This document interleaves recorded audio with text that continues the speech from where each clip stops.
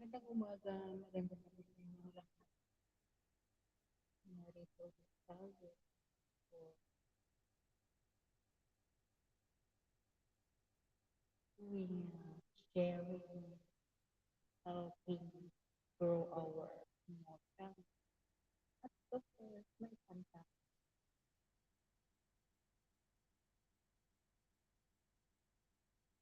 May tulad dyan.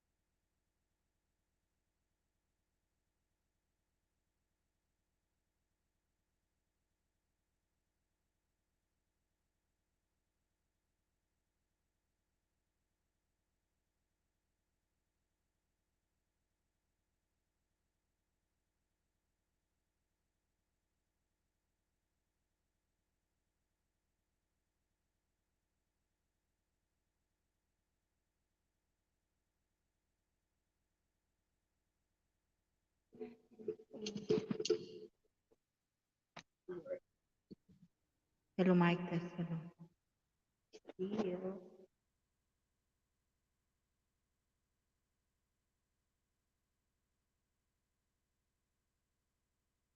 Uh,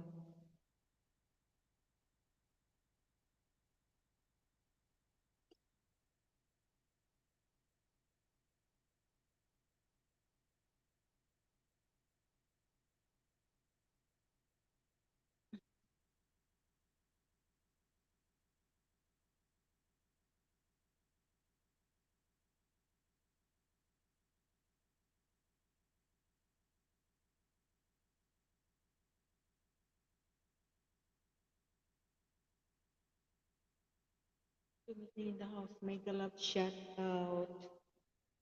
Meron bang sounds? O wala? Sounds o wala?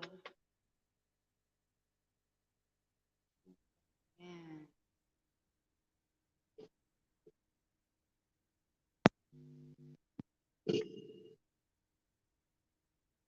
Tumili in the house, make a love shout out.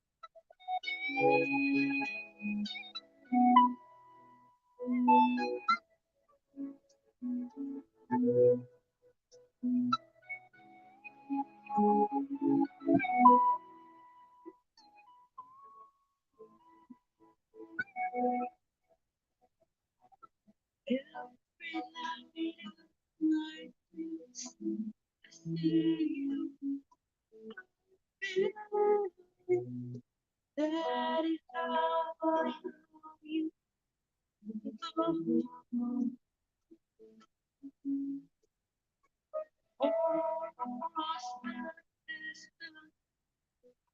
Faces with you are to show go.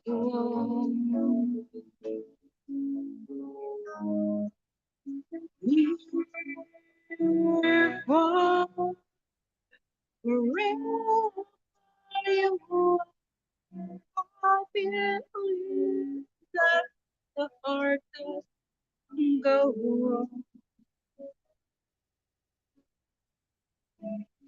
Once more, you open the door, and you're here in my heart. My heart will go away now. One and last for a love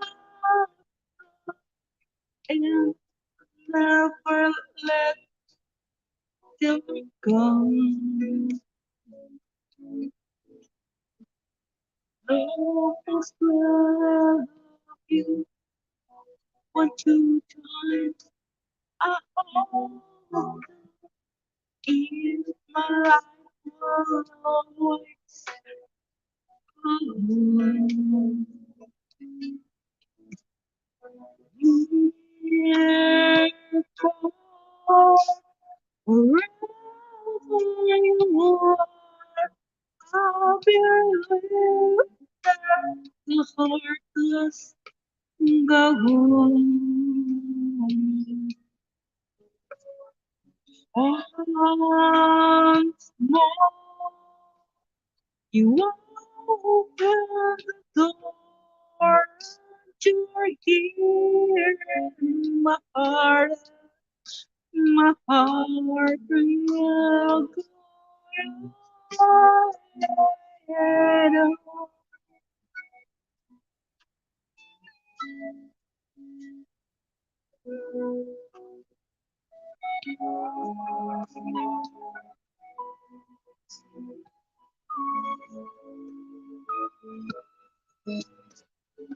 You're here, friend. My heart will go on.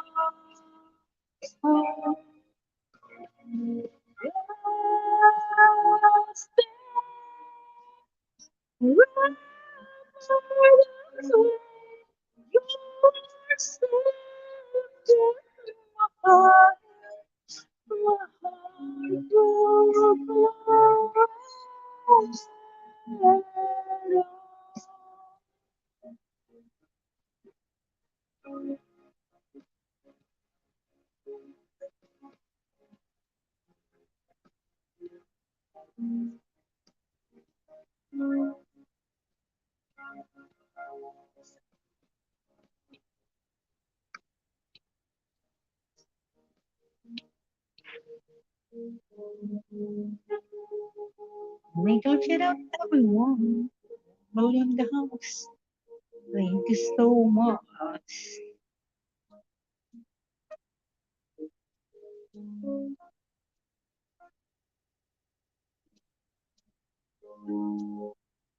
全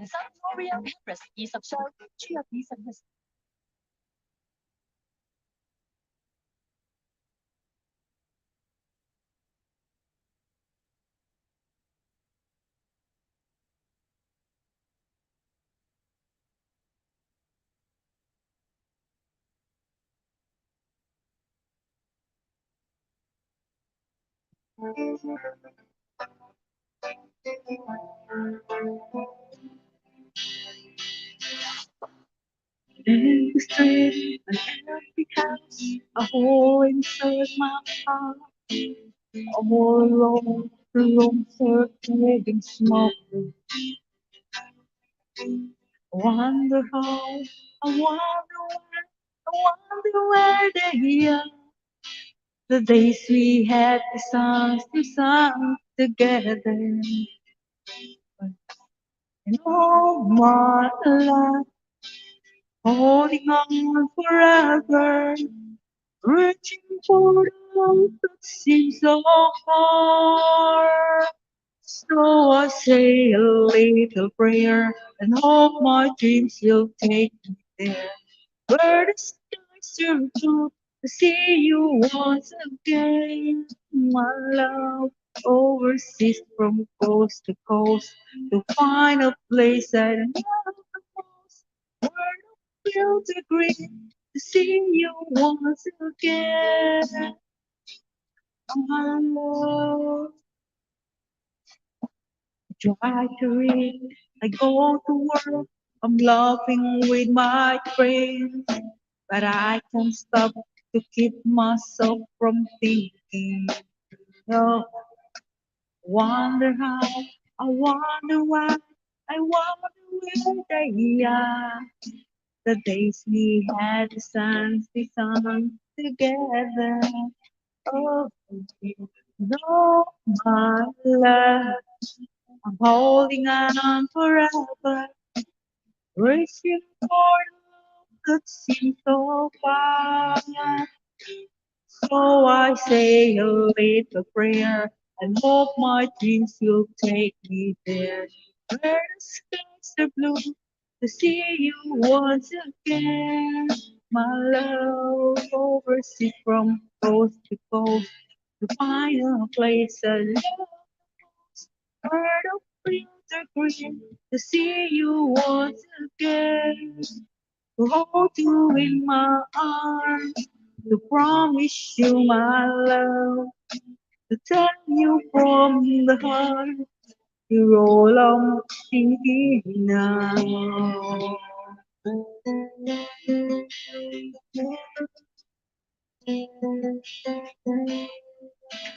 Reaching for the love that seems so far. So I say a little prayer and hope my dreams will take me there where the sky is the blue to see you once again, my love. Overseas from coast to coast to find a place I love the most, where the clouds are green to see you once again, my love. Feel the break. My secrets will take me there. Those skies are blue. See you once again. From coast to coast, find a place I love the most. Where the fields are green. To see you once again, my love.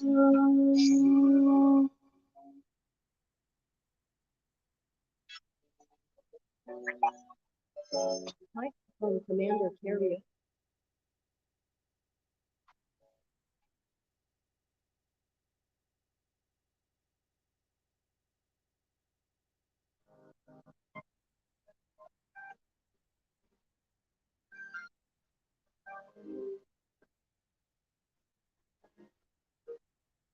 And see the feeling in your eyes. Know how hard to try. You deserve to have so much more. I can feel your heart and I sympathize and never criticize all you've ever made to my life. I don't want to let you down. I don't want to lead you down. I don't want to hold you back from where you might belong. You will never ask me why my heart is so disguised.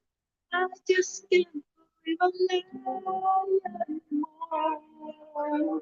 I would rather hurt myself than to ever make you cry. There's nothing left to say. Oh, oh, oh.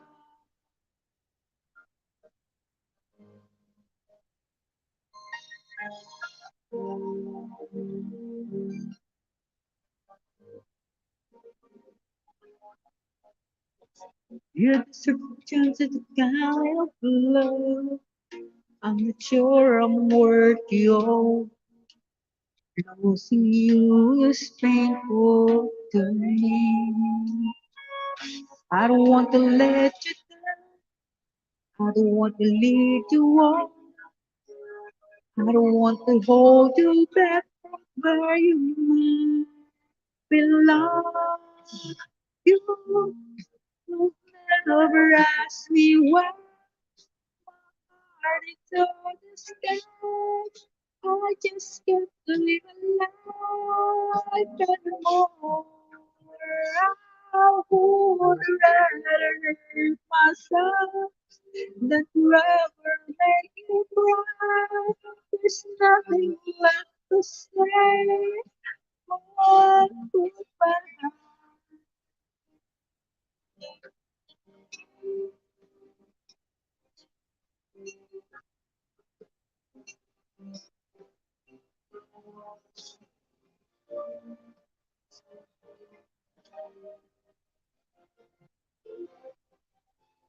You will never ask me why my heart is on the sky.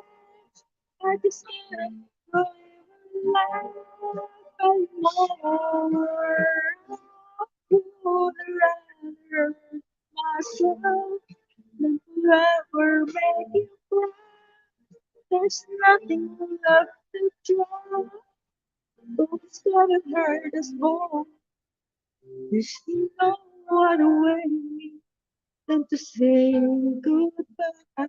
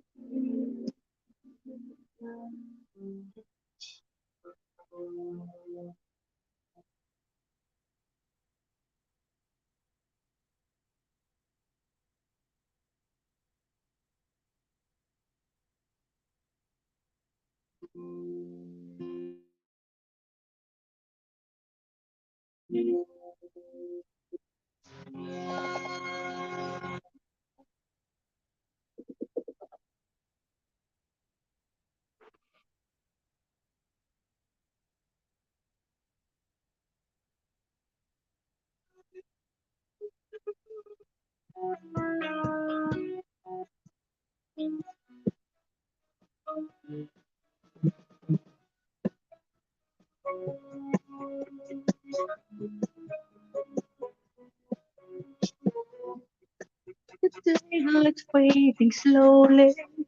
The time with you will standing still. I'm waiting for you only. It's like that same not feeling. I cannot from you. I cannot see what to do. I can't hide it. Can't hide it. Go, go, go. Come on, please be breathless. Still me, still me. Till I can deny it. So baby, let me long for your kiss. Go, go, go, go. Yeah, yeah, come on.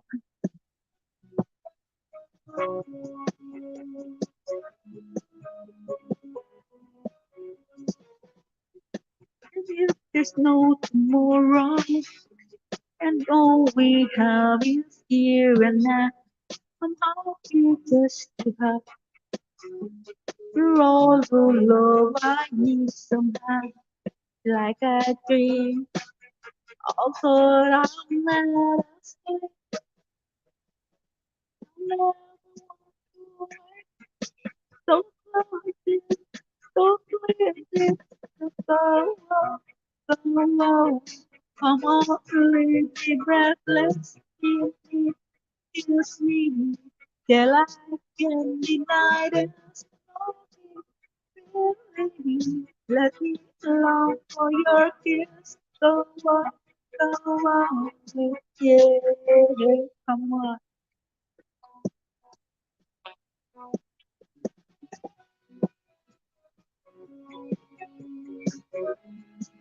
No,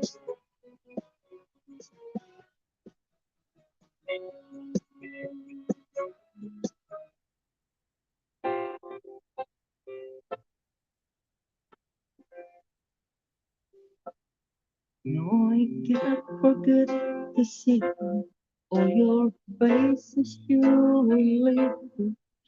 And I guess that's just the way the story goes.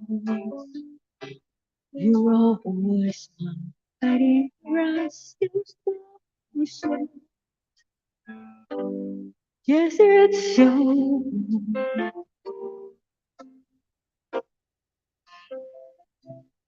No, I can't forget tomorrow when I think of all my sorrow, when I had you there, but then I let you go. And now it's only fair that I should let you know what you should know. You,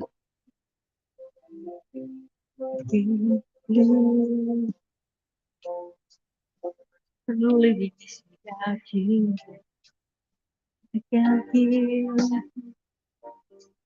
I can't give anymore. I can't live if living is without you. I can't give, I can't give anymore.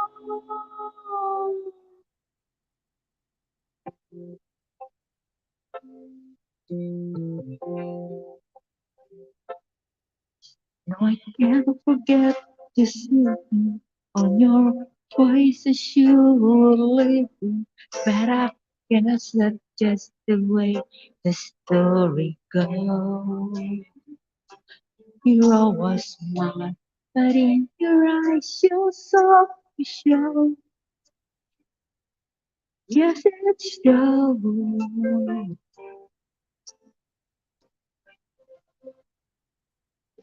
I can't believe living is without you. I can't give, I can't give anymore. I can't breathe. The living is without you. I can't give, I can't give anymore.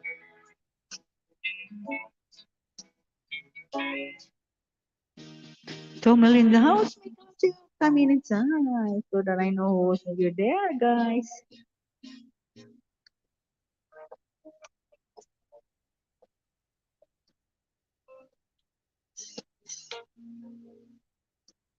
When I'm gone, will you take good care of everything? Will you keep wearing the waiting ring? When I'm gone, and when gone, will you take out old photograph? Maybe spend in the past. When I'm gone, will you miss me enough?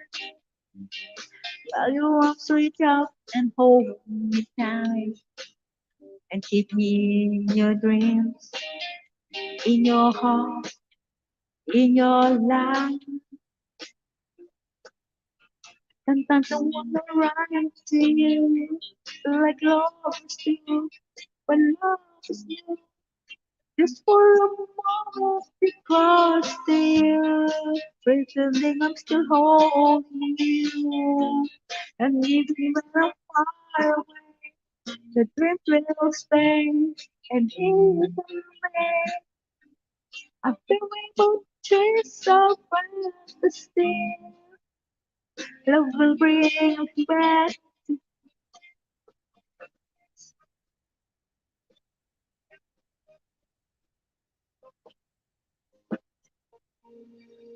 When I'm gone, I'll be thinking about you constantly. Cause your love inside my memory.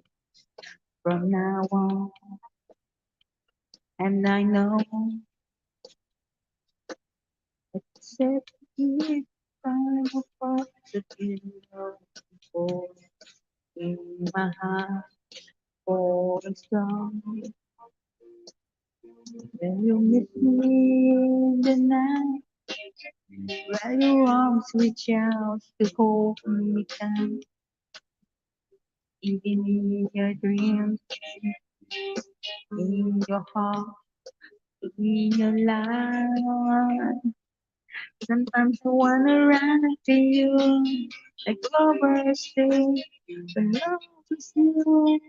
Just one more big close to you, pretending I'm still holding you, and even when I'm far away, the trip will stay, and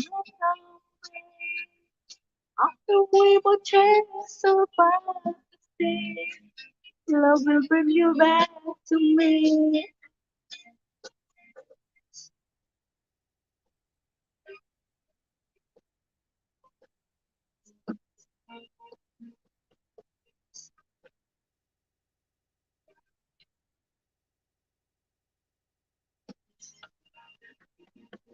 Sometimes I wanna run to you, like lovers do, but love is you. Just for a moment, be close to you, pretending I'm still holding you, and even when I'm far away, the trips will stay, and someday, after we both change so fast, still, love will bring you back to me.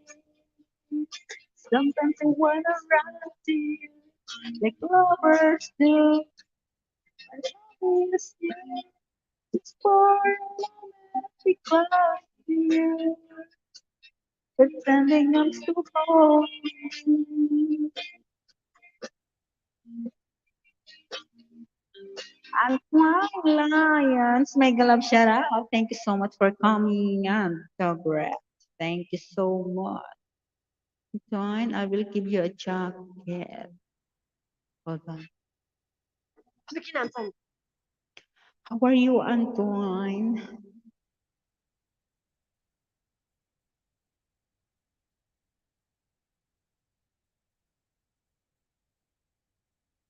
I will give you a jacket, Antoine.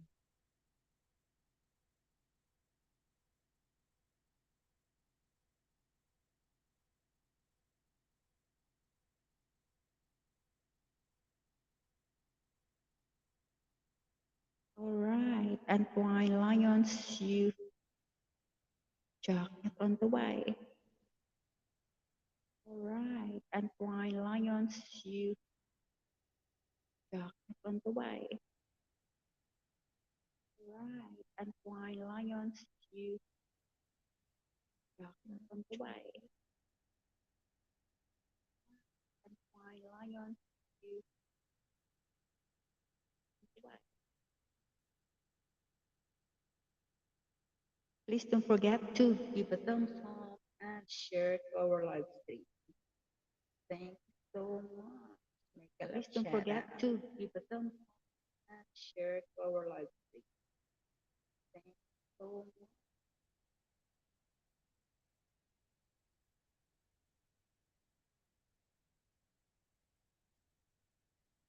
Million in the house, make a love shout out.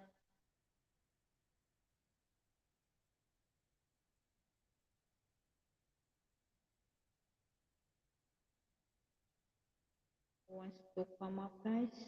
Just tell me with my fun.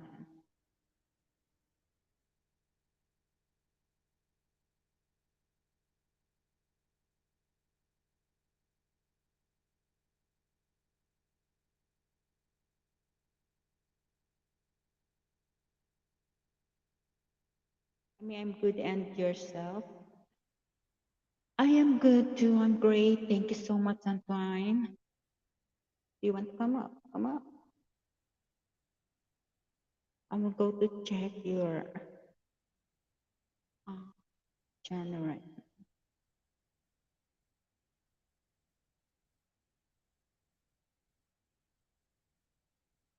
Going to your channel.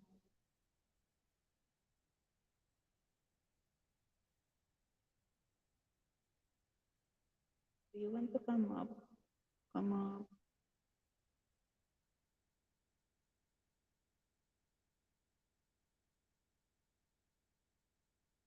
You don't have channel.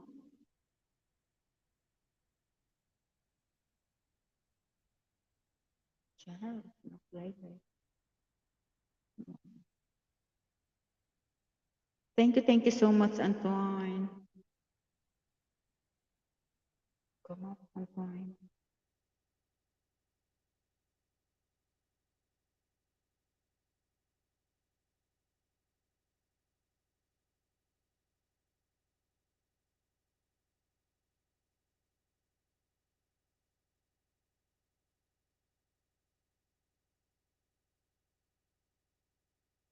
Make a love shout out. 4 million in the house. Oh, correct. Thank you so much, and Antoine, and all together there. Thank you so much once again for your like and share.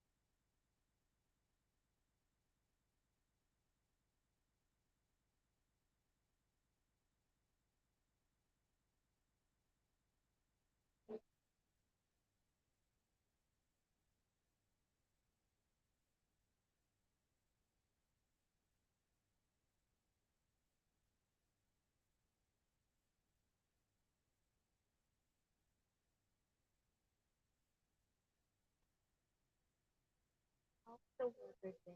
The weather here is hot. What about you?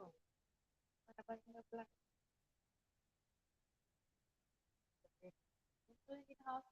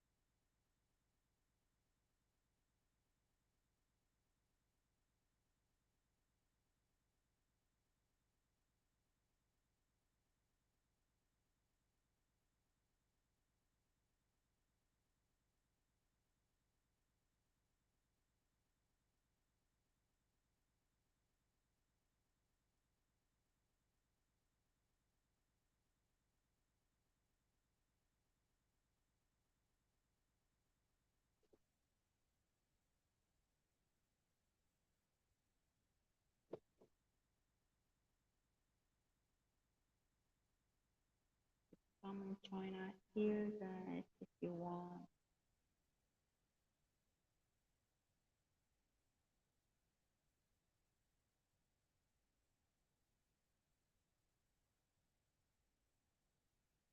Cool and windy here in the US. I that's that's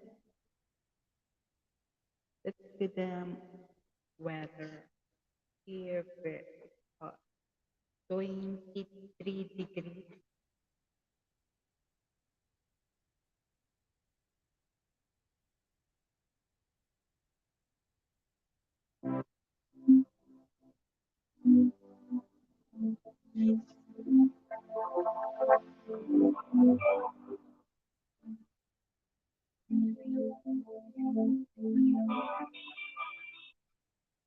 Let's dance the sky, let's dance for a while. Heaven can wait, we're only watching sky.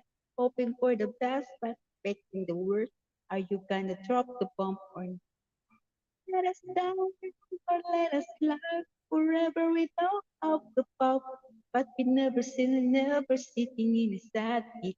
Life is short trip, the music's for the sad man. Can you imagine when this racist war turn our golden faces into the sand? Raising our letters, we're getting in tune.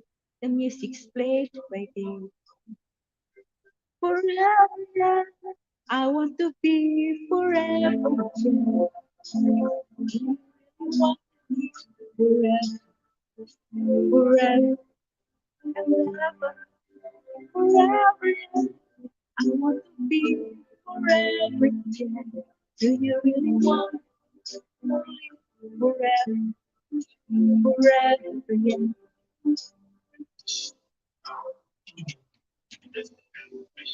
Somewhere like water, somewhere like a beat, somewhere of the melody, and somewhere the beat, somewhere letters, the old we call it baby.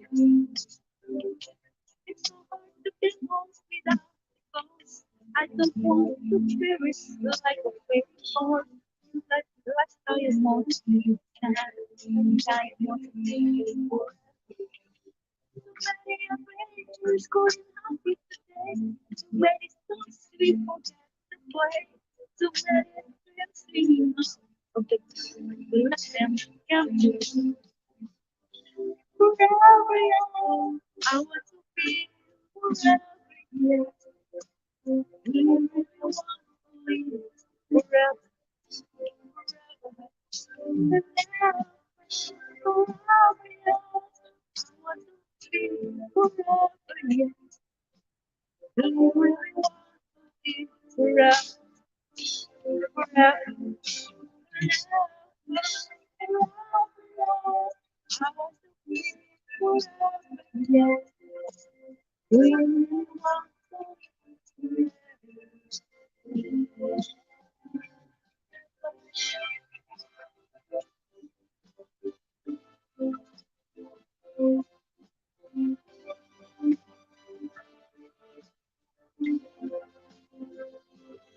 Matumiza ako, may galap pera. May galap pera.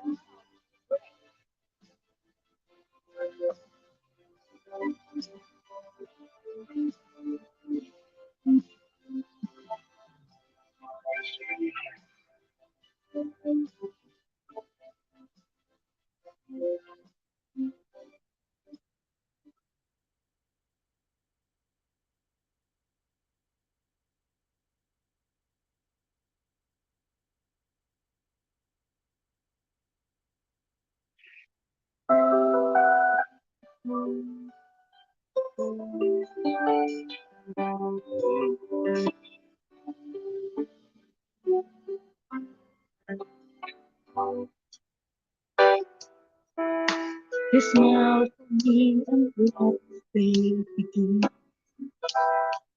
Or the sunshine, the little snails heart within. I'm sure that you're unable to always get take my and together we will ride the waves of love of the mountains. The only way to fly, always love. All the ways of love, we get to know together, flying high, flying high up all so love. 4 million in the house, make a together. You look at me and I became to me, just like the snow there. All the sands of you, I wait me back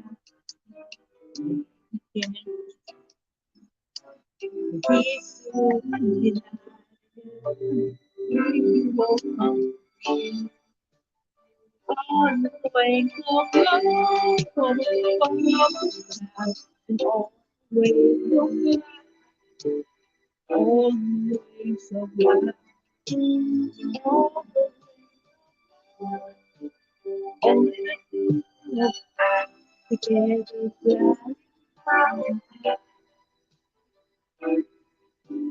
flying high on of love.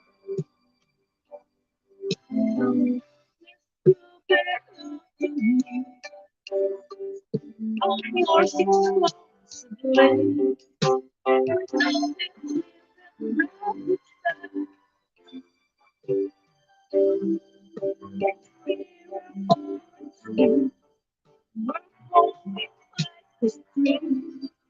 Run away,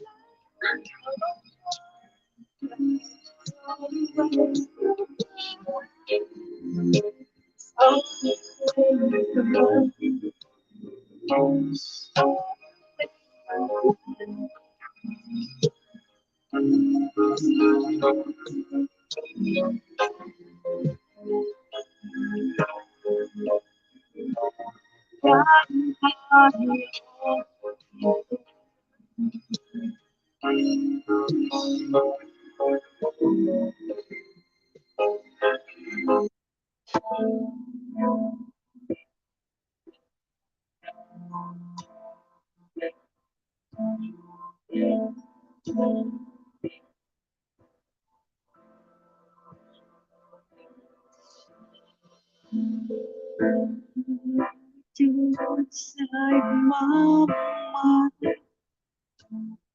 In my dreams, I kiss your lips 1,000 times.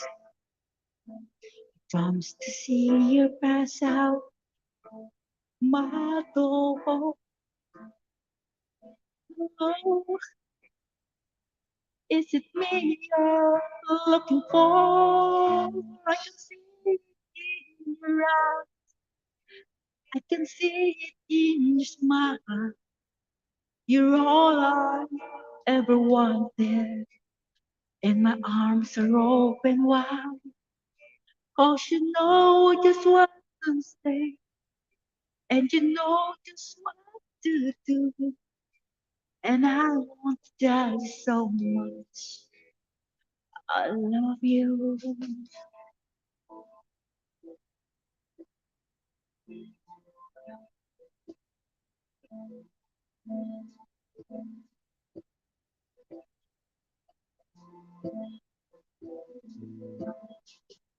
long to see the sunlight in your hair. To tell you time and time again how much I care. Sometimes I feel my heart will overflow. Hello,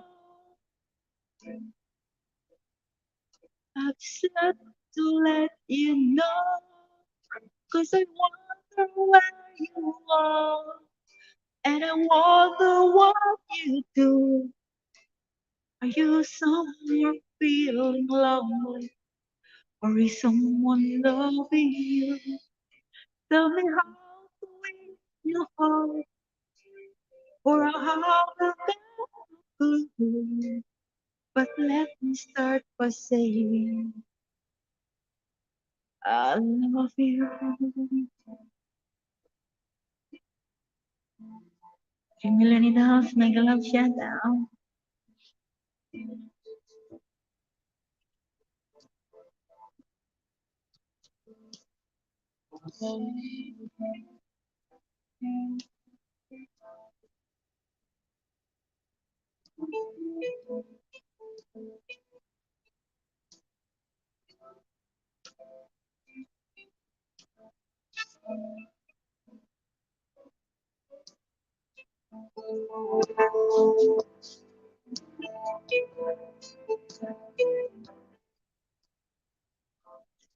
you're looking for. 'Cause I wonder where you are, and I wonder what you do. Are you somewhere feeling lonely, or is someone loving you? Tell me how to win your heart, for I haven't done to. But let me start by saying I love you.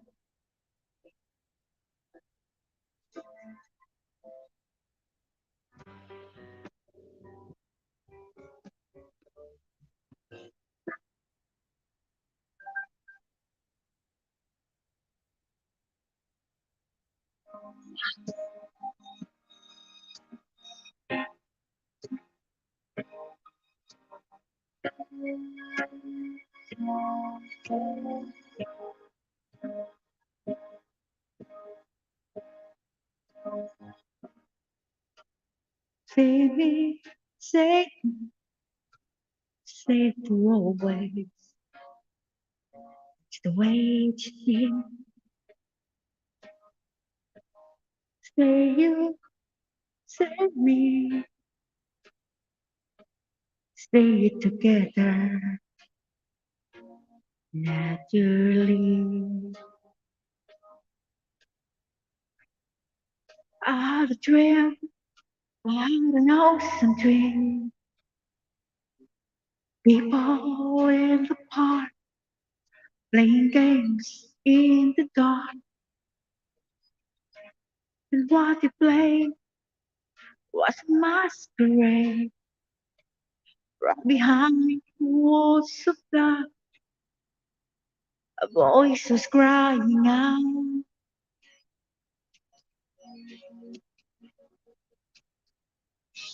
Say you, say me,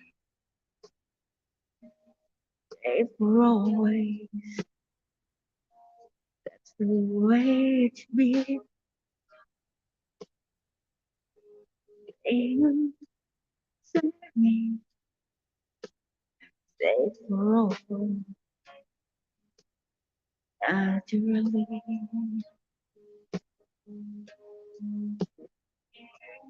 As we go down, life's not my way.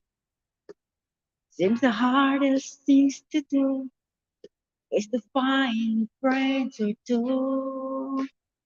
I'm hoping happens someone who understands that when you feel you lost your way, you've got someone there to say, I'll show you. Say you, say me, stay for always. Oh, that's the way it should be. Say it, say me, stay together to remain. I should think you know, oh no, because the whole world just got stands to right. I'm telling you, it's time to start to believing. Oh yes, believing who you are. What a shining star. Stay up, stay me, stay for always. Oh, that's the way it should be. Say you, say me, stay together, darling. Stay together, naturally.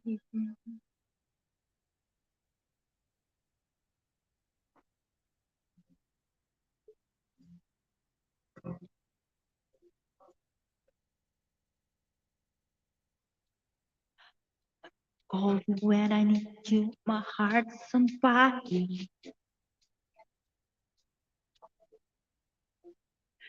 You come to me, wow.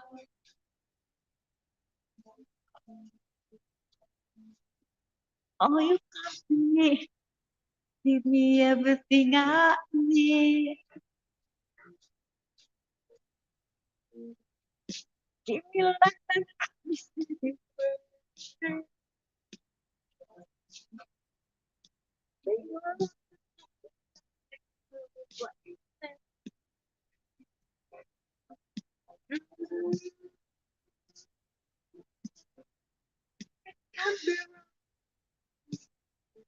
Take my heart, make it so. You're so the best, better than all the best, better than anyone, anyone I ever made. I'm stuck on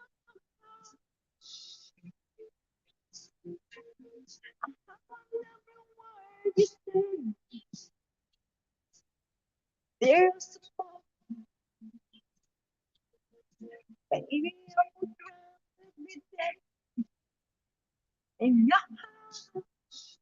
I still say not every day.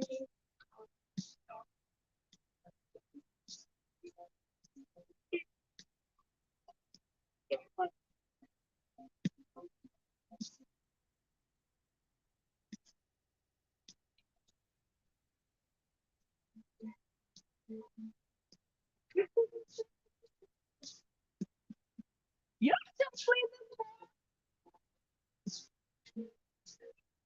better than all the best, better than anyone, anyone I ever met. I'm stuck on your cross. I don't know what you do.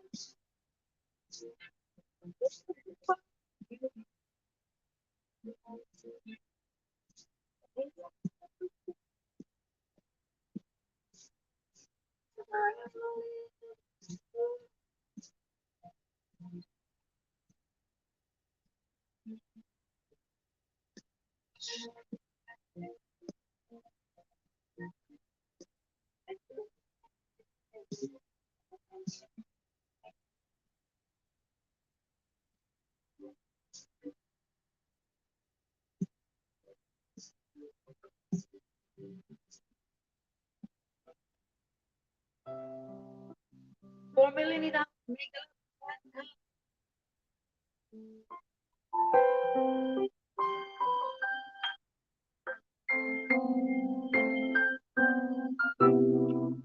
I did my best, but I guess my best wasn't good enough.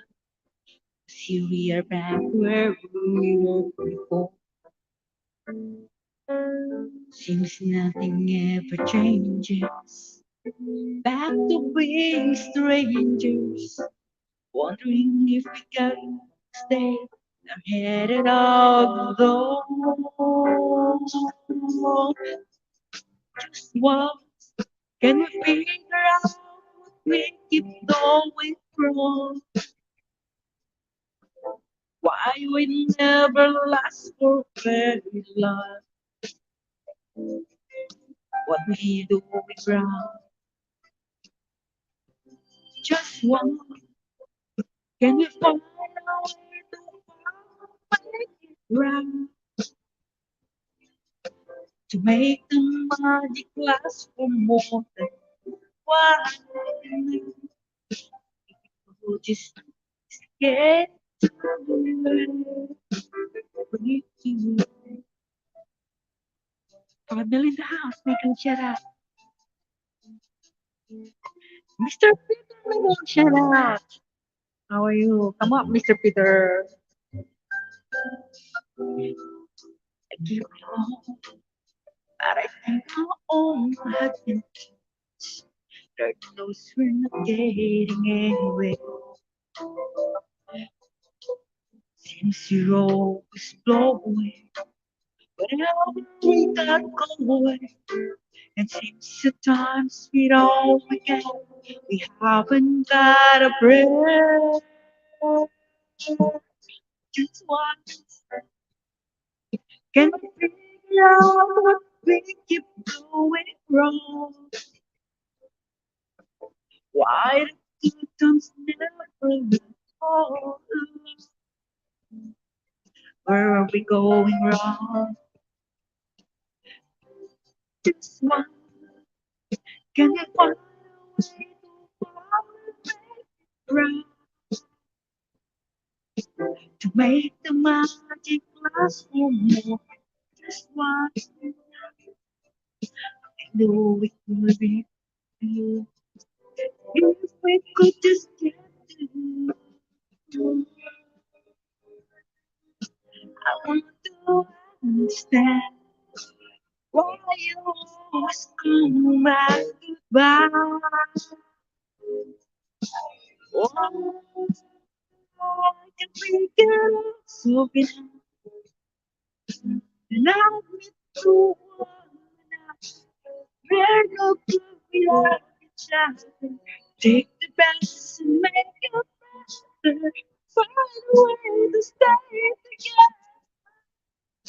Just one can find a way. Make this magic last for more than just one night. I know we could do it. We could do it.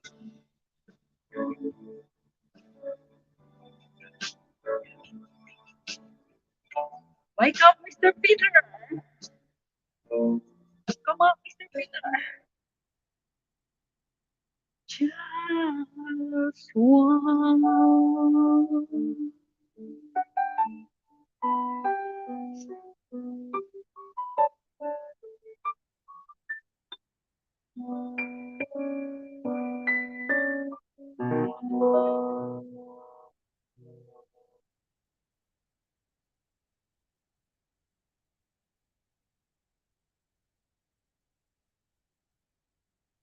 Mr. Peter, may progress. May club siya raw.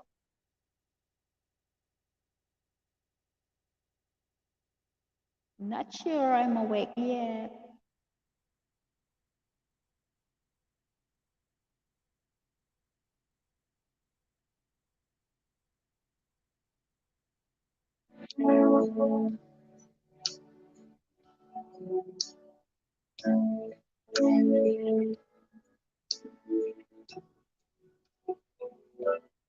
Gravity, the why we try was confused, clear my mind. I saw myself, you both for me and help me out and give me dignity. So you need to keep me strength. This stand alone again, waste the word out on my own again. You pulled me high, our body gets so hard that I could go and see eternity. You needed me, you needed me. Can't believe it's you, I can't believe it's true. I need you, you were there. And I never will you don't leave me. Cause if I finally found someone who really cares,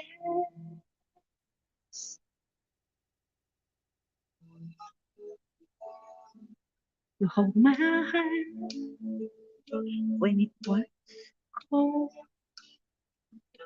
when I was alone. You took me home. You give me hope when I was lost and turn my world back into the dark.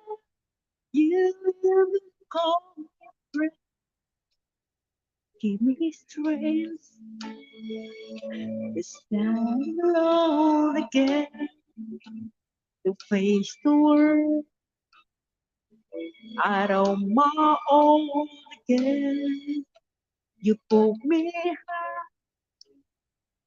up right up this down, so high that I could almost see eternity.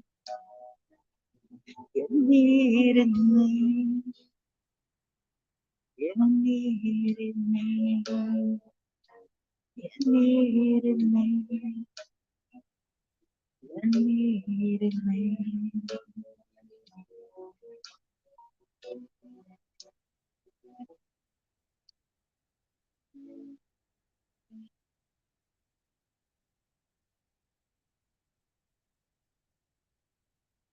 早餐嚟炭軟綿綿嘅炒雙蛋啊！Coffee,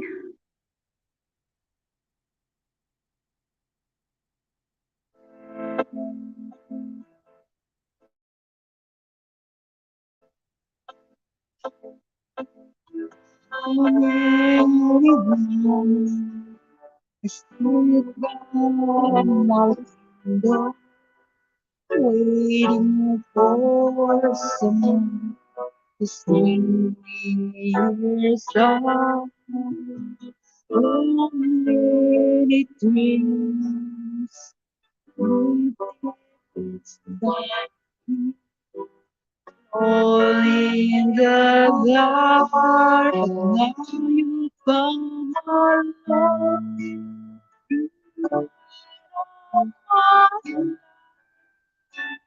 You give me hope to carry on. With this and fill my heart with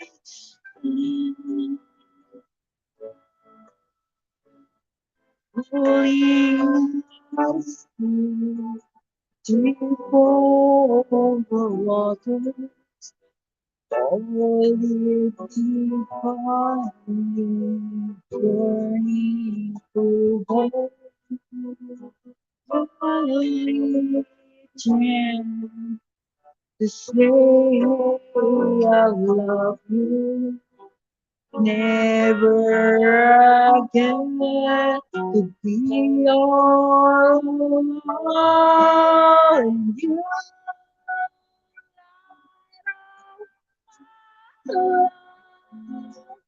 You to carry on till I some to carry on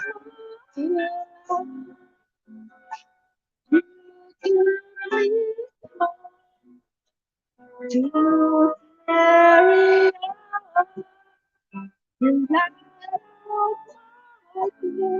some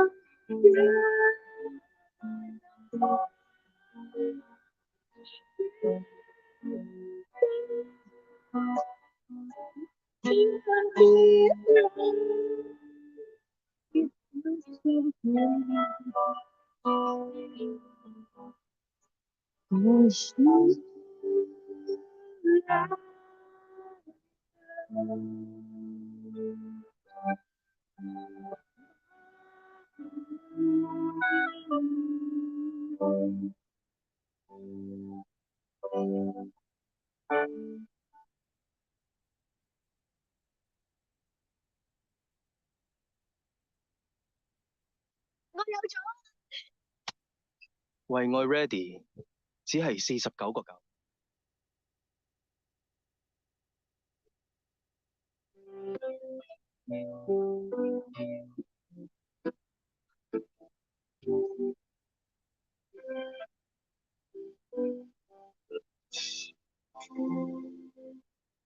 Here I playing with those memories again. Just when I thought I might set me free, the thought of you keep doubting me. Oh, a feeling I'll never outgrow. Though it's had every part of me I try. I can feel the space inside. So there's no sense breathing. In my heart, it's not melting.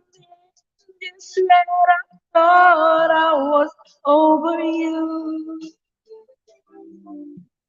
Just when I thought I could stand on my own. Oh, baby, those memories surprising you. That I just can't go on without you.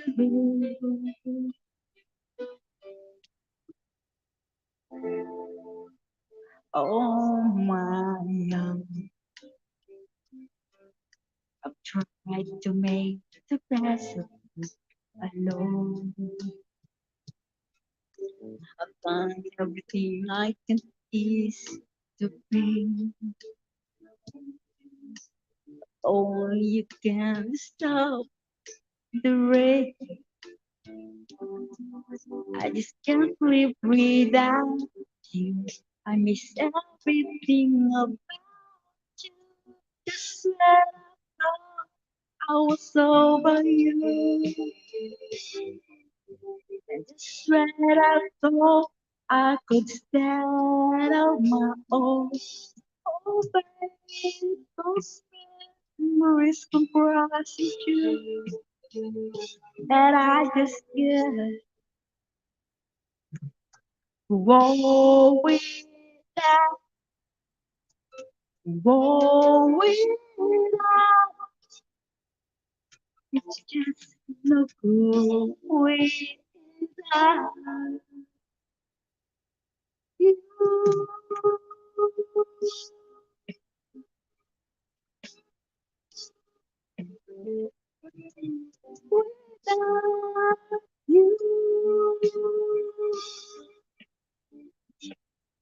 Without you, without you, without you, without you, without you.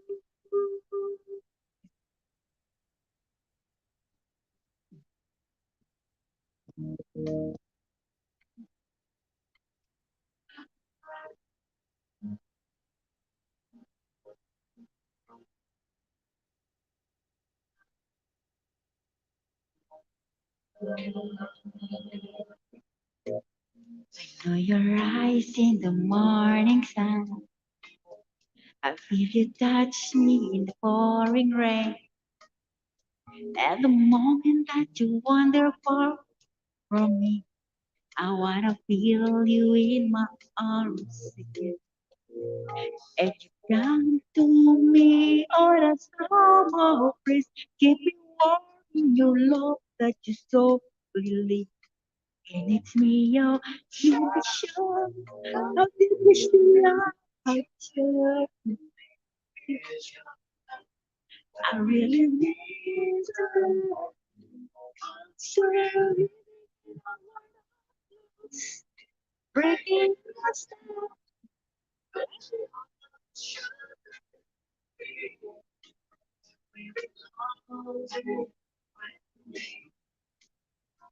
I'll be leading you door to door to my very soul. You're the light, my dear, darkness up. You're my savior when I fall. And you may not think I care for you when you know down inside that I really do. And it's me you need to show.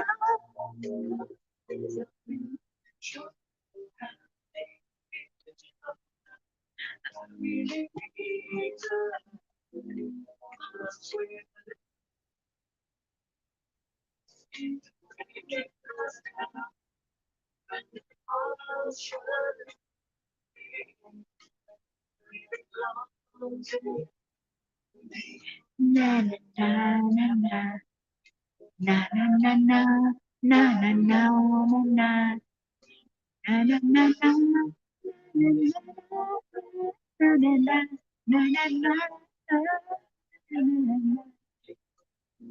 And you can tell me I'm the summer breeze. Keep me warm in your love. Let me so believe.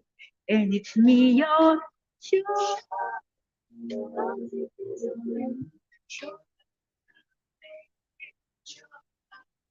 I really need to love.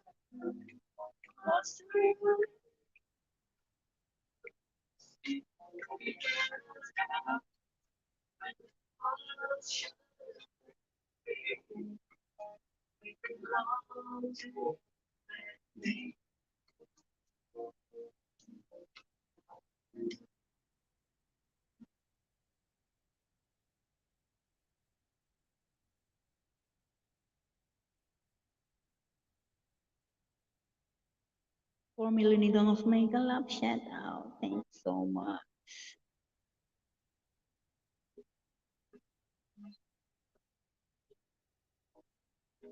Waiting for my favorite song. When they played I sing along, it made me smile.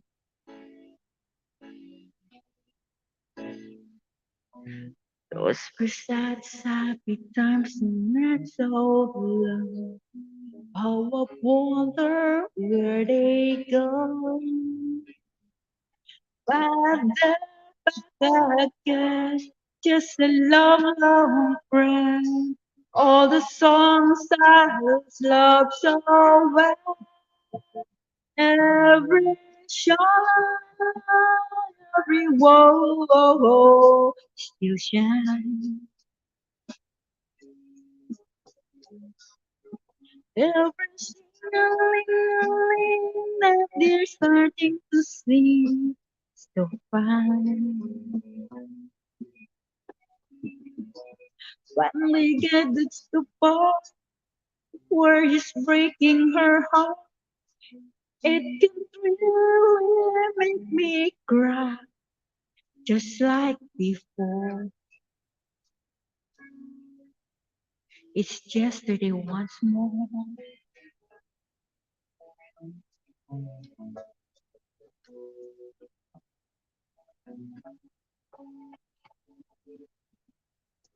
Looking back on how it was in years gone by, and the good time that I had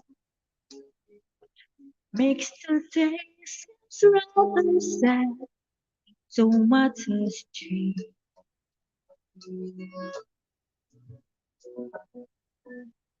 It was strong, so love that I would see today. And that memory so this still comes so close to me.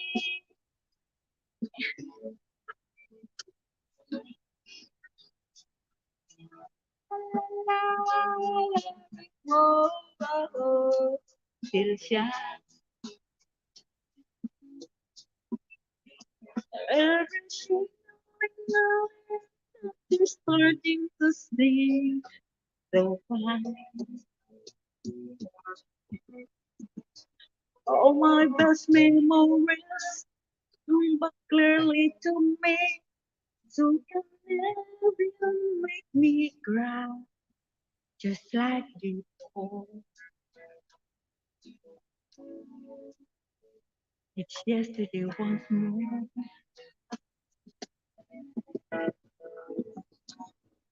Every step, every word, it shines. Every feeling that they're starting to sing so fine.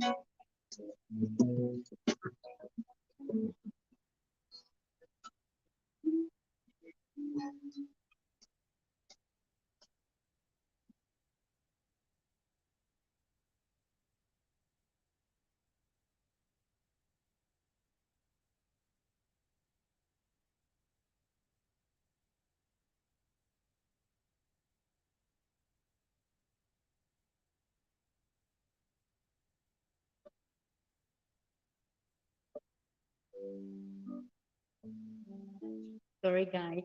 All right. Drink is coming. Drink is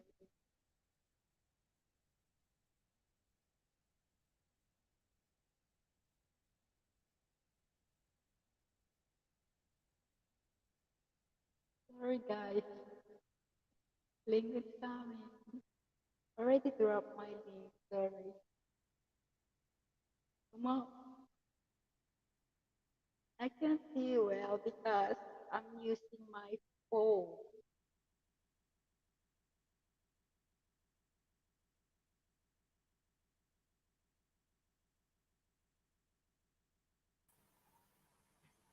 Mr. Peter, make a love shout out. Sorry. Hello, Miss Army. What did Mark forget? I'm sorry. Yeah, okay. Get up here, Mark.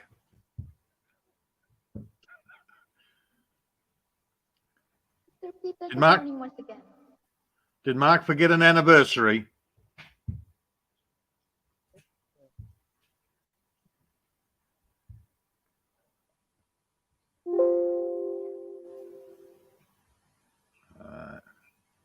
Mark, come up, Mr. Peter. Kantahan!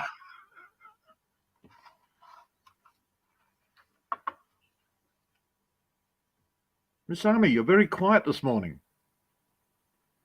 Oh, yeah.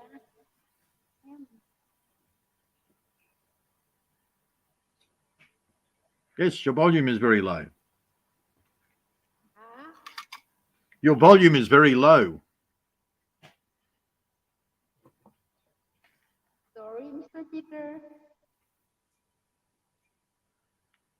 Your microphone volume is very low. Very low. That's the big problem, Mr. Peter. I don't know what's going on. I never know what's going on. I don't know either. I don't know what's going on my DA or my mic on my laptop. I don't know if it's laptop my what's wrong. Oh, I just checked my speaker volume. It's not my speaker volume. I just turned it up full.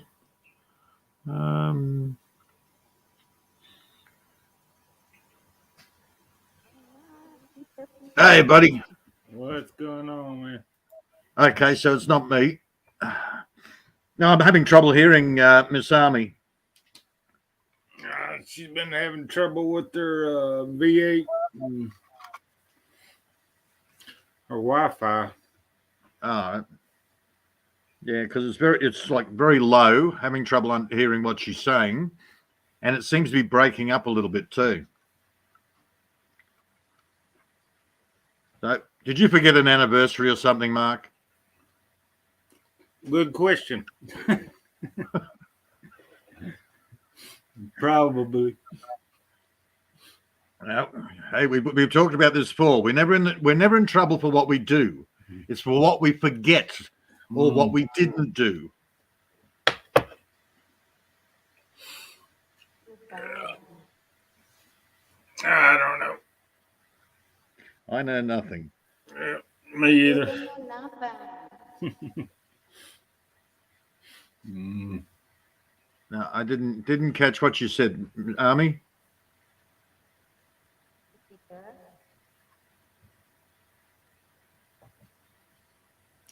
Peter. She might just be tired or something. I don't know.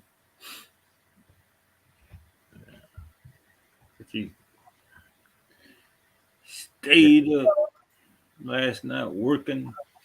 I don't know. She probably been working. Oh, my guess she's tired, but Yeah. She's been using Why? that bleach again. You better not be. I had told her. Yeah. Stop sniffing the bleach. Yeah. Maybe she's changed to something else that's a little bit more. Maybe it's liquid caffeine. Because like what is it? 3, 4 o'clock over there? What? No, it's 2:30 in the morning. 2:39 in the morning. Yeah. And she's still awake. It's like, why? Still working, Mr. Peter. Yeah, I missed that. Something working. I'm still working. You're still working at 2:30 in the morning. Yeah, What the hell? that is my life here, Mr. Peter. Hong Kong, Philippines are same. 2:30 in the morning and you're working. Holy shit! That is slave labor. Wow. I hope you're getting paid extra for it. No. Bet you're not.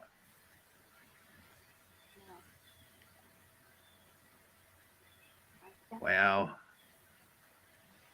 I literally was 1 week. And I'm Again, respect for the workers, no respect for the government that sold them into slavery. Yeah.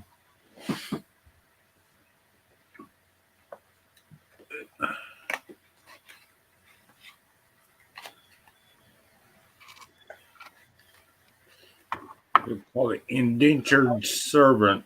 Yeah,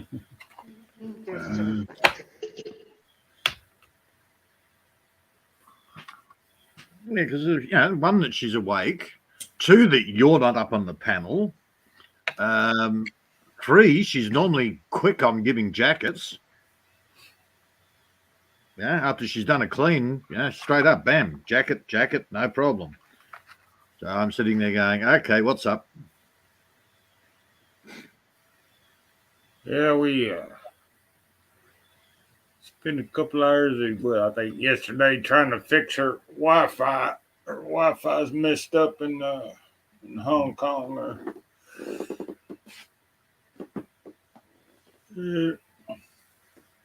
What else would we see? Yeah,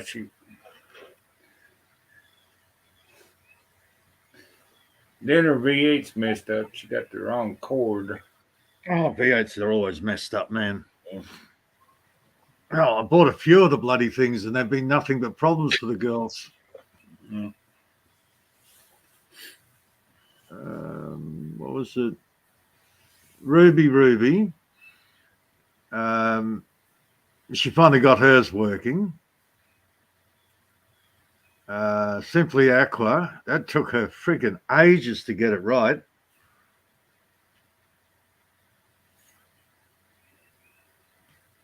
But yeah, they finally got them working, but man, they're fiddly as hell. And mine's still sitting in its box. I haven't taken it out. Yeah, I don't even have one. I don't know nothing about them since I even looked at one. Well, that was the only reason I bought it, is to I thought, well, the girl's having problems. I'll have to buy one and see if I can sort it out so I can take them through and get it fixed. Well, by the time I got it here, I went, oh yeah. The girls ended up finally getting it fixed, and I'm going, oh, there's not much point me taking it out of the box. It's not like I'm going to sit there and become a Terry clone or the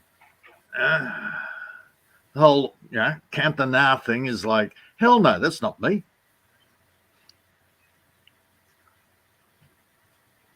And people telling you, oh, you're a wonderful singer, Adrian. Yeah. Well, Brett, your rapping is so good. Whatever. It's like, yeah, seriously. So that's where I appreciate John. John at least gives you feedback. Whether you like it or not, he'll give you the feedback.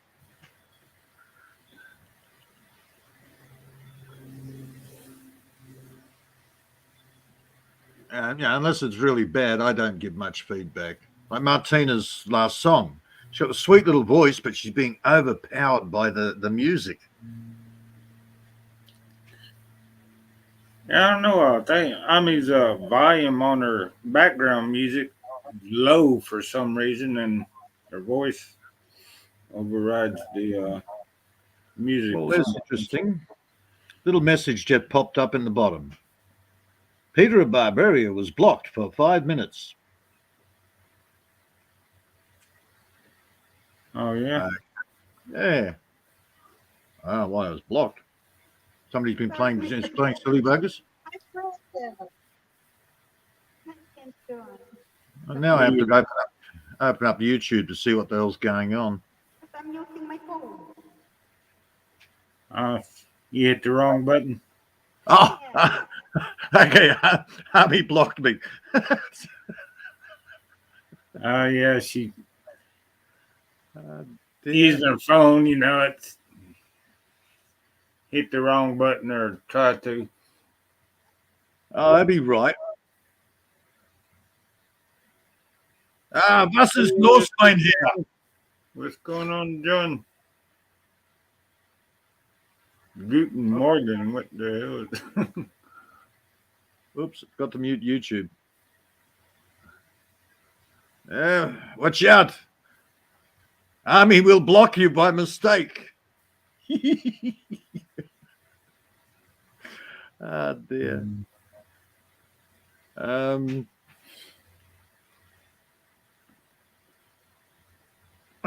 Yeah, well, somebody else jumped into lurking in the background, jumped in and blocked somebody, and it's like, what? And they weren't being, they were being nice.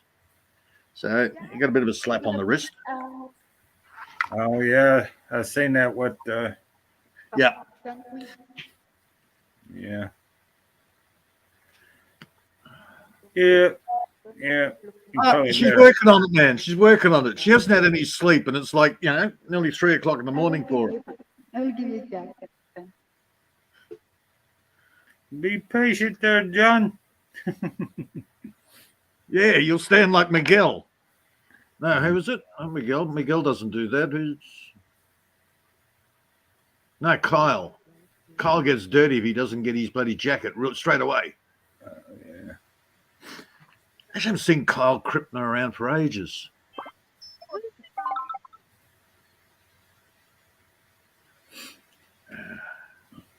Oh, yes. Army's been cleaning. All right, thank you. Already done.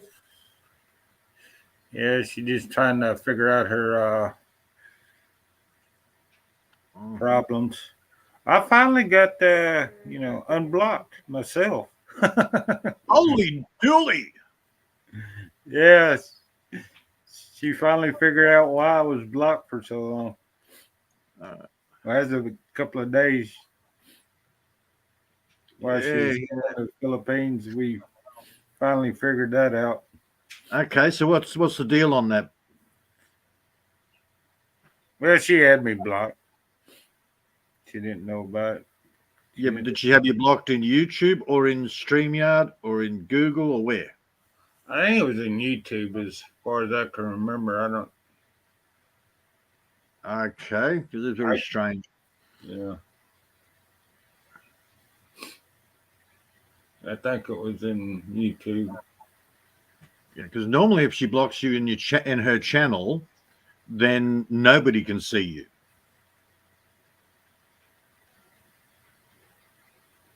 I forget what the things were. Damn, because Maria's got the same thing with Sexy Mamala. There's a few people that have got. They can't. The host can't see the person in the chat, but everybody else can. So I'm just curiosity. It's a puzzle. I'm curious as to why. Well, apparently somebody blocking Ami's subscribers, or some of her friends have been blocked also. Oh, okay. Somebody's been going around doing that. Interesting. Yeah. Oh, I just little puzzles. I hate little puzzles. I like to solve them. Interesting. Yeah. Oh, I just little puzzles. I hate little puzzles. I like to solve them. Interesting. Yeah, Oh, I just little puzzles. I hate little puzzles. I like to solve them. I'll wait till I finish talking, shall I? Yeah, she's still got the feedback problem too. I don't know what the deal is on that. She's always got that. That sounded like about a 5-second delay on YouTube. Yeah.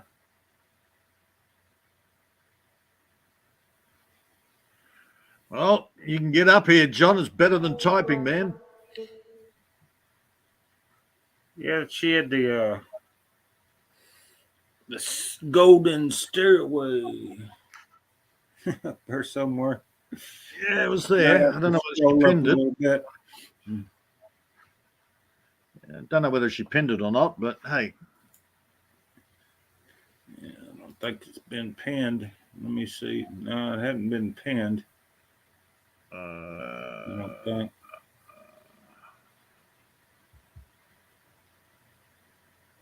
See, I can't even scroll back far enough here. Oh, that's through StreamYard. Yeah, I can scroll back. Let's see here. Oh, shit. I tried to pin it. I copied and pasted it, and it comes out with a 1,000-word paragraph. No, Rubik's Cube. I've done those, man. I'm over the Rubik's Cube. I did them to death. They're boring.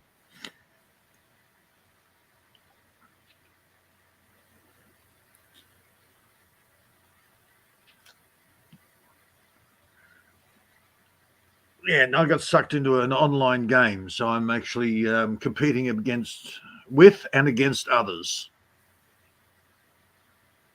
That's meditation. Hey, John. Morning, John. Good morning. How's Peter. How's the plantation going? Yeah, it's not going. It's going, but it's not going, if you know what I mean. It's going. It's just hanging in there. Oh, dude, it's freaking too cold. Oh, mate, I've been pulling up weeds. Let's see here. I've been pulling what you should see my compost heap, man. It's massive. I tried to pin it. I copied and pasted it, and it. Hang on. Wait till Mark's finished talking from 5 minutes ago. 1,000-word paragraph. No, Rubik's Cube. I've done those, man. I'm over the Rubik's Cube. I did them to death. They're boring. Oh, shut up, Peter. You're talking too much.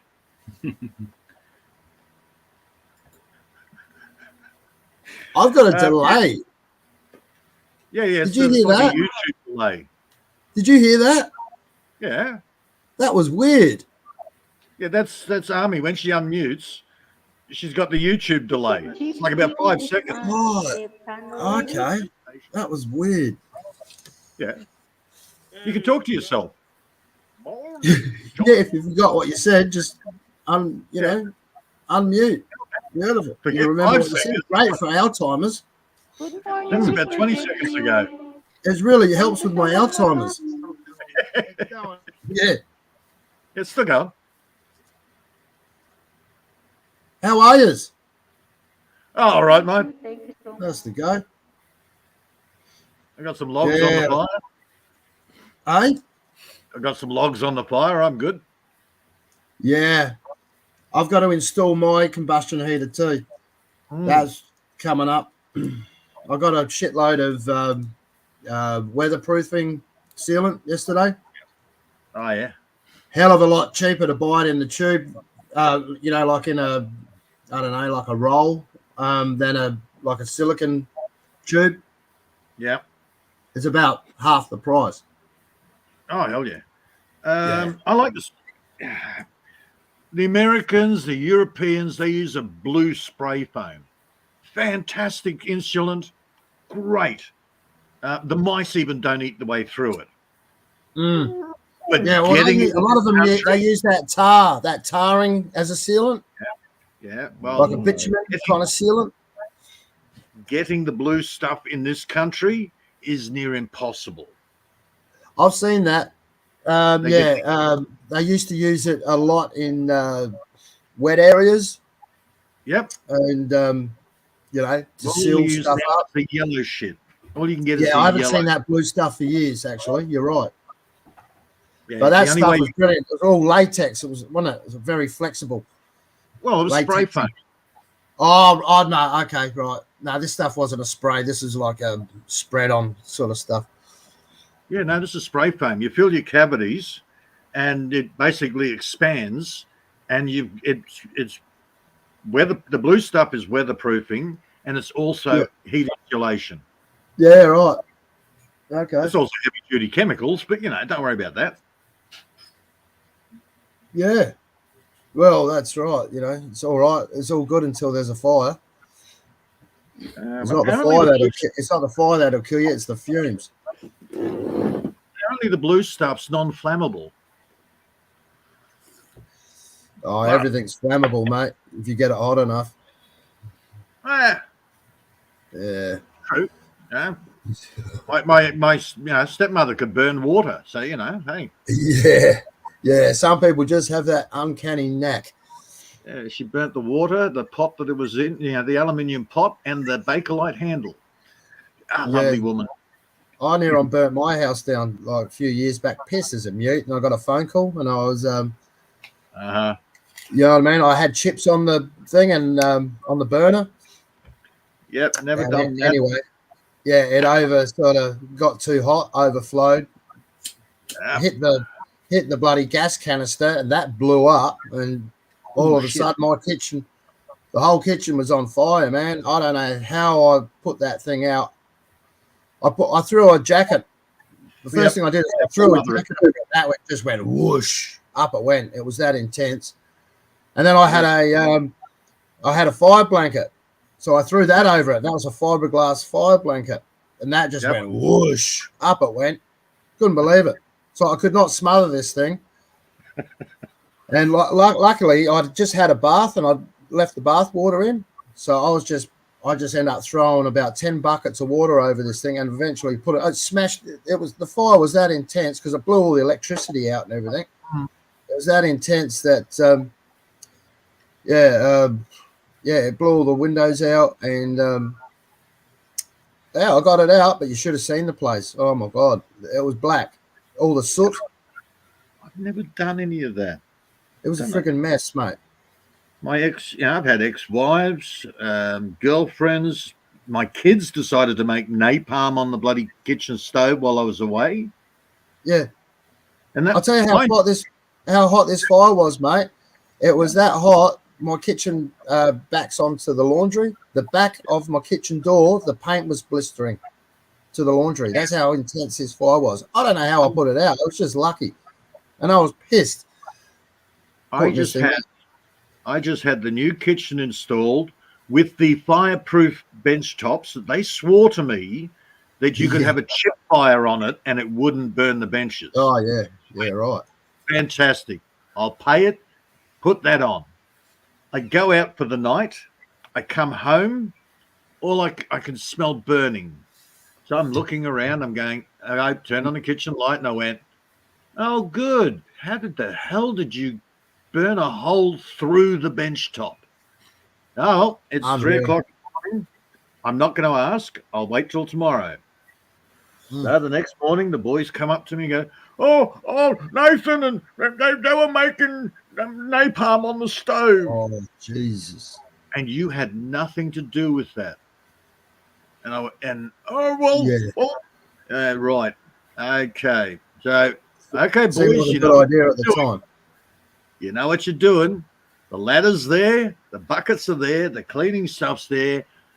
Smoke damage, get rid of it. So they were up cleaning the walls and the roof and Oh, making it don't all. it make a mess? Mhm. Don't it make a mess? All that So smoke damage. Well, that was their punishment. Basically, the bench tops, I just went, oh, whatever. I got some filler. But, Did you man, just fill it up? I just filled in the holes where they burned them. It stunned me, though. They swore. Now, I've Did you dropped give them cigarettes on the bench top. Did you give them a And they hiding? No. They I spent would've. days. They spent days up on ladders cleaning roofs and walls. They got their Yeah. punishment. Yeah. No, sorry. You can't go out, dude. You know, you made a mess of my house. Oh, well, Nathan should come and join too. I said, well, you get Nathan to come over here. You were responsible while I was out. You are now responsible for cleaning up your mess. Yeah. Oh, Yeah, I did that when I was 13 as well. Same thing, chip fire. I was, my mum was in hospital, so I was, I used to cook and the other brothers would clean. Watching whatever on TV, and next minute, fire. The same thing, mate. Try to put it out, and oh God, when my mum got out of hospital, she's like, right, Johnny. Fucking, I was only, I was a bit shorter then. I had to stand on the table. There was 2 phone books, the white pages and the yellow pages. Remember back in the days we used to use phone books? I had to stand on them to actually reach the ceiling. Yep. And same thing, scrub the whole freaking ceiling. Took me about a week. I had to paint everything. Oh, fuck's sake. And then I did it again, like, I don't know, about 10 years ago. Or when was it? Was it 10 years? I don't know, 6, 7 years ago or something it was. I did it again. So when will I learn? Yes. Chip fires, mate. Habitual arsonist. Oh, yeah. I've always had a thing for fire, but oh man, those chip fires are intense. Well, napalm's worse. Yeah. I never really had any experience with napalm. The boys were 17 and 19. Hey? The boys were 17 and 19 years old. Oh, well, lucky they didn't bloody get it on themselves. Yeah. Well, that's apparently what happened. It sort of went spit out of the pot. They jumped back, didn't let go of the pot, so it spilt everywhere and went ka-woof. Like, okay. Yeah. What was it? Manganese and shit in it, was there? I can't remember how to make no, napalm's plastic and petrol and I don't know. Diesel. Oh, God knows. I can't remember the formula. I've never actually made napalm. Yeah, I don't think it'd be easily accessible. Yeah, of course it is. Right. The Anarchist's Handbook. If you have a look, there's the Anarchist's Handbook. It's been around for years. And it shows you how to make all sorts of explosives, all sorts of poisons. Oh man, it's a fantastic book if you want to be a terrorist. Yeah, I bet. Now I'll tell you, that reminds me of what you're saying because of that photo, that one photo that sticks in my head, and that's that. When I was a kid, I remember the newspaper, and it was that little Vietnamese girl. It was the Vietnam War, running down the road with no clothes on, screaming her head off, and she's got on fire basically with that napalm. Remember that photo? Yeah, I remember. Yeah, that's one that's always stuck in my head because it was just like, oh my god, poor little thing, you know. And I was only about the same age as her at the time. Yeah, it was just like, fuck, that's cruel. That I reckon that's a photo that sort of that went all around the world, and that's after that it pretty well stopped. See, You know, again, that was didn't the end watch a of it. lot of media. Hey, Never. Cool Joy is in the house. Hey, Cool Hey, Joy. Joey. It has, Joey. Yeah. Amy's been. I think she's been polishing up the wrenches. She takes them away and polishes them up. Amy, have you been She's holding on to Cool Your Joey's wrench as well? Well, she's been trying to unblock Mark.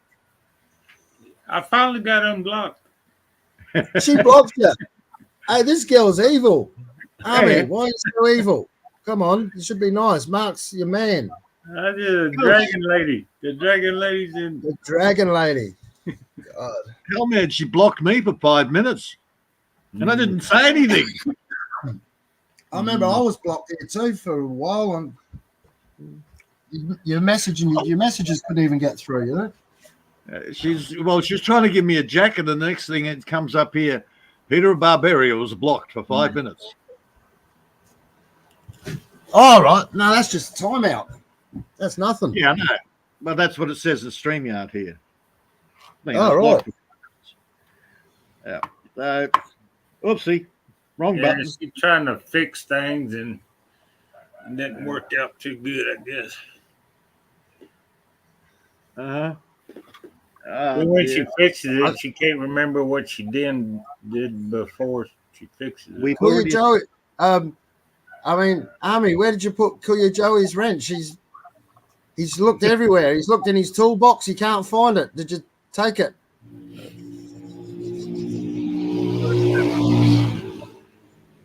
Okay. It got stolen, maybe. Who the hell was that going past? Somebody in a 4-wheeler went past my front door. All right.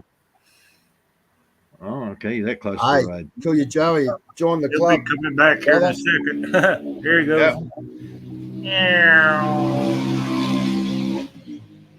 Okay. Yeah. Good luck, dude. Hope you don't have a wreck. You didn't have a helmet on.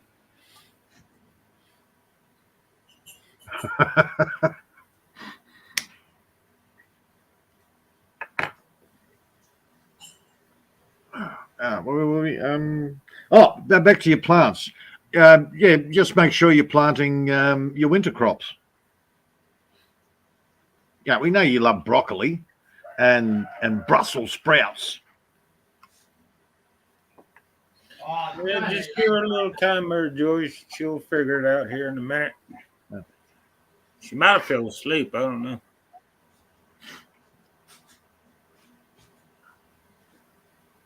That's what she wanted us up for.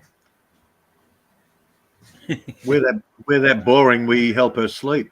Yeah. That's the problem. She's gotten used to us two talking, and she can't sleep without hearing it.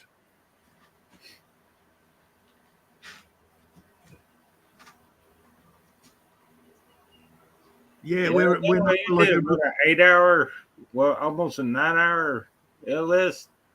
Whatever it was. Yeah, I didn't have cook my dinner till like 1 o'clock in the morning the next morning, next day. I was supposed to be co-hosting another live. Oh, there he goes. Yeah, get your new hat there, John. No, I put this, been shampooing my hair, and my hair's starting to grow. What do you reckon? Yeah. Bullshit. Oh, it's this great shampoo, man. What you like it? It's the hair on. Hey? It's the hair on your chest and your pubes that you've been cutting off. Yeah. Oh yeah. Put that acne miracle grow. That's the bogan look. Wait till I find the purple bob wig. Oh no, please. All right, send it. Platinum purple or something. Send it. You know me. Oh, I'll I've wear got it. it. Oh, I wasn't talking about you. I Oh, got it God. somewhere. Oh yeah. Well, hey, you'd look great in that, I reckon. Yeah. Honestly. Yeah, it was one of the girls had it, and it's been put in storage, but where the hell it is, I don't know. Yeah. Mice are probably using it as nesting material. Yeah, that's it. Mm. Yeah. Well, he's still looking for his wrench. Mm. I guess I'll unsubscribe until it's found. Yeah, that's it. Army. Is Army back in Hong Kong? Yeah. She been in for a couple of days. And she's Oh, back good on to her. the 24/7 cleaning stage. Yeah. But at least her boss is all right, you know, because I heard there's a lot of Dude, bosses. she was working at 2:30 in the morning. Yeah. Not that she didn't want to sleep, it's she's still working at 2:30 in the morning. Welcome to Philippine slave labor. Yeah, she's a good worker. You got to give her that. I mean, she'll get up any time and work. That girl. What you do for your kids. What you do for your kids, exactly right. Of course, the government sees an opportunity and takes advantage of it. What happened there? Who did we lose? Ami fell down here. Bloody hell! She's having trouble there, is she? Yeah, I don't know. She's been having trouble for a while. Yeah. She lost her cord on the V8. She got another one, and it doesn't fit right. The wrong cord. I have those cord problems with my phone. They last about 1 month, and then I've got to get a new cord. You know, for the phone charger. Yeah. They just get loose and they don't charge anymore. Okay. You can't fix them. Yes, you They're can. unfixable. Yes, you can. How? I do it all the time. I do it all the time. How do you fix them? Hang on a second. I'll show you. Yeah, I want to see this. You'll be saving me lots of money if you can. My speaker, which is the same as a phone charger, but my speaker had the same problem just the other day. They get loose. Right. Okay. Oh, I don't know what you're going to see here. Yeah. Okay. So you've got your little connector there. Yep. All you need to do is get a pair of tweezers or something. Get in the middle of that metal casing. Give it a tiny little squeeze. Oh, in the middle of it. Yeah. Just in the middle. Give it a little squeeze. One side has got the plastic connectors on it, but the other side is like hollow inside. So what will happen is you'll actually push that metal casing in a little bit, and it'll retighten it onto the connections. Right. Okay. Thank you very much. I'll give that a go. The other problem that happens, depending on the lead, is where the cord goes into the actual jack. That can, break. Yeah, it'll wiggles and breaks. Yep. All right. You can't do anything about that. But as far as the actual connection, all you do is give it a little tweak. Yeah, that's the majority. Yeah, right. Okay, yeah, I'll definitely try that. I do have tweezers somewhere around. Yeah. Even fine needle nose pliers will do it. Well, a pair of pliers, just small ones. Just something that just gives it a tiny little crimp. Not too much, otherwise you'll never jam it in there. But you're saying you're saying you're saying to do it on the inside of the metal. On the outside. I tried that before, it didn't work. On the outside.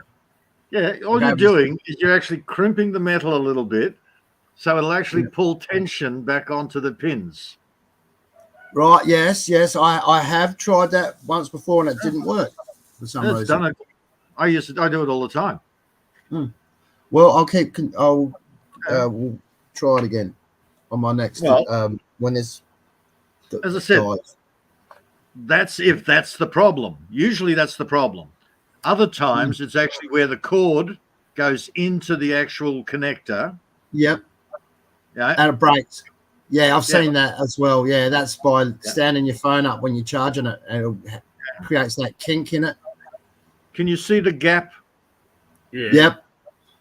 Yep. These came with rechargeable lights, Yep. and all of them have done the same thing. Have you seen those $25 solar lights you can get on eBay? I've probably got quite a few of them around the place, but I didn't pay $25 because I got them from China. Yeah, well, these Direct. ones are like outside sort of street lights kind of style. They're brilliant. Yeah. Yeah. But the reason you're paying more is because you're getting the blue batteries, not the yellow batteries. There isn't a battery. It's just pure solar power, and it comes with a bracket. No, the pure solar power charges an internal battery. Oh, okay. Right. Okay. Yeah. You're right. You are right there. I thought you meant it. You had to put batteries in it. No. This is, and there's different grades of batteries. Now I bought the cheaper ones, put them out on the fence line, and within a couple of weeks, most of them had holes blown into the end. The battery had actually exploded out the end. Shit. So you've Cheap got shit. your, and they're your yellow grade. Right. Your blue grade are your medical grade. Rightio. Yep. And they're actually a lot higher quality, but you pay for them. Yeah, well, these things, they probably are about, I'd say, maybe 300, 400 mil long by about, say, 200 wide. And they've got like lots of LEDs in them. Yeah. I've been running There's them. that size. And it comes with a metal bracket, which you can attach to, say, your eaves. Yeah, I've been running these lights out in the courtyard and around the place, the expensive ones. I've been running them for quite a few years now. They're motion sensor. Yeah, yep, correct. Various settings. Yeah, you and it comes with a remote control as well, right? Yeah, that's it. Yep. Yeah, that's it. Yeah, $25. They're brilliant. I'm going to get a couple here. My mate's got them all in his back. It just lights up his backyard. He's got always great security, and he's had them for years, and he just bought 4 more. I put them out there to protect the chickens. I need the motion sensor, so if a fox comes in or a wild dog comes in, the light comes on, and they go, "Holy shit!" Yeah. Ever since I've done that, my chickens have been safe as houses. Yeah. I need Excellent. to get Mate. something like that for around my house. It's pitch dark around here when I. Yeah. Oh, honestly, mate, they're brilliant. They really are. But you got to have the. What it does is it'll the sun will charge up your batteries all day, and then it will work all night. You know. Yeah, I have them. There's various settings. You can have them dim, and then they go bright when you get close. Exactly. Yep. Or you can have them permanently on. Yep. But then they don't last all night. They won't last that long. No, that's right. Mostly I have mine on the dim, and as soon as I get near them, they go bright. And I go, okay. Yeah, that's how my mate's got his set up too. They're brilliant, aren't they? And they come with that metal bracket. They last.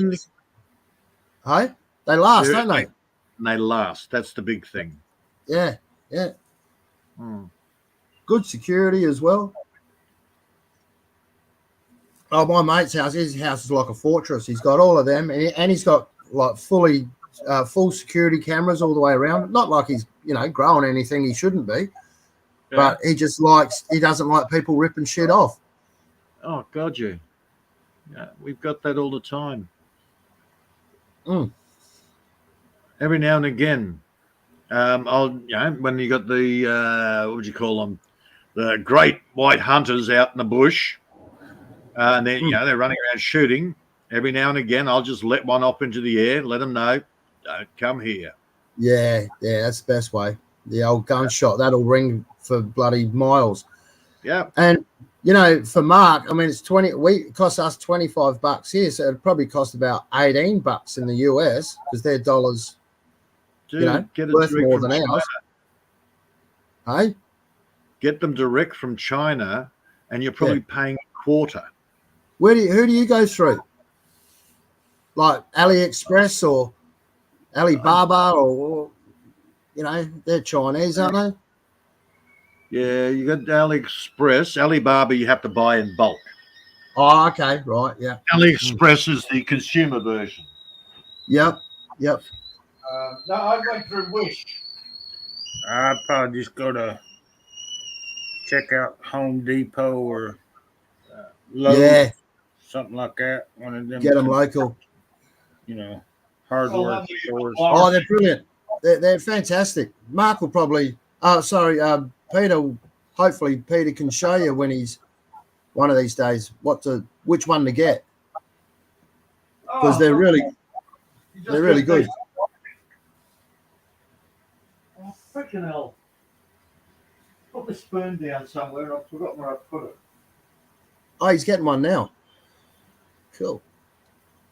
Yeah, they're a good size, Mark, and it costs you nothing. Well, you got that initial outlay, which is let's say $20, and it will last you for. Well, my mate, he's had his going for like over 5 years, and they're still working every night. They're on all night, and you walk outside, you've got light. You're not going to be tripping over stuff. You don't have to use a torch. It's hands free. Where did I put my spoon, John? On the sink. No, I didn't. Oh, in the cup. In the Yeah, cup. You left it in the cup, mate. Another one. Check that already. Oh, I'm getting another one. I have a special spoon. Spoon man. Yeah, I can't help you with that one, mate. Let me channel the great one. Yeah, on your bench top it is. That's the intel I'm getting. I'm normally pretty spot on, but I got sidetracked with talking about lights while I was doing it. Yeah. You had a light bulb moment, did you? No, an old timer's moment. Hey, don't make me taser you, dude. Come on. Yeah. All right. You don't make me taser you. That's what happens to the old timers around here. They get tasered. Yeah, I heard about that. That's I mean, we shouldn't laugh because it's like, it's it happens all the time, man. Oh, I mean, it's just one of the many, I'm sure. Oh, here it never happens. That was a one-off here, and it's like, oh my god, this guy's facing manslaughter charges now. He'll go to jail for this. It happens. They just don't get caught. Yeah. They don't.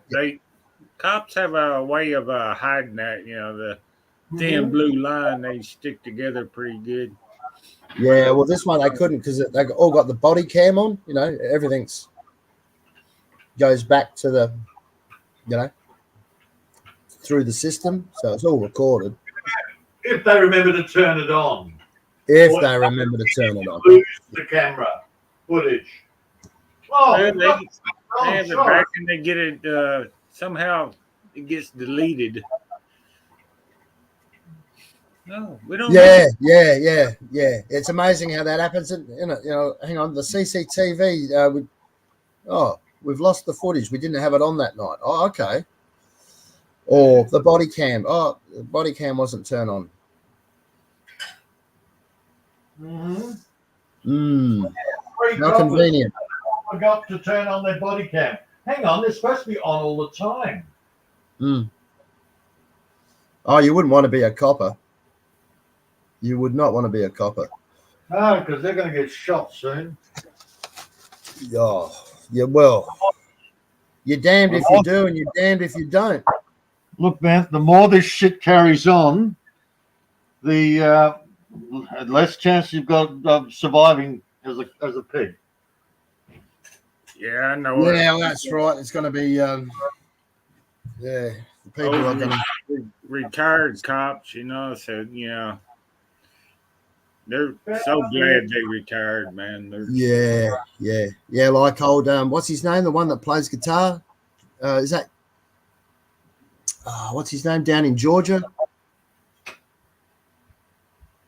You know that one, the old copper. Here on YouTube. Oh, J Mike. No, not J Mike. Joe and Jenny's Journey. That's the one. Yeah. He just recently retired. Yeah. He's got a Filipino wife. Yeah, he's just trying to get with her. Hey, right. Yeah. I think he's pretty well off. I've talked to Joe for ages, man. No, she lives with him. They've been married for years. They've been married, but she's in the Philippines. No, they live together. Okay. They live together in the States. He's trying to get to the fucking Philippines. I think he was living up. Where was all those freaking shootings? The cop shootings, where it was all happening.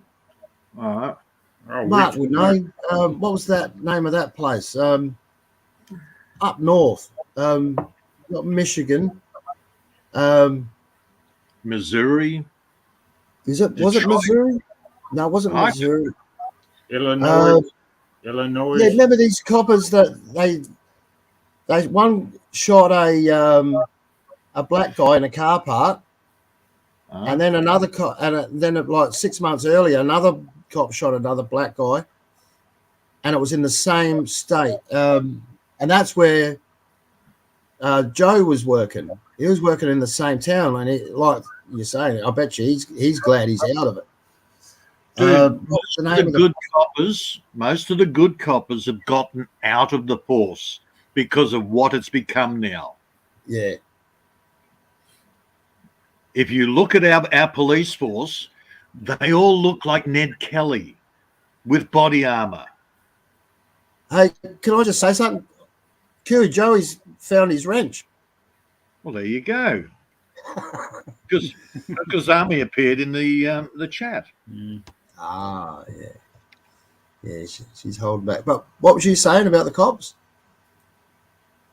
Have a look at your coppers. They're all bearded, tatted up, body armor, all looking like Ned Kelly, for fuck's sake. Yeah, haven't things changed? Yeah. And, dude, they are all fucking...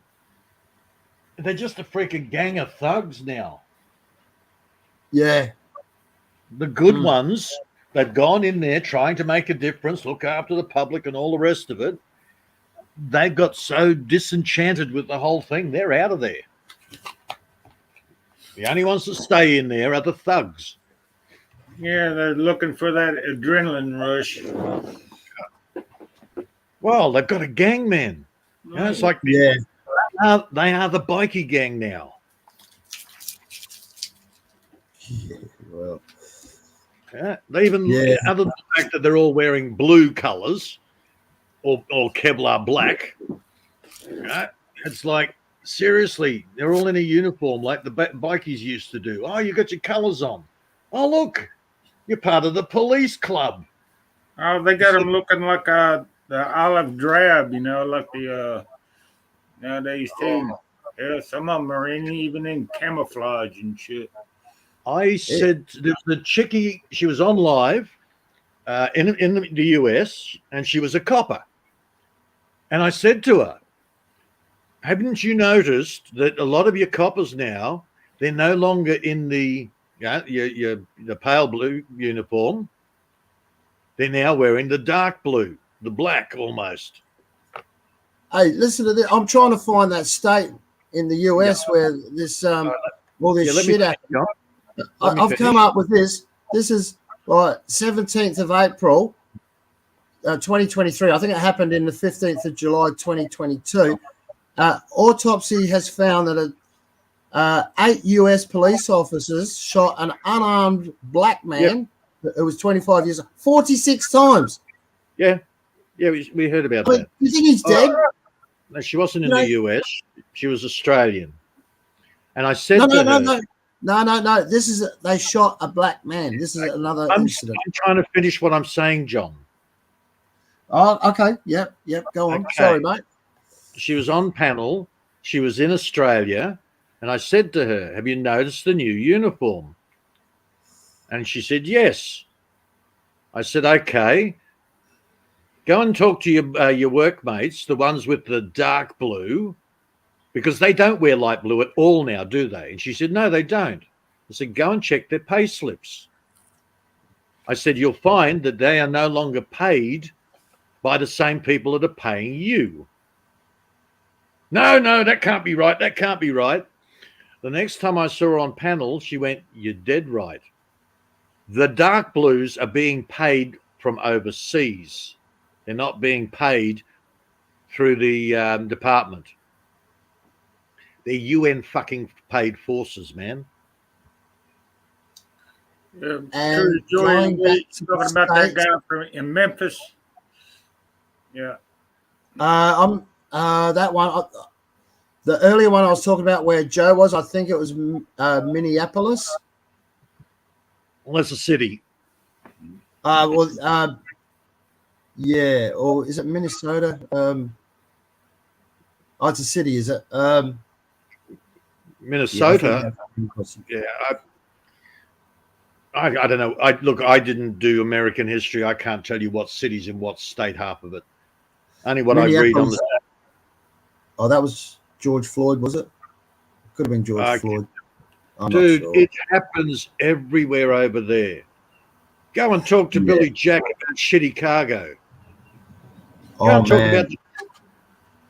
Oh yeah, well, in Chicago, man, you don't hear about half the stuff that happens in there. It happens like every day, but you just hear one out of the hundreds of incidents in Chicago. You hear what the media want to tell you. Yeah. They want to scare the shit out of you, so they will tell you the scary stories, and they make it even more scary. Hey, look at Kuya Joey's comments. I mean, that's unreal, man, isn't it? Well, I think he's talking about that guy that got beat the crap out of by the cops in Memphis. Yep, Memphis. Yeah, I stay away from Memphis. You know, I don't go nowhere near. I ain't been to Memphis in years. I used to work in Memphis. Yeah. Yeah, it's getting out of hand, isn't it?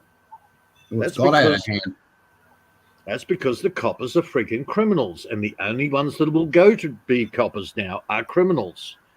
Well, that's what Kuya Joey's saying in the chat. He reckons they're finding it that hard to recruit new members. They're taking felons in. They're criminals. Yeah. Taking It's not hard to find. It's not hard to find recruits. Go to the prisons. I'm sure they'll come out. It's hard finding good recruits. Guys that are in there to help the public, to work for the public, not to fuck up the public. My granddad lived in Memphis. My dad grew up in Memphis, so I know all about Memphis, man. Kuya Joey's living in Alabama. Apparently, that's pretty. Well, pretty heavy. Billy Jack will argue the point. Billy Jack says shitty cargo is the worst in the US. And I'm sure others will argue the same point. Well, maybe he's talking about the cops, Kuya Joey. The coppers. Coppers aren't great. Cargo. Well, the gang members in Chicago just run that city, shit. Yeah. Man. So he's probably talking about Billy Jack's probably talking about gangs, whereas Kuya Joey's probably talking about the coppers. Dude, you wouldn't want to be sitting in an Alabama prison if John, you know yourself. in Australia, it takes 4 heavily armed coppers to go in there looking for a missing person. Yeah, well, exactly right. You know how that turned out. Yeah, 5 people dead. Hmm.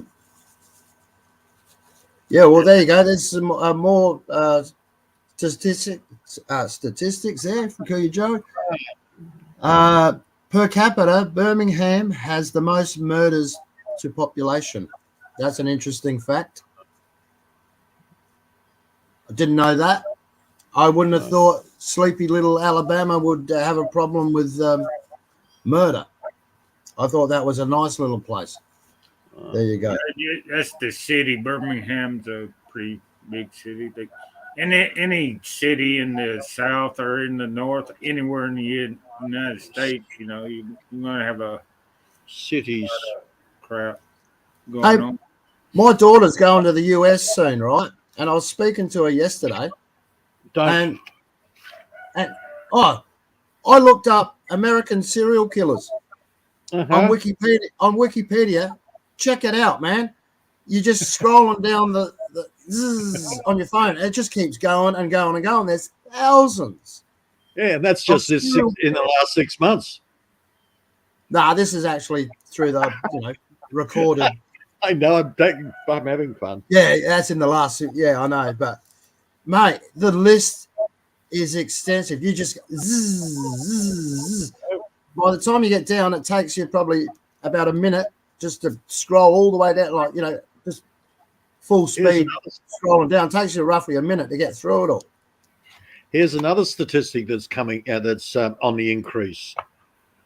More and more women are becoming serial killers. Yeah, right. Yeah. It used to be, you're a white male between the age of 30 and 45. And that profile. Well, yeah. Tits Yeah. now. Recluse, didn't say much, didn't have many friends, was fairly quiet, Well, they didn't add Black Widows. They never added Black Widows to the serial killers. Yeah, now it could be anyone. Well, they've added all the Black Widows. The women that marry a guy and the guy mysteriously dies. Yeah. And then the next one mysteriously dies. 4 or 5 husbands are all dead. And she's rolling in the butt. That is now classified, rightly so, but it's now classified as a serial killer. Well, there was one yesterday. Did you hear about that one? The strychnine poisoning. I just gave him a little bit of strychnine. I thought just to make him sleep, like strychnine. Fucking hell. Yeah, have some coffee and biscuits, mate. I know it's strychnine. Trace elements of what's the other one? Arsenic. Trace elements of arsenic is actually good for your blood. Yeah, but in slight, minor doses. Yeah, micro. Mm-hmm. Yeah. Well, there's arsenic in almonds, for instance. There is arsenic in almonds. But strychnine? No, I'm sorry. That just going to kill you.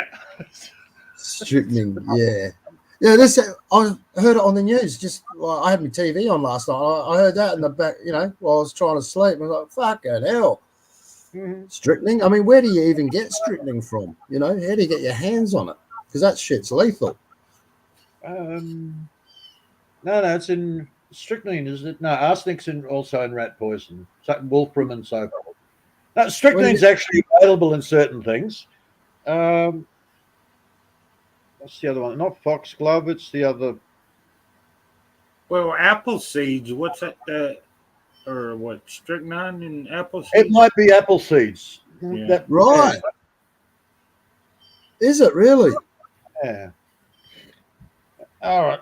No, that's it. Now you've got my puzzle brain working.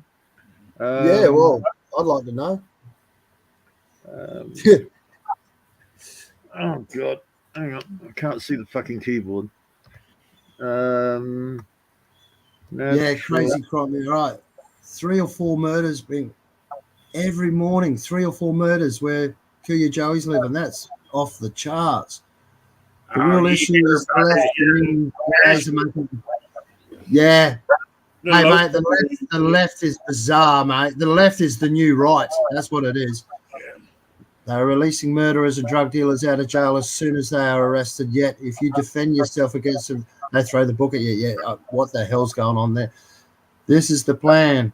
It is not an accident. They want total chaos running around so that people will become more reliant on the government and give them even more power. Yeah. All right. Divide and conquer. That's how they do. Divide and conquer. It never worked ever. Did it? Divide and conquer. People have had enough, mate. We're even getting vigilante groups here. People are taking matters into their own hands, mate, because they're sick of it. This is what's happening here in Australia. You know that, don't you, Peter? The vigilante scene is getting bigger and bigger. That's where did this strychnine poisoning happen? Was it here in Australia? I think so. I just heard it on the, in the background while I was trying to sleep earlier. I had my TV on. There is a plant. The primary natural source of strychnines is the plant Strychnos nux vomica. Okay. The plant is found in southern Asia, India, Sri Lanka, and East Indies, and Australia. Oh, really? So you can actually, and there's a picture of the plant over here. Wow. I've never seen that plant, I don't think. I'd like to see it because then not to eat it. It's used in pesticides. Mystery of how plants make strychnine, sold 75 years after characterization. Have you got a picture of the plant so we can see it? Oh, I've got pictures of plants that have strychnine in them. There's not just one, man. There's a whole bunch of them. It's like the castor bean plant, mate. You know about that one, don't you? I told you about that. Yeah. The castor bean. That's a nasty one as well. And that grows wild in Australia. Well, this here looks like nice edible fruit. What the fuck? Does it really? I've got to check that out. It looks like a mandarin tree they're showing a picture of. So what the hell? Naturalist UK. It's a strychnine tree. I want to have a look. It's a tree, is it? It's not a shrub. It's a tree. A tree, and it's got nice bright orange fruit that sort of look like oranges. Because I've seen a few trees like that around here. Let's have a look. Medium-sized tree in the family. It's part of the Logan family. It grows in open habitats. The leaves are ovate. Is known for being the natural source of extremely poisonous compound. So it's actually, it's natural. Now I know. Now I know how to recognize the tree. Can grow up to 20 meters. Oh my God! Really? Yeah. What kind of tree is that? The strychnine tree. Daniel Berry, what's going on? Yeah, I want to see a picture of it. What it looks like. Hang on, I'll have a look here. It looks like it's got fruit. Just don't eat the fucking fruit. Is it New South Wales and Queensland? Right, so it's more of a tropic, endemic New South Wales. Yeah. Let's have a look at it. Contains seeds.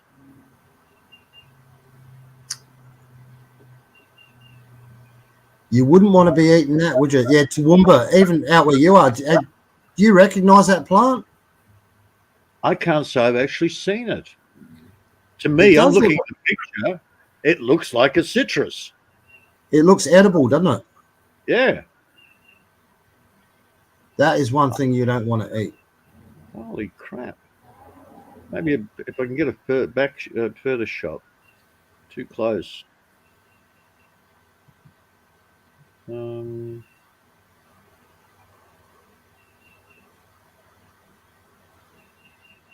on, where's the big tree? That shit will, yeah, wow. Okay. That's nasty. You open up the fruit and it's all in clumps. Yeah, I can't say I've ever seen one. Yeah, it's a tropical. You won't find that out here. I'm looking at its Yeah, the you won't find habitat. it where I am. Yeah, it's tropical. Yeah, It's coastal. that's Well, why I haven't. Oh, it's coastal. That's why I haven't seen it because I'm not tropical. you are coastal, but yeah, maybe the cold will kill it. Yeah, Either way, it's nasty looking thing. they're saying here what I'm looking at. It says Toowoomba, around Toowoomba area. Yeah, again, coastal. Right.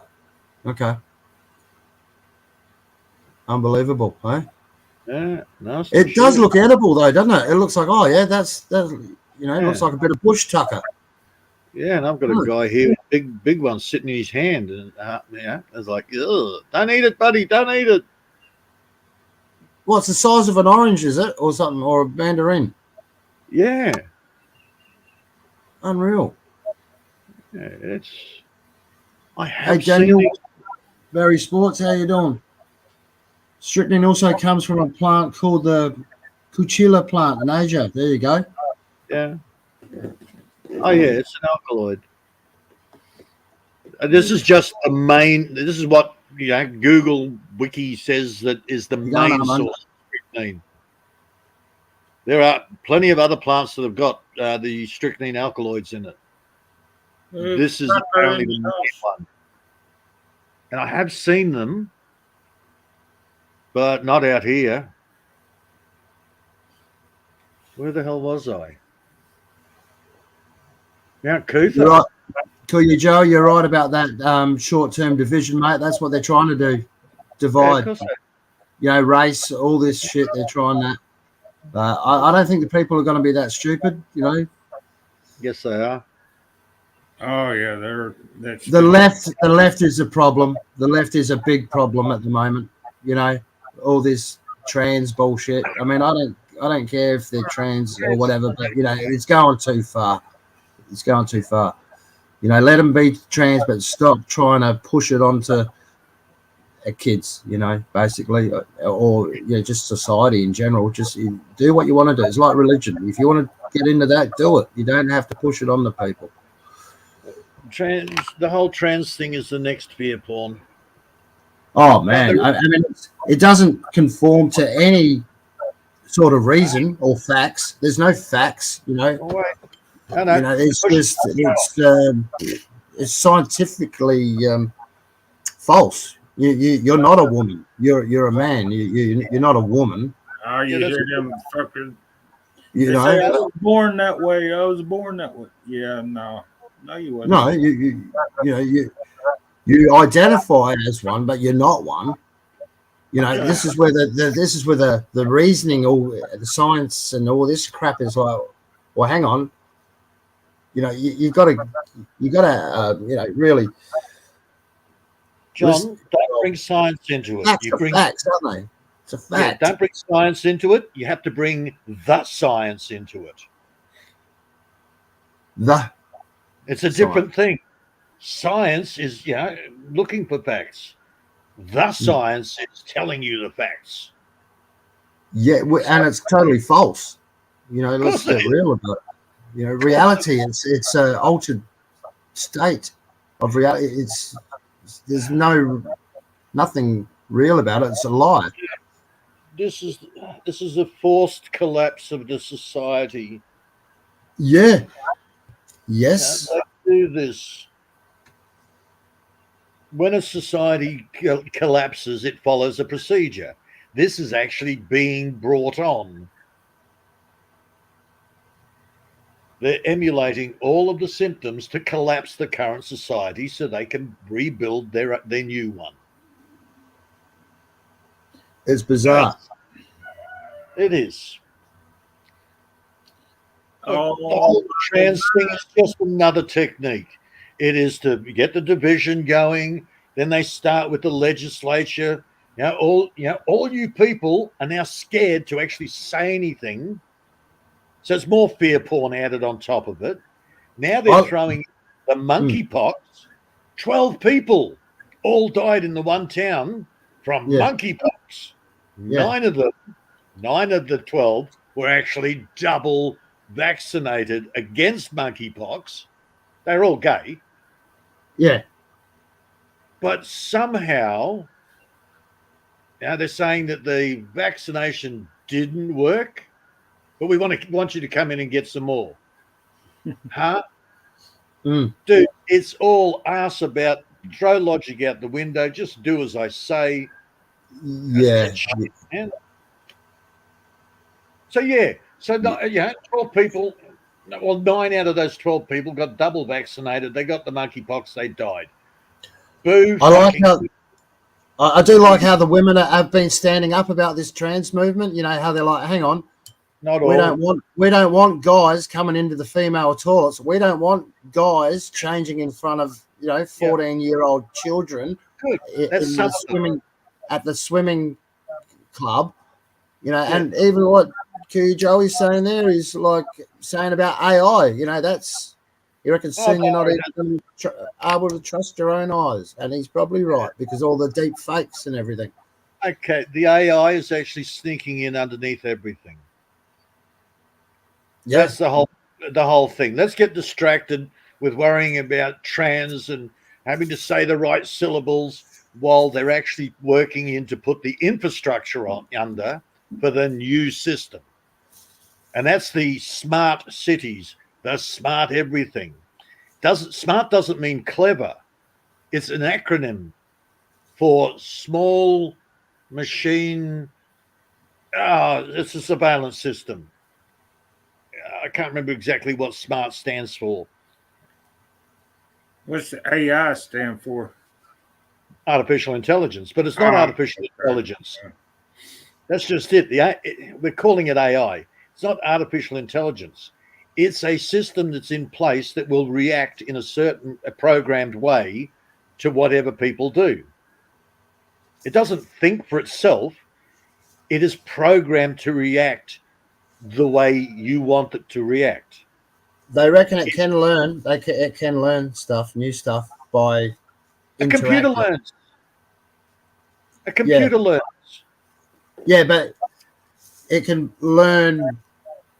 Your different, just say the different ways you talk. That's right. Emotions.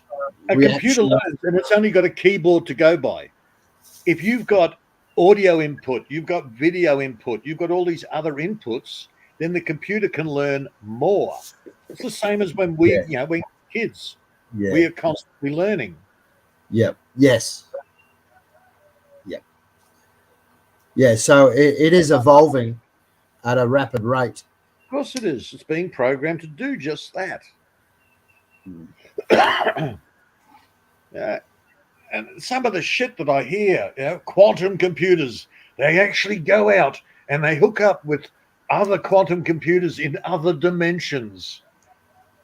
And I had a guy that actually knew what the hell he was talking about. He said, no, it's just the way that it looks. That's just propaganda. It's the way it does calculations. It's just a new form of doing calculations instead of binary. Algorithms. Well, algorithm just means a set task. A mathematical set task. There's many algorithms put together to make it appear to be intelligent. Well, it's like you might look at, say, sunglasses, right? And for the next 3 weeks, you're going to get adverts coming up with sunglasses. Have you noticed that? Yes. It's like, hang on, what's this coming up for? Because you're being watched. Big Brother is watching. Yeah. They'll be watching this now, this live stream. Well, didn't they have a movie a long time ago where, artificial intelligence, took over the world and shit? Forever War of the Worlds. Yeah. War of the Worlds. No. Okay, No? you've had Electric Dreams. Oh, You've had War Games. War Games. That was a classic movie. Shall we play a game? The Lawnmower Man. No, Lawnmower Man. He was a human that got digitized. Okay. I love that movie. Terminator, for fuck's sake. Terminator. Yeah, there you go. Skymesh was the satellite internet brain controlling all the freaking robots. Matrix. No, the Matrix. Well, yes, sorry. Yes, you're right. The Matrix was actually machine controlled that kept us, kept the humans as batteries to run the system. Yeah. So yes, that was AI gone rampant. It's funny, isn't it? A lot of these movies that actually become realities. Oh, Or yeah, seem look to. at Star Wars. Hell, Yeah. Dave and I were chatting about it yesterday. Yeah, seriously, who's to say we're not in the Matrix now? Yeah.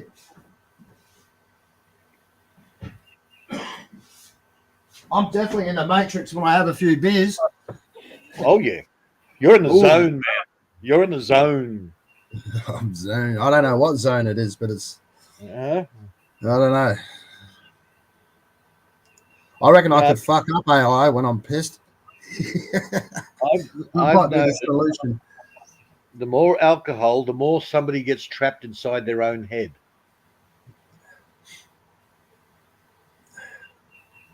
Now, is it because the stress factor, they're drinking and they're trapped inside their own heads, or is it the alcohol that makes you become less aware of what's going on outside, and all you're concerned about is what's going through your own head? I'm going with part two. I'm going with the latter. Who knows? Look, and it's the same thing when people get controlled by their emotions. That's why these Karens go off their tits. They are so wrapped in their emotions they cannot see outside of their own heads. They cannot hear what you're saying. Hell, man, when your woman's going off her freaking tits, she can't hear what you're saying, can she? True. Same thing. Alcohol, emotional overkill, stress. It dumbs people the hell down. Yeah. I live pretty stress free actually, so I wouldn't say stress is a factor. No, that's right. I'm just saying. I'm just adding it into the thing. Alcohol. The more alcohol you have, the less aware you become of surroundings. The guy who was creating the AI just resigned his position because of what is becoming. I have seen this. That a lot of these scientists are going, hang on, you're implementing this system and without thinking about the consequences. It's now thinking for itself. He warns that we only have about 18 months before it takes over everything. That's interesting. Look him up. It's not taking over now. He's screaming about how we've been lied about AI. Jeffrey Hinton, that's the guy's name. So there we go. There's So let's just say that AI is out there now.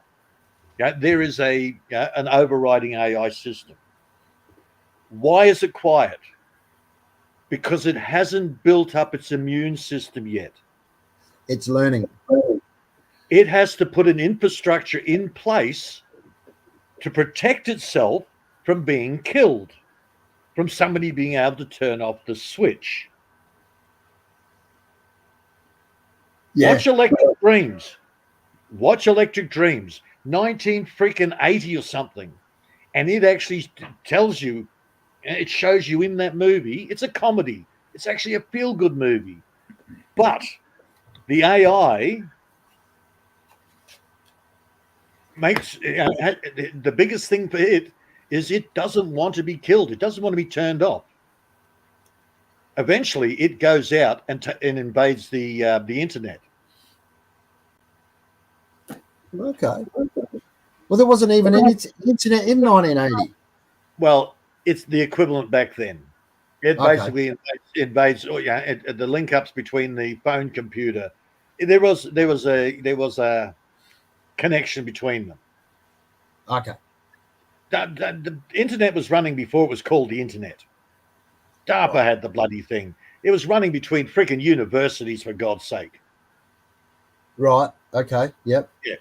When you finally got it in your home, That was a different. That's when you see the internet. Yeah, The that's when internet was everyone around got. before that. Mm. Yeah, universities can speak worldwide to other universities. I know. I set up freaking UQ here. I set up bulletin Oh. boards hanging off UQ. Well, I don't even know what that is. Right. And that Forgive was my ignorance. and that was it. Well, yeah, I don't know. Electric Creek would have been 86. It was around that time. It was the early days of computers. Right. Yeah, I was in the Marine Corps back in 1980, 79 Yes. when they did all that, started up Mm. all that stuff. Mm. When Al Gore invented the internet. Okay. I don't know. It was DARPA originally, so your defense force. Then the universities jumped in on it. Eventually, the home user got to use it. Mm-hmm.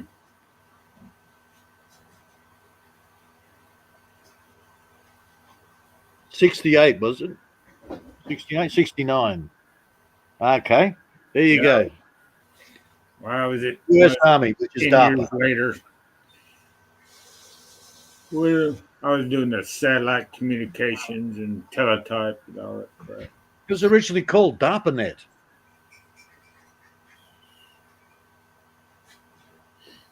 Well, I got the manual somewhere. It was freaking back in 1980 Yeah. when I was in the Marine Corps.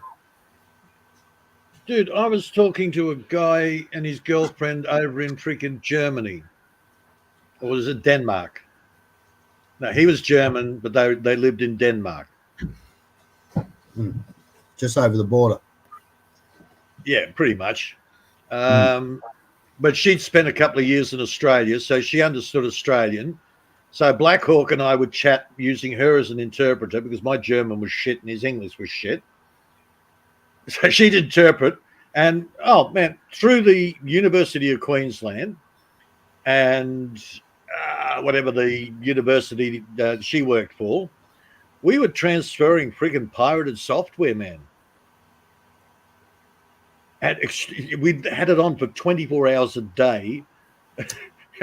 Yeah, but I think it took about 10, 12 hours to download a freaking game or transfer a game. So, yeah. But we were doing that back then. Like they say, it's growing at an exponential rate. It's growing faster than it's evolving faster than the human is evolving. So this is why it'll take over. You got to remember, your first home computer was like 4K. Yeah, I think I got something like that upstairs. Junk. What was it? The first IBM was 10 grand. That's with staff discount, and it was only a 64K machine. Yeah, and like 10 grand back then, what would that be worth in today's money? Yeah, hell of a lot. You know, 50, 60, 70 grand? Oh, I'd say at least 100. This is like early 90s, man. Right. Yeah, hell, we had the VIC 20. That came out as a 4K machine, but it was upgradable to about, when I got hold of it, I upgraded to 20K. And I thought that was huge. Hell, a freaking digital watch has more memory than that. Yeah, right. Yeah, it's unreal, isn't it? Mm-hmm. Yeah, Killian Joey's talking about how they're weaponizing, AI, and we were talking about that yesterday. Yeah, we're talking about the different robots. The Japanese are making servant robots. The US are making military robots. And what's Russia and China doing? They're stealing from the US the technology. That's what they're doing. They're not telling me. They're not telling us, are they? Technology. At least they're smart. They don't tell everyone what they're doing. Well, I'm just talking about the two leaders in robot technology and in AI. Mm. Yeah, that's the two focuses. Japan is one of the leaders in robotics, and they're doing servant robots, whether it's sex servant or cleaning servant. And Taiwan Because are that's- they're the masters of the motherboards. Taiwan.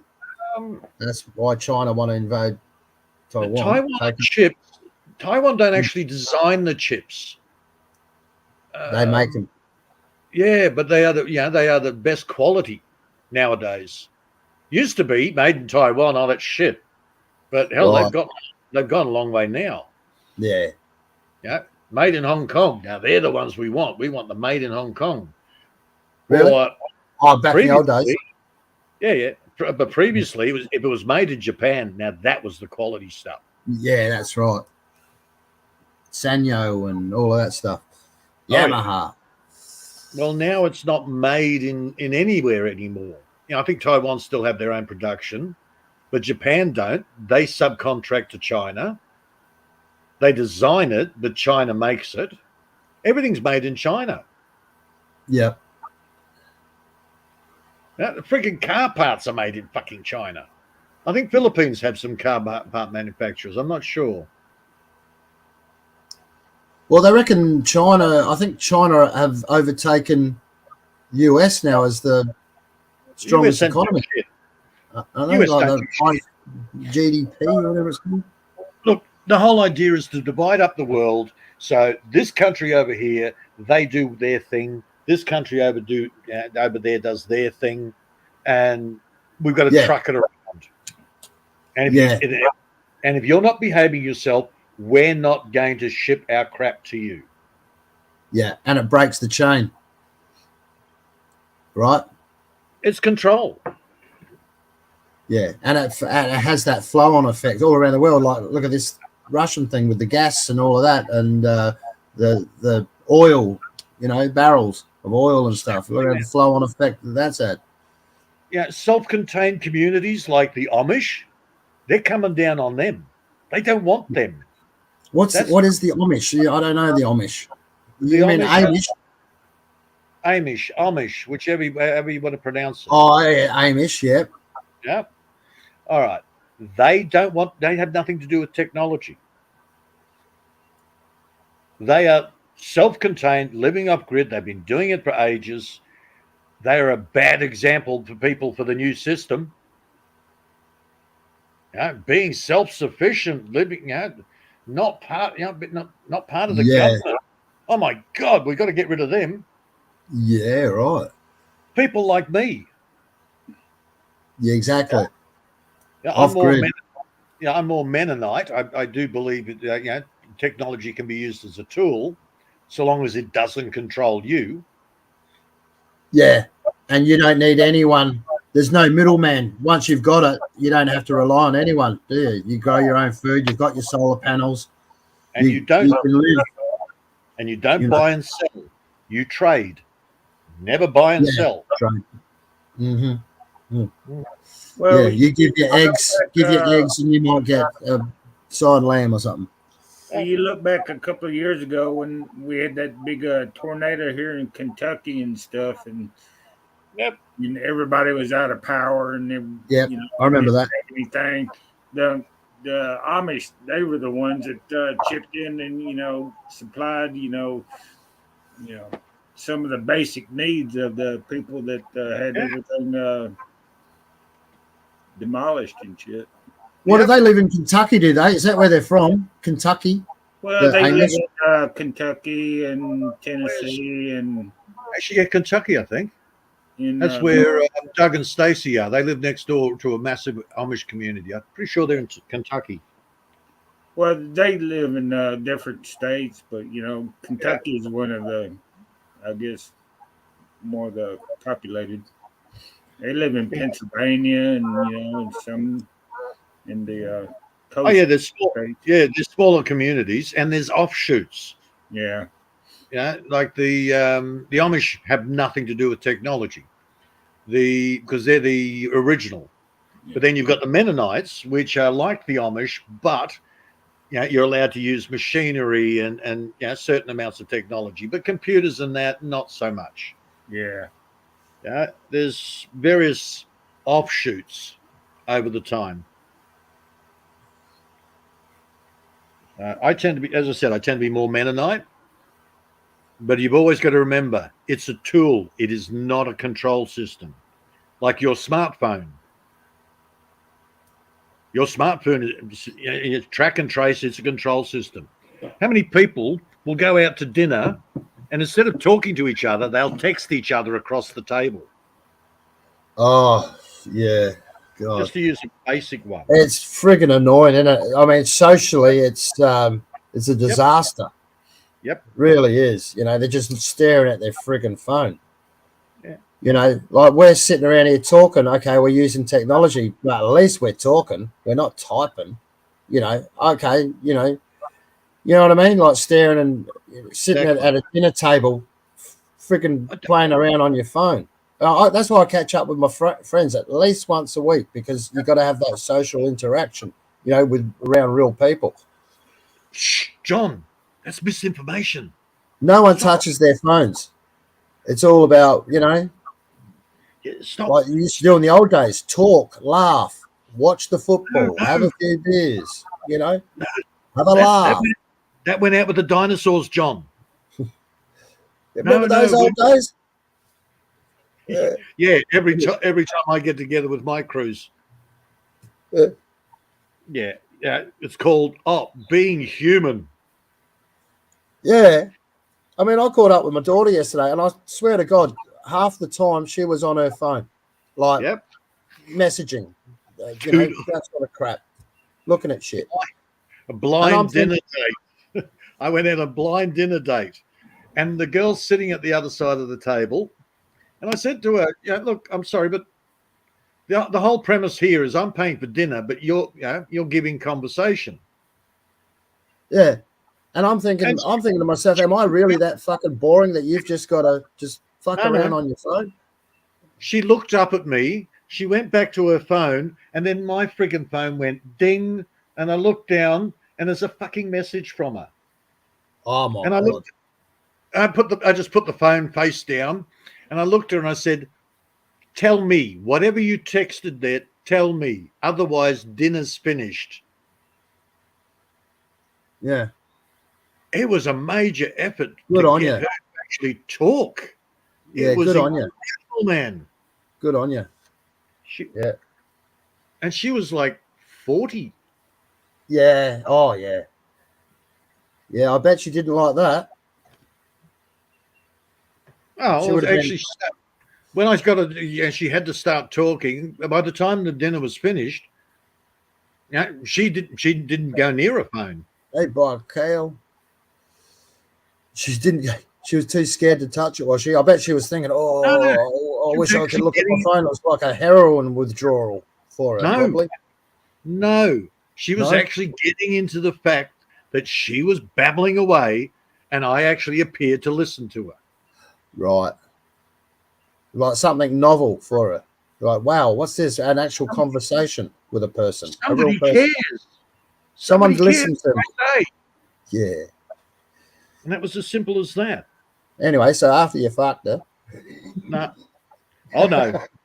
Oh, no, I didn't go there. Oh, no. Oh, no.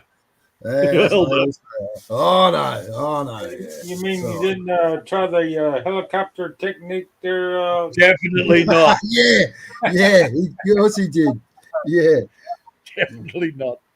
Holy shit. No, that was an interesting exercise, but not that sort of exercise. Yeah.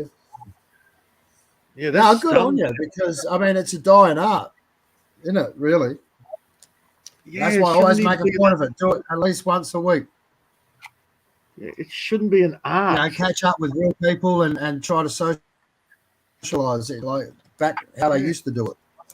I know it's hard if you're living out in rural or something, but try to. Even if you go to the shops or something like that. Yeah. Having conversations is a part of life. People here have got that fucking lazy I don't even go to the shops anymore. Yeah. They don't go to the shops anymore. They just order shit online, and a truck rolls up at their place, dumps the Good food luck at their with front that. doorstep, and he fucks off. Mine won't. Mine won't. Mine Yeah, dumps it 80 kilometres away at a fucking real estate. Yeah, too far away. You live too far away. Oh, we don't deliver to you because Mm. we haven't got the petrol and we don't have the time to Yeah. deliver it to you. So we're just going to drop Yeah, it at our nearest cost too depot, which is the next town Yeah, over. you cost too much. Yeah, you're too expensive. Uh-huh. So now I've got messages from Amazon going, well, you've got these orders, but we're not being able to get payment, so we're not going to send it to you. And it's like, well, you're not getting payment because, oh, gee, I cut payment. Yeah. Somebody, Yeah, come they, on. Somebody ring me, please. Somebody ring me, because you can't turn around and go, well, I'm going to unsubscribe from you, and reasons why. I want somebody to actually listen. Nah.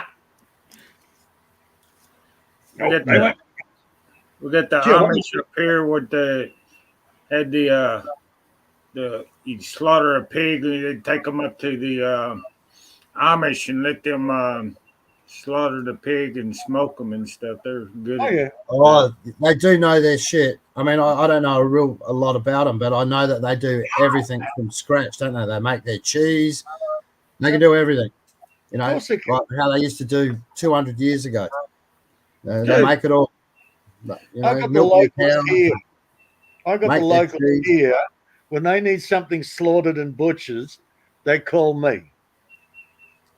Yeah. One, they know I'll do a quick kill. He does it for fun, and you do it for fun. You enjoy it with a smile on your face, don't you? No, I do it for the fucking share of the meat. Yeah. All right. Yeah. Killing something is never fun. Okay. All right. No, I know. I'm only kidding. I'm only joking, mate. You justify it in your own head because I need to eat. If I don't kill that, I don't eat. And I don't. And you don't waste it. You eat all. Well, you try to eat most of the animal. Well, you eat everything. Simple as that. I don't know about the eyes and the tongue and that. Yes, the tongue, the internal organs.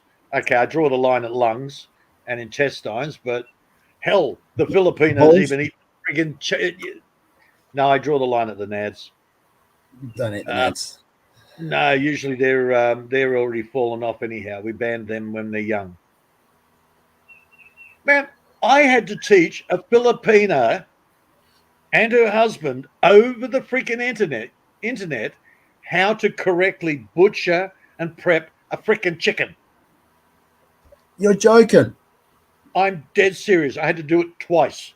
I thought they were the masters. No, because she was actually chicken. Well, the OFWs, they've been over everywhere. Doing their job so long, they don't even know how to do it. If you get a one that's lived in the province, they know, but some of the What's the best way to pluck a chicken? Dip it in friggin' hot water first. All right. The feathers come out real easy once it's been dipped in hot water. How hot is hot? Well, you bring the water to the boil, you turn it off. Yeah, you bring it to the boil, you turn it off.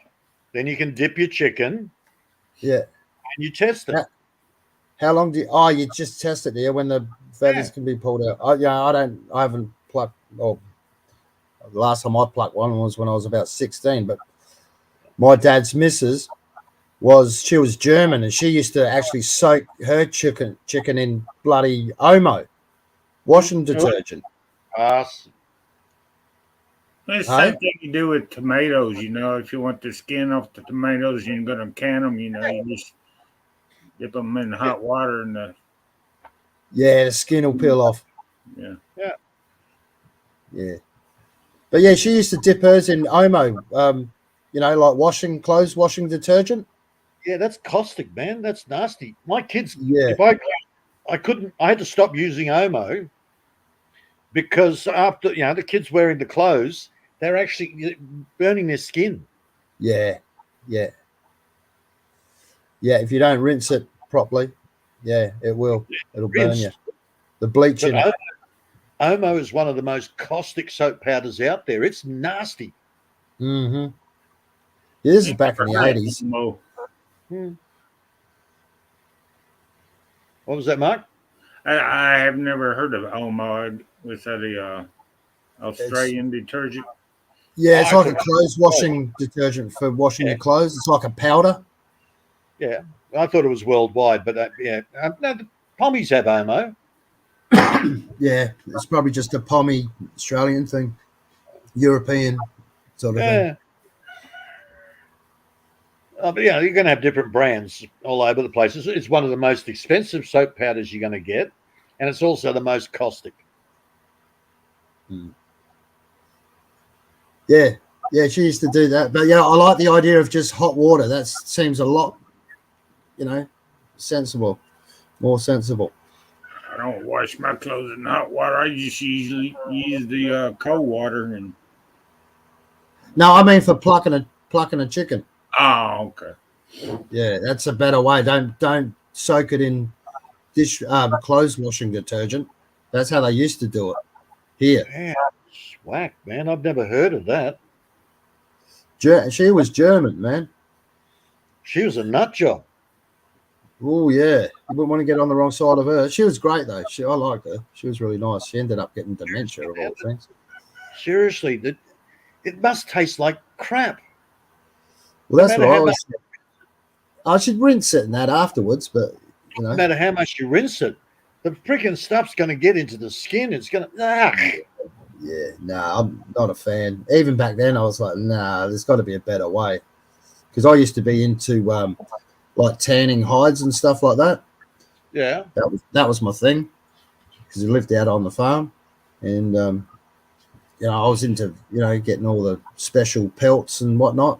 But I always tried to do the natural way. I could never get it soft, a pelt soft. And I still don't know how to do it properly because it was all chemical. Apparently, you piss on it. Yeah, right.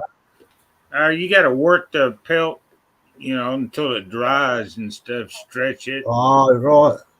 Okay, you use the brains of the animal to actually, soften up the leather, and pissing on it as well. Yeah. I mean, because you've got all these old tribes like the American Indians. I mean, look what they did. All of their stuff was good and soft, and from how it looks like it drapes over them. And I could never get it right. My pellets are always stiff. They had that stiffness to them. Oh, you got to work it, man. It's a long process. So I said, once you cleaned it all off, you piss on it to, what do they call it? I forgot. I don't know. It's a chemical reaction. But the last thing tanning, because back in the day it was tanning, and that was like you can get that through like tea. It's full of tanning. But to soften the leather after you've done all of that, you use the animal's brains. Apparently, the fats or whatever the hell they call it, collagen in the brain, permeates the leather and makes it nice and supple and soft. Yeah, right. I know the theory of it. I've never done it. I just know the theory of it. Yeah, because all I could find out when I was younger, it was all just a chemical process, and I was like, well, I don't want to do it a chemical process. I want to do it the natural way, and I could never find out how to actually do it the natural way. I got a book on the how the Indians did it. Let me see that. Oh, that'd be awesome, mate. The Settler's Handbook is available here in Australia. It is an Australian book. That actually shows you the natural way. Yeah, that'd be awesome. I love all those old ways of doing things. When I originally looked into tanning hides, all I got was you got to use this fucking chemical, that fucking chemical. Yeah. I know where it's coming from. Exactly. Yeah. Yeah. And it was a bit of a turn off because, then you got to buy all the chemicals. You know, it's oh, yeah, Tandy's hide when he died, Clyde, and that's it, hanging on a shed. that's the one. Yeah. Yeah, he's gone as well. And somebody suggested, the Settler's Handbook. I'm going, oh, okay. So again, got on the net and had a bit of a look and went, ooh, wow, that's old timey shit. I'll write that Good. down because I've got a couple of classic old books here, but that's one I don't have. Yeah, it's a must-have if you're going off grid. Yeah, I've got like a survival one from late 1800s. So, Oh yeah, and it's brilliant. You know, some of the stuff about getting lost in the desert and stuff like that. You know, from the old guys. These guys are full of knowledge. How to find water in the desert, that sort of stuff. Yeah. The Settler's Handbook. I'll write that down. Yeah, that's more small farming. Build your own house. Hell, there's a step by step on how to do fencing on your own. Yeah, yeah, You know, yeah. All the stuff that's useful, useful stuff. Making I got stone it walls. somewhere. I don't know where it's at right now, but I think I could probably get the same thing. It's how to tan. Yeah. Yeah, the natural way. Yeah, that's awesome. If you could find that out. I mean, the Indians could do it. They're the masters at it, weren't they? The American Indians. The Vikings did it. The freaking Huns did it. Everybody did it. Everybody did it. Yeah. But now they've overcomplicated it. It's almost lost knowledge now. Do not look on how they make sugar. It will freak you the fuck out. Do you eat sugar? Yeah, I put sugar in my coffee. That's the only time I have sugar. Yeah, me too. Yeah, not a huge sugar person, but somebody said, how do you make sugar? And I said, well, I know they have the cane fields, and then when it's time for harvest, they set fire to the cane fields, and somehow it activates it. Well, that was what I believed. So I went and YouTubed it, and then I saw the chemical process on how they refine the sugar, and they, these chemicals to get it to raw sugar, and these ones to bleach it down to white sugar. Yeah. White sugar is not just the refinement process; it's also a bleaching process. Right. Okay. And it's like, my God, those are harsh fucking chemicals. Wow. No wonder sugar junkies are dumb. I started using the brown sugar. I don't know if it's any better than the white one, but the brown sugar. Also, I use the raw sugar. Yeah, right. Yeah, it's less refined. Light brown sugar. Yeah, very similar. Yeah. It'd be the raw sugar. Yeah, it's got more of the molasses in it. No, that's the brown sugar. That's your dark. What's the raw sugar? What's the difference with raw sugar and brown sugar then?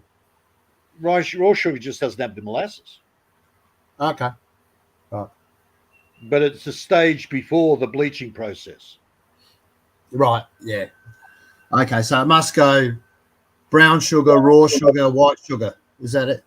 Is that how it goes? Initially, it's molasses. Yeah. Then it's it's basically washed and dried out and becomes brown sugar. Yeah. And then it's remelted down, recrystallized into raw sugar. Right. I'm skipping all the chemicals in between because I can't remember the names of them. Yeah. And then it's melted down again, more chemicals, becomes white sugar. And the rest is grinding process. The sugar is just ground down white sugar. Yeah. Your icing sugar is just basically powder. Powdered white sugar. Yeah. Actually, I think they call it powdered sugar in the States. Yeah, I got some of that powdered sugar in the cabinet here. Yeah, we call it icing sugar. I'm just going to make a brew. Yeah. But just watching the process, man, it's like, wow, I really need to cut down on my chemicals, my sugar. Is it the sugar that kills you? Hell no. So yeah, I'm going to try sugar beet next season, because apparently a lot of the sugar that you get in the shops is not from sugar cane anymore. It's from sugar beet, which is related to beetroot. Yeah, I Go think figure. they grow a lot of beets, sugar beets up north of here. Yeah. Well, apparently that's where a lot of our sugars come from now. Here it used to be, we had cane fields everywhere. Now they're housing estates.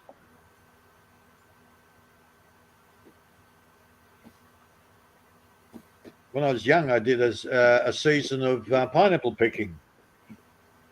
What a nightmare job that is. But it's now called Moray Field.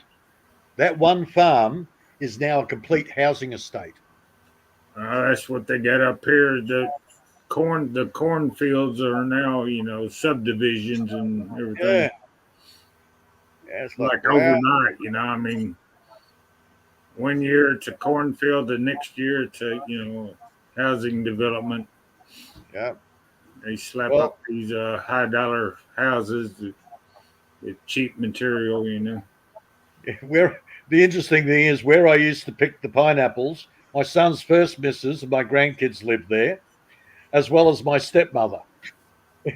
It's oh god, basically it's a rental estate. Everybody that's there basically rents. So it's a low socioeconomic group, but they want to be higher. The only reason the rent there is cheaper is because it's on the outskirts of the main city. The government doesn't No, the government have their own housing estates, and even those they've a sold off. hummingbird outside the house. Hmm. We got a hummingbird and one of the flowers here. We don't have them in Australia. We have hummingbird moths. Let's see if I can take a picture of them. Yeah. I usually First time I saw a hummingbird moth was when I came out here, and it freaked me out. hummingbird Like, moth. what the hell's that? We don't have hummingbirds in Australia. What the hell's that? Turns out it's a moth. Yeah, you got all sorts of weird bloody insects up there where you live. Most people don't see them because they're only come out at dusk and dawn. It's the only time you'll see them. You won't see them at night because they're dark. Dusk and dawn is when they actually come out from wherever they are and they start hitting the flowers. They're a nectar eater like a hummingbird. Right. Oh, it freaked me out when I saw them. Well, somebody actually came, one of the backpackers said, "You have hummingbirds?" And I went, "No." "Then what is that?" And I'm looking, What and is there's that? this looks like a freaking hummingbird, about the size of it, but it's so quick you can't get a detail on it.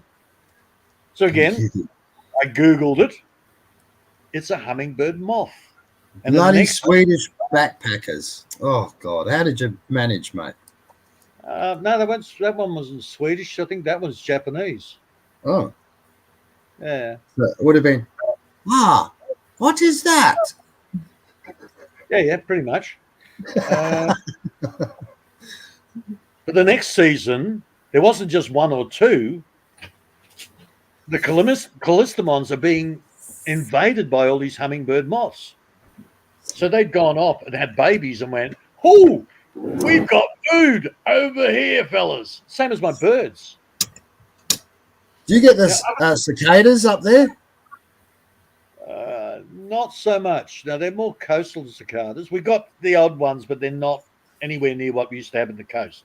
They're freaking weird, man. Those Crickets. things. Oh, they're Shitloads massive. of crickets. Oh, you got. All right. Yeah, we don't. I haven't got too many of them where I am, but You got mole crickets, and at one time of the year, you get your jumping flying crickets. you get those big ass cockroaches there, don't you? Where you are? Oh, well, it doesn't matter. Even back in Wynnum, I had bush cockroaches. Oh man, they're about the size of your little finger, aren't they? Yep. We call them And they fly. Visitors. Visitors. Yeah, generally they don't. When they go into a house, they don't stay. Yeah, they just drop in, say hello, and They then they drop leave. in, bit of a rummage around, freak everybody out, and bugger off. No, we got better cockroaches than that. We've got the proper bush cockroach, which has got like plates. You know, it's like an armor plate. It's a massive beetle. Yeah, I have seen them. And they fly, right? They fly. No, they crawl. Oh, okay. Right. They Remember when I was living up north, they had these flying cockroaches that land on you and just run up your body. yeah, that's the bush. That's your that's a bush. That's a different type of cockroach. That's Oh, actually. They are a native cockroach. Mm-hmm. Right? Not to be confused with the German and your soft body English cockroaches that most city people have invading the place. They just stink, those things, yeah. Oh, they're dirty, disgusting things. Yeah. Yep. The native ones are fairly clean. Yep. They don't rummage around in garbage. No. Go for a late night walk down some alleys in the city, and you'll see your native cockroaches everywhere. We used to run down the alley and just pop all the cockroaches. Oh, God. And cockroach milk everywhere. As you do. Oh, hell yeah. We were, what, 15, 16 at the time? Yeah. And to see the walls and floors covered with these things, and you're just running through going pop, pop, pop, pop, pop, pop, pop, squish, squirt. Did you see on TV the other week, it was what they're doing in New York with their rat problem in New York? Okay. The whole city, apparently, they're all going out on a rat hunt because all the rats are out of control there. And these rats look like freaking small dogs. Yeah. Water rats are huge. Mm. It was, we went down to the Hoi King, a Chinese restaurant on the beachfront. And while I was sitting there waiting, I'm standing back having a smoke. And I looked down the side of the shop, and I thought it was a cat in the rubbish bin. Rat. It was a water rat. And I I came up quietly to the woman at the counter, and I said, you might have to do something with your rubbish bins because I just saw a big water rat in there. And I'm trying to be nice and quiet because, it's going to cost them business if you start saying they got rats. They look like a bloody... This stupid bitch goes off her freaking tits going, we don't have rats. We do not have rats here. And I'm sort of like a raccoon. Did it? It's the size of a freaking raccoon. Damn. It's a fucking water rat. You're not going to just cover your bins, you silly bitch. I'm trying to be quiet here. And she's yelling out, we do not have rat. We do not have rat. And I'm going, oh, for fuck's sake. You have rat. You have rat. What I talk about a fucking Karen. Man. Yeah. And they're savage little bastards. You don't want to pick them up, do you? Oh, no, you don't fuck with them, man. You don't fuck with them. Cats don't fuck with them.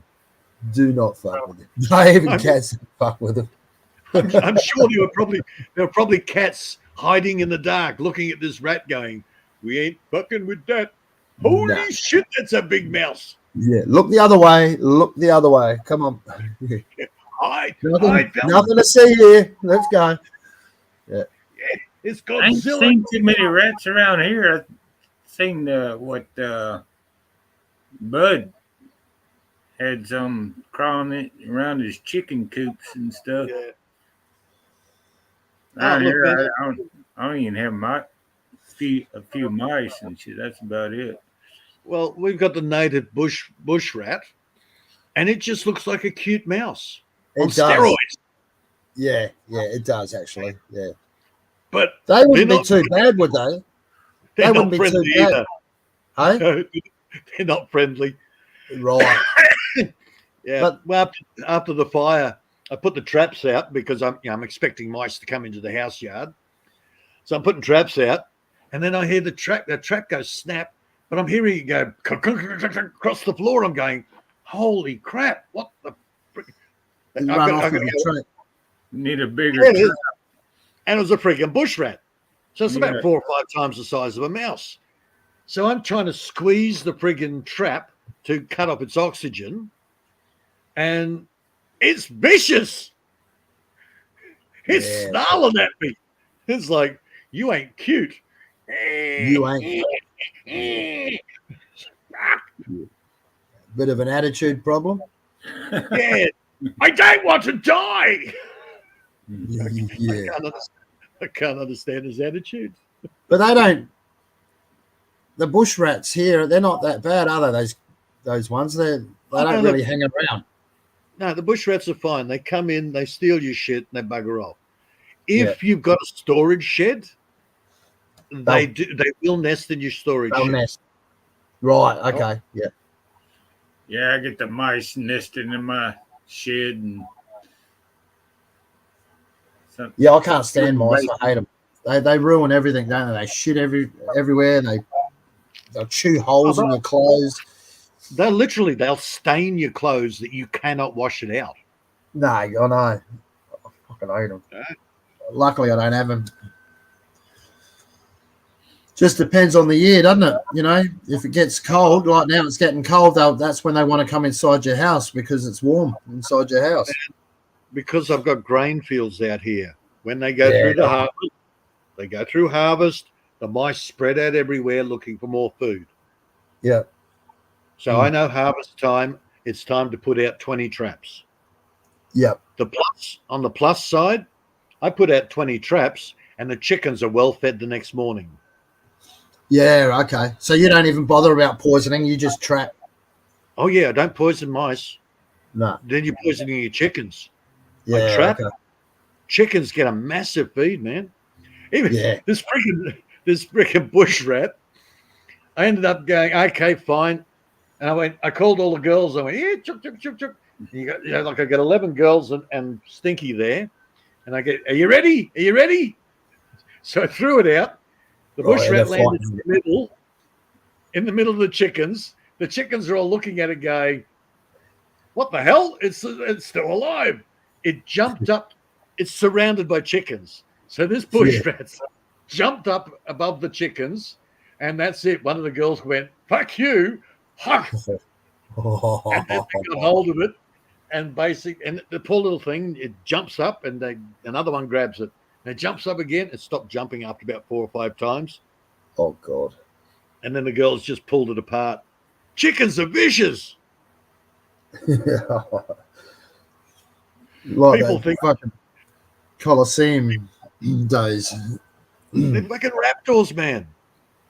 They're like dinosaur raptors. They are vicious. I'd hate to be a mouse with the chickens around. Yeah,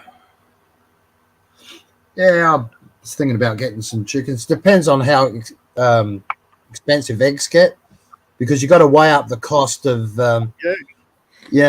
feed versus eggs. You know, because what do you give them, like 100 grams of grain a day, something like that per chicken?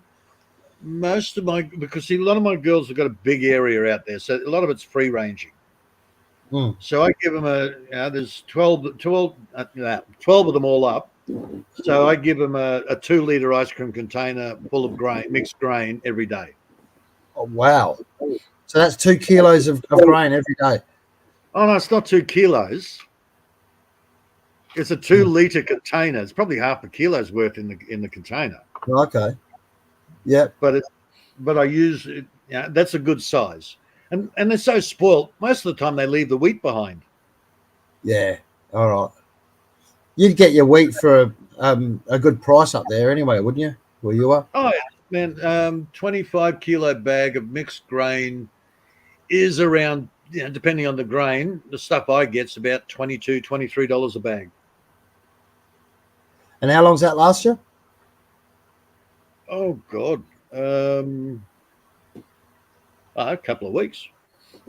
Couple of weeks. So are you selling any of your eggs and that? No, I got other shit that I do. All right.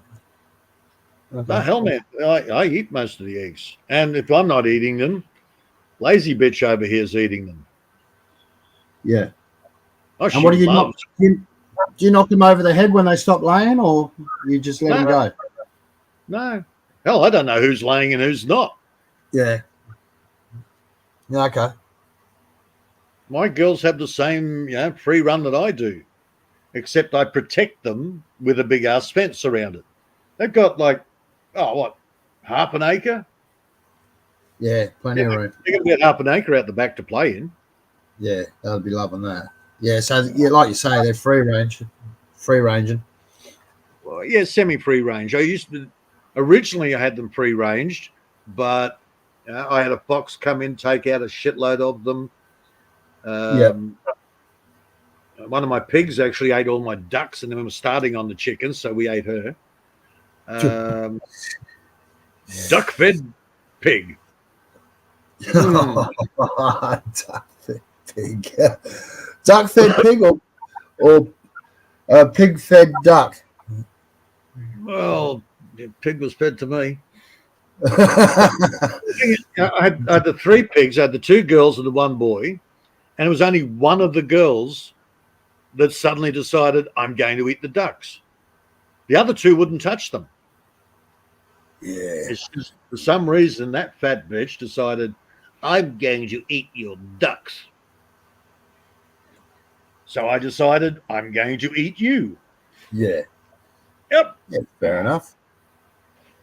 But did you see how these activists are complaining about how we, how they CO2 the pigs here, to kill them in the abattoirs?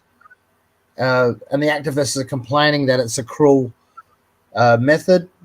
Oh, I tend to agree. You put a bolt gun in the friggin' head. Mm. Well, I saw it on the ABC, and they put him in this slot thing, like a little. They corral him in this little, like a lift, and it goes down into this chamber, and then it seals off, and then they gas him, and they just suffocate basically.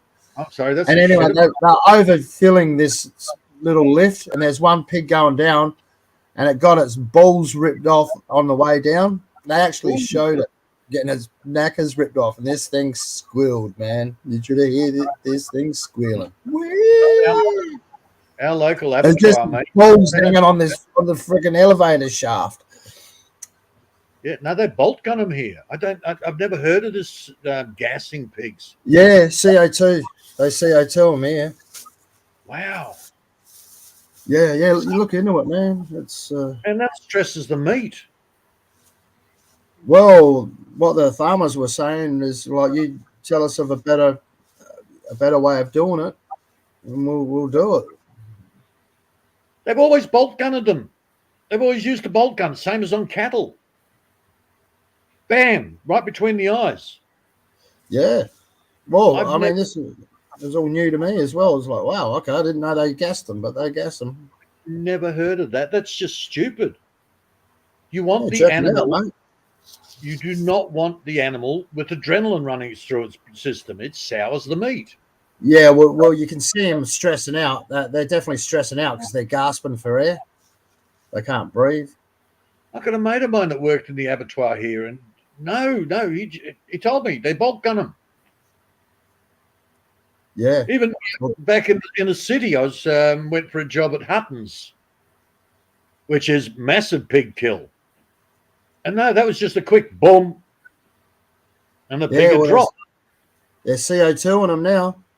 Shit.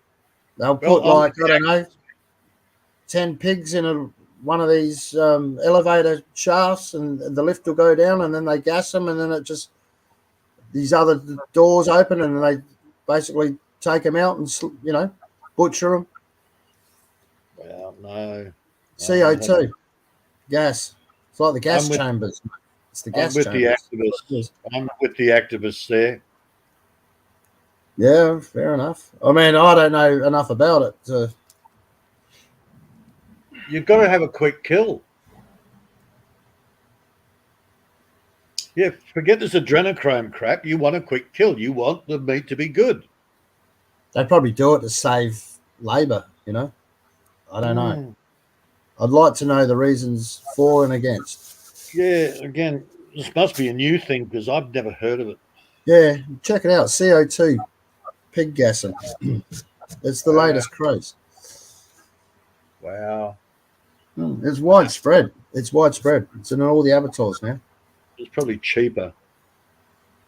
Oh yeah, and I had a chuckle. I shouldn't have. I was like, oh my god, when it got its balls ripped off because they crammed too many in on this lift, and as it was going down, because it's just bars around it. There's no walls, and its knackers were hanging out and got ripped off on the bloody elevator shaft on the way down. It's like, Again, really? Any It was pig, on KBC. any pig farmer worth his salt, whether it's pig, cattle, goats, sheep, whatever, you do not the animals do not have balls when they're killed. You take the balls when they're young. Within the first 3 to 6 months, depending on the animal, you ban the balls. Some people cut them, but I like to put rubber bands on them, special rubber bands. You put that on. I don't know how from when they're born. I don't know how many weeks it takes to grow them before they slaughter them. It might be 3 They're all months. slaughtered by 12 months. Oh, it's by 12 months, is it? Yeah. Okay. It's all slaughtered by 12 months. After that, it becomes mutton or it becomes tough. You want you want around the 12-month, the yearling, which is veal in cattle. Most pigs are a year. Yeah. I had a friend raise a pig for me, and it was about a year old before I had it slaughtered. Yeah, that's about when they get to full growth. Yeah, but you not, don't want to have muscles not toughened up. It's the same with goats. Hell, within the first 3 months, you ban the young males. Within a couple of days, the balls have dropped off and it's healed up. So, and they don't have any pain. Yeah. You can put the bands on. They don't even feel that the bands are on. It's probably like circumcision. No, circumcision apparently is traumatic. I don't know. I've never done that. But by the time they're 12 months, man, they're full grown, and a quick shot in the back of the head. Damn, there's meat.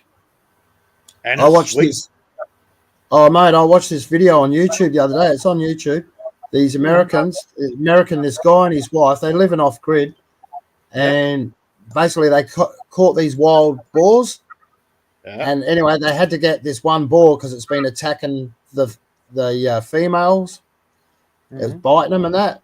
And so anyway, they got it, they trapped it, they noosed it, and they basically cut its knackers. And the first time he's instructing her what to do, he goes, right, now just pull them out.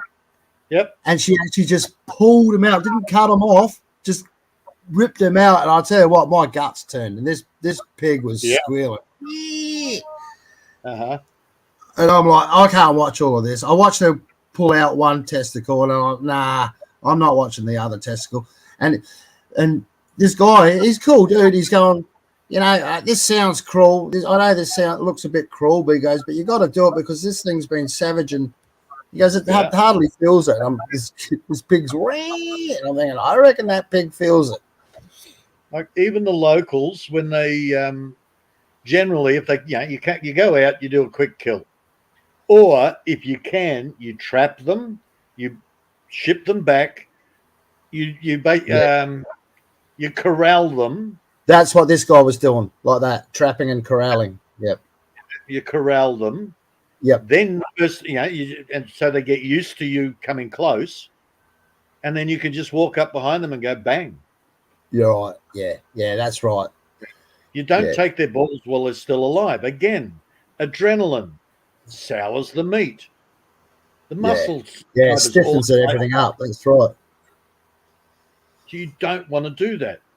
You don't stress an animal. Yep, I've heard that before. There's a woman somewhere. She has all her chickens are all friendly, and she strokes them every day. And when it's time to, cull a few of the chickens, she'll sit there and stroke them and stroke their necks, and she's got a razor blade, and she slits their throats and she strokes their heads until they bled out and they die. And they actually showed the video of her doing just that, and the chicken basically looked like it was just falling asleep. Yeah. And the neighbours who bought the chickens off us said they're the best tasting chickens they've ever had. Yeah, because the meat wasn't stressed. Yeah. Mm. And she'd be selling the chickens for twice what the store was selling them for. Yeah. Best chicken they've ever had. Yeah. I was like, okay, it's crazy, old woman. Remind me not to go out on a date with you. Hey, Oh, I'll tell you something. Hey, dude, listen to this. I gotta tell you this. I went to the supermarket yesterday. I bought one tomato. Guess how much it cost for one tomato? Well, I look at it this way. That's a lot of seeds that you can grow, yeah? Yeah, well, I don't have any at the moment because it's cold, but $1.50 for one tomato. Okay. $1.50 for one tomato. Wow. Yep. Okay. Unbelievable, mate. Yeah, I have no concept of cost of the shops now because I don't go. Well, I'll tell you what, I won't be going back either after that. 6 months. When was the last time I went in? I couldn't believe it.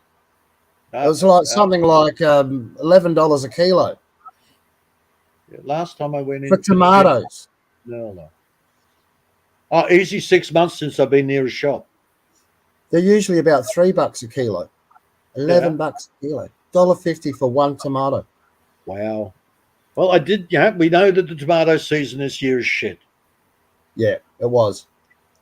Right? I put 300 plants out, and I got maybe 3 or 4 that survived. Unbelievable. Right? The Yeah, drought. and you know what? There's a lot of people that said that. Yeah. This year, just nothing was growing. Last summer.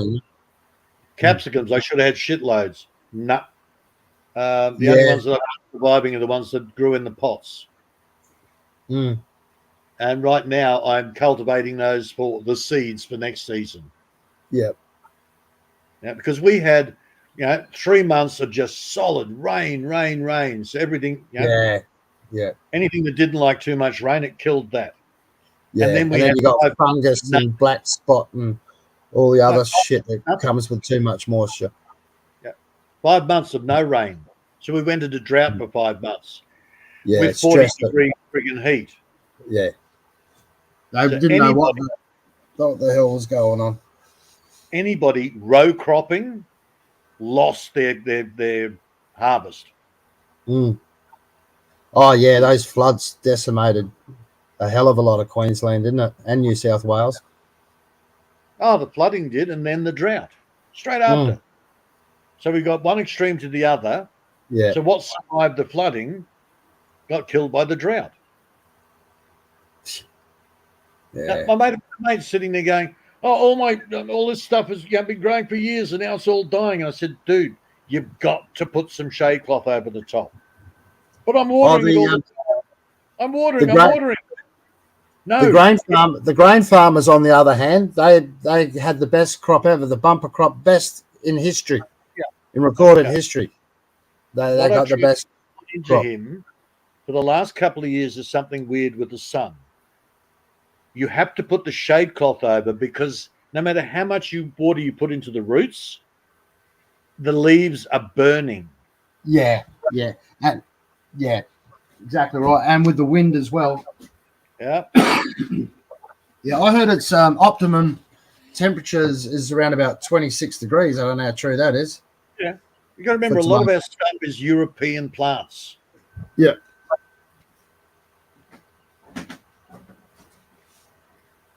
Every time he comes in, calls in for a coffee, he walks past, looks at that garden, shakes his head, and then halfway through the coffee, he'll complain.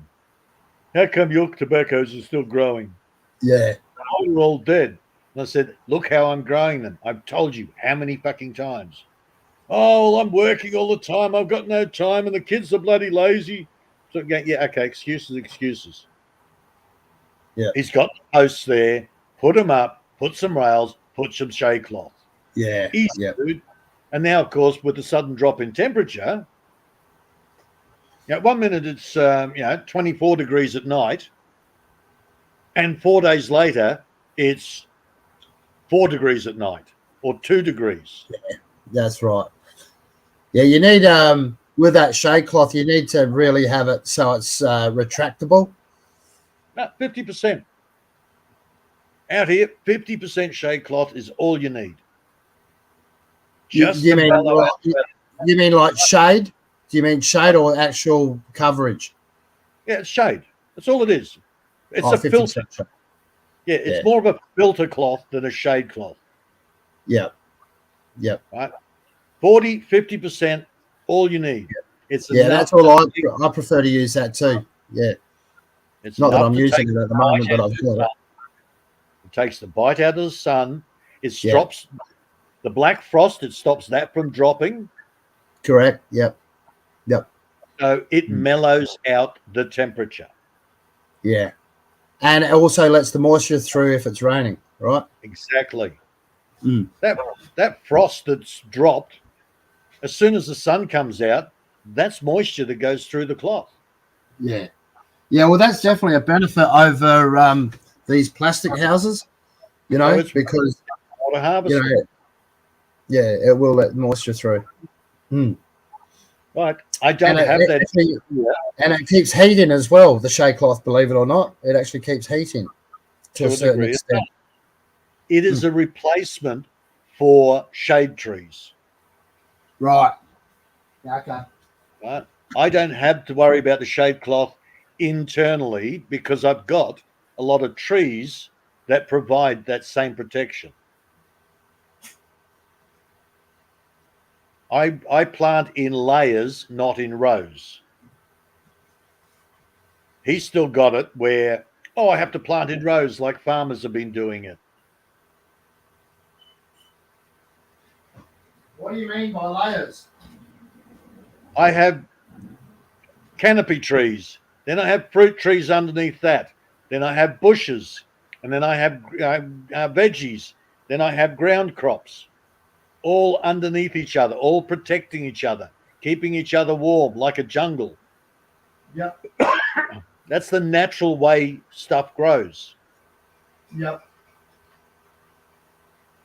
When you plant in rows, you have 100 friggin' tomatoes all growing there.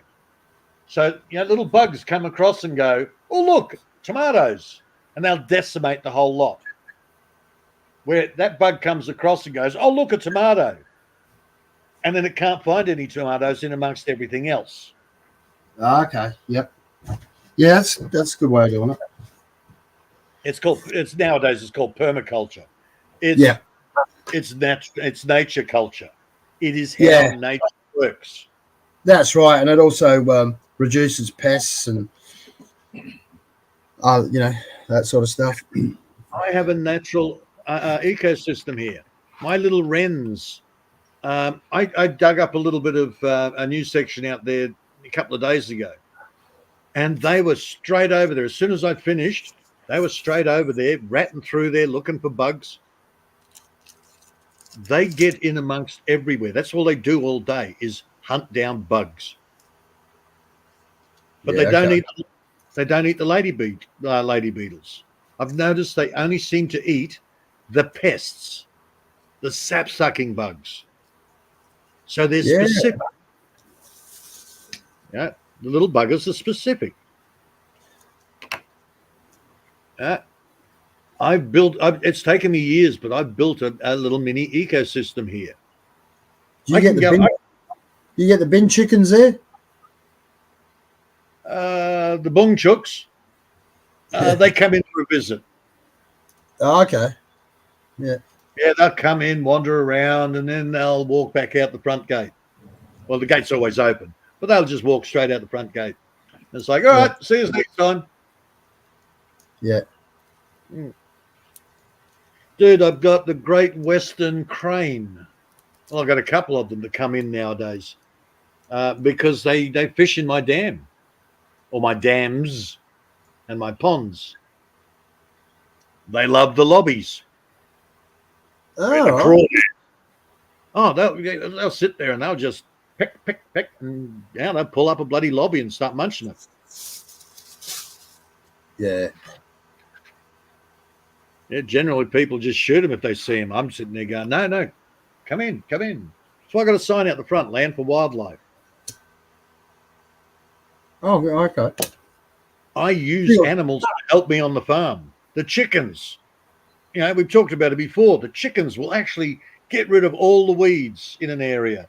They will till the soil for you. They will turn the crappy soil black, full rich. Yeah.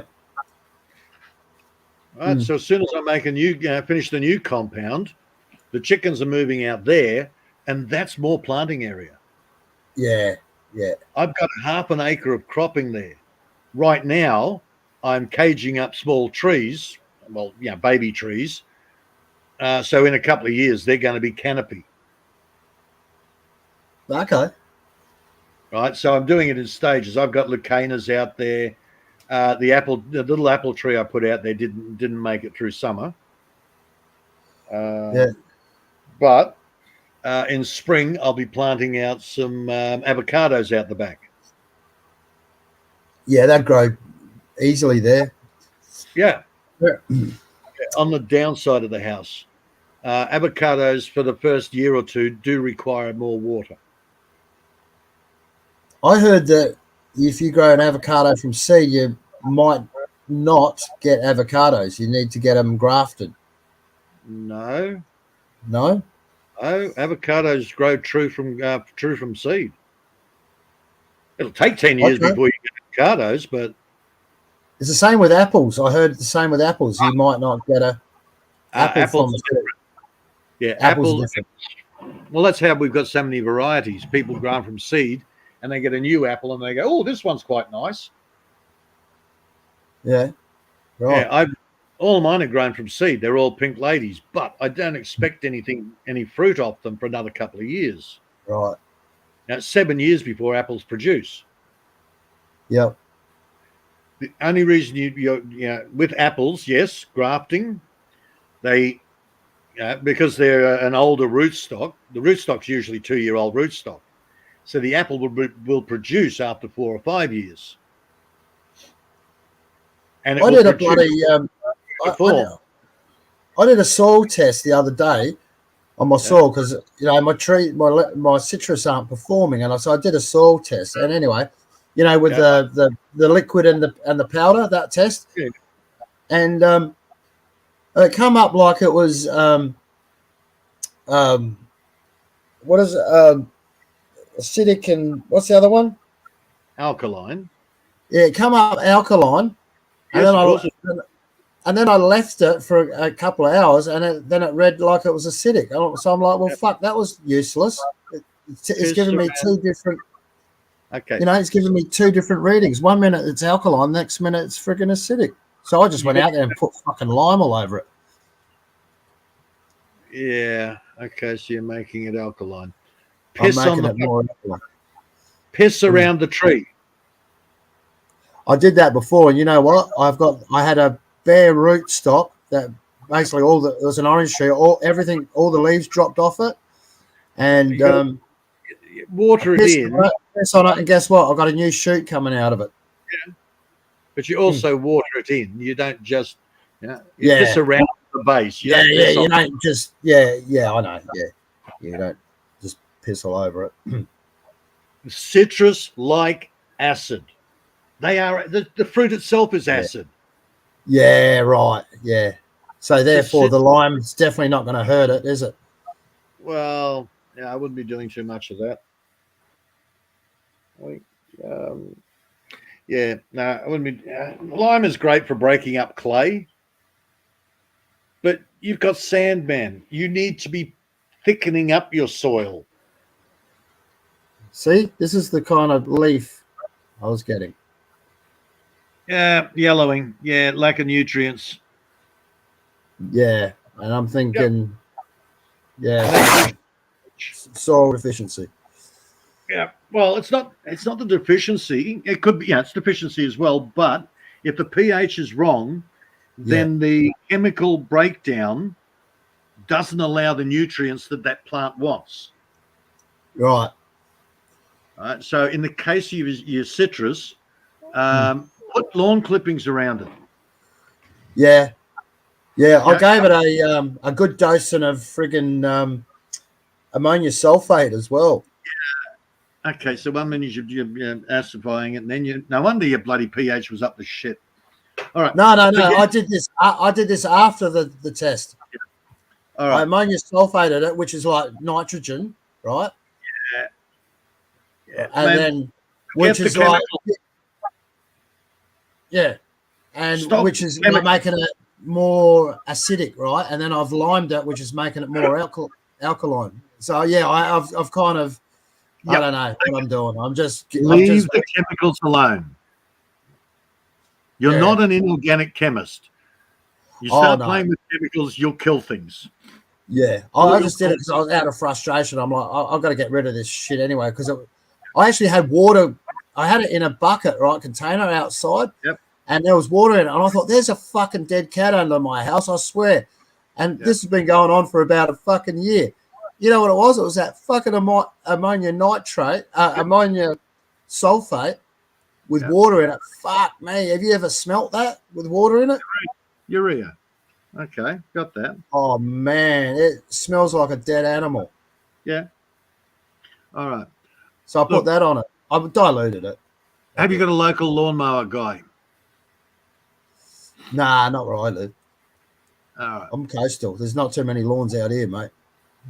Well, whether it's lawnmower, tree cutting, where they mulch up the trees and shit, and then they have to take it to the dump and pay for it. Well, right? yeah. If you can tee up with one of those guys and say, look, just dump it at my place. Yeah. Yeah, mulch. They're happy to dump it for free, because otherwise they're going to pay at the tip. They've got to pay for it. Yeah, they're quite happy to dump it on your place for free. Man, if you can tee something, hey mate, my place isn't the size of yours. Mine's, I know. I'm just like in a coastal. Yeah, you're a suburban township block. I'm just on a standard block, man. Yeah. Look, 1,000 square meters. There's a guy, I can't remember where he is, but he's over in the States. He's basically, when he moved in, it was just rocky soil. You couldn't grow shit there. Well, here's sand. Yeah, I know you got sand, which is basically just little tiny pebbles. There's no nutrient factor. We got that. All right. Yeah. So he's got this rocky shelf. What he ended up doing is teeing up with the local lawnmower crew, the what do they call it? Landscapers. And they came in and they would dump truckloads into his yard. He's now built 12 inches of soil that he grows in just from all that waste. And he's got, man, it's like a jungle. It's just food everywhere. Yeah. Well, that's what I've been doing over the years, man. I've actually dug out these beds and I've put in proper soil, peat moss, manures, compost, blah, Everything blah, blah. Worms. Organic. Yeah, organic. And we're getting there. We're getting there, but it takes a few years to get it right, Of course it does. I came here, it was depleted shit. Grass wouldn't even freaking grow. Unless, of course, you count spear grass, which is not really, it's horrible. It's a sedge, not it's grass. Yeah. But it's nasty shit. Well, Peter, what I was thinking about with the yellowing of the leaves as well, I was thinking a possibility of that could be saline, salinity in the soil with the sand. Of course it does. It reduces the plant's ability to take in nutrients. So, like you were saying, is compost, and organic material in it. That's how you'll overcome that. Exactly. Compost has a way of balancing out the soil. What happens is it grows your microrhizomal fungi and stuff like that, and they do all the hard work.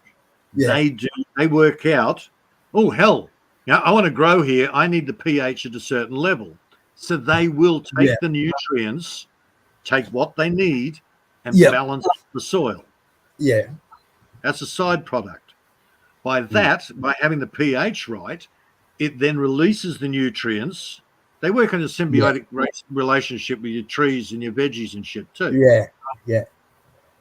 especially Yep. with trees. I was looking So- at. I'm definitely going to be using, which I didn't look at yesterday, which I was supposed to. But when it comes into spring, I'll be using potassium sulfate. Oh, God. Yeah, more chemicals. Yeah, I know, but I tell you, man. I mean, I was going to use just ash, from a fire. Just put Yeah. ash through because that's Potassium potassium. nitrate. Potassium nitrate. And there's nothing wrong with that. Do that. Wood But ash. I did read that the problem with potassium Again. nitrate compared to potassium sulfate is that if you do have problems with salinity, the potassium nitrate will cause more salinity because it's a nitrate rather than a sulfate. Potassium nitrate or your potassium, your wood ash, it's a strong alkaline. Right. So you actually need to, you don't put you have a pile of it, and basically, the rain will wash through it. It'll balance out. Right. What you want is the carbon. You want to put Yep. the carbon into the soil. The white powder is basically your potash. Yep. That's where your alkaline, your strong alkaline comes from. Right. Yeah. Okay. Yeah. I might just do that for starters. Put that through it. Right. But because I've got a shitload of stuff here I need to burn. All right. What I do is I compost the crap out of everything. I go out there. I have to mow. I have to mow back from the house yard to stop fires coming in and burning down my house. What I do is that grass comes in, leaves come in, anything and everything that will rot down will come in as compost. Do you worry about the percentage of brown to green? Do you worry about that percentage? You're just happy with brown? No, I don't worry about anything. Right. Because I heard there was like about a 60-40 percentage, 60 brown, 40 green. Other people say two brown to one green, or half and half. You don't worry about that. You're just going to confuse yourself if you listen to all that scientific shit. Yeah. Sound like you're getting too complicated there. They are trying you get so many different people saying different things, and this works and that works, and that way you actually have to go through them. You have to pay them to tell you how to do it properly, and do it their way. It's all shit. Yeah, man. When I got into the old KISS method. Simple, stupid. That's right. Yeah, you're right. All right, they say that if you bring in a lot of wood chips, it makes the soil more acid. Well, then if you burn those wood chips, the soil's too alkaline. Dude, seriously, it'll work itself out. You bring it in, you put it on, your wood ash, sprinkle it far and wide. Yeah. Right? Mm-hmm. Don't put it in one pile because it's going to be caustic in one section. Right. Throw it out there. Spread it like you would fertilizer. Yeah. I did read another thing about the potash, if we'll use that term. You basically do a ring around your tree, around the root ball, the outside of the root ball, and you dig it in, like you actually make a trench around the root ball, and you lay the potash in there because it doesn't leach. It will not leach through your soil, and it takes it up from where it is. All right, to give you a hint, when does nature do that? Never. Right. Yeah, I was reading about the citrus farming. Okay, give me a break. And there's the thing: when does nature do that? Never. Never. Stop trying to be better than nature. Look at our farmlands, our depleted farmlands, with people being better than nature. Stop playing God, man. Right. Funny thing is, a lot of the farmers now are going, oh shit, we need to stop using chemicals on it Yeah. and start importing shit. Literally. They're now Yeah, going to literally. the Unadulterated. they're going to the feedlots and they're buying the shit from the animals.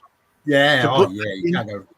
You know, to put- bullshit is the best. You know what they Right. say? Bullshit. That's the shit, isn't it? Bullshit. That's the best. Right. So it's a symbiotic relationship. They go and put the bullshit on their bloody ground, which then makes better grain, which then they feed back to the cattle to give more shit. Yeah. Exactly. It's a process. It's a what do you call it? It's like a chain reaction. A symbiotic relation. Anyhow, it's the circle of life. The circle of bullshit. The circle of bullshit. But it's the circle of life. But it's how nature does it. I also read that what is it? Sulfate, sulfur. I'm a fucking industrial chemist. Sulfur will. Chemicals bad. Hang on. Yeah, like that creates acid, right? Sulfur. Sulfur, water, and salts here create sulfuric acid, Which is acid. But sulfur. I heard that chicken manure will also react the same as sulfur. It will acidify your soil. High in nitrogen, again, combination with the H2O. It all breaks down. You end up with nitric acid. Whereas bullshit will make it more alkaline. Well, your shit, human manure, cow shit, whatever you want to call it, that's organic. It's already been composted through the animal. Yeah. Cow shit is actually the best. Yeah, cow shit's the best because it's more alkaline, right? Whereas chicken shit's more acid. Well, when it's fresh out of the cow, it is still strongly alkaline, yes. Rabbit shit. Rabbit shit. Here we go. We got what else? Shit. We got raccoon shit. Oh, we got all sorts of shit. Shit it doesn't matter what shit it is. If it's a grazing animal, it's good shit. The shit is compost. Yeah. Yeah, but what I found fascinating was that chicken shit will lower your pH, whereas cow shit and compost will raise your pH. Well, a lot of plants prefer a more alkaline soil. It is only the rare ones like your citrus and azaleas that like more acidic. Well, what I read was they just like our pH around about 6 to 7 in that range. Well, I don't even worry about the scientific side of shit now. Yeah, if it works, it works. If it works, I copy nature. Yeah. This is how nature does it. I'm going to copy it. Yeah.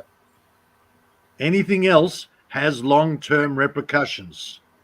So you don't like the trench around the root ball with the potash? Man, I don't like digging. I don't like digging. No. I'm serious. Digging the soil is actually harmful for the soil by exposing the fungus and the bacteria to the sun and the air, kills it. Yeah. And that is beneficial microbes that that will actually help feed the plants, and you're killing them off by tilling the soil. The only time I heard that an effective compost heap or mound should get to 100 degrees Celsius.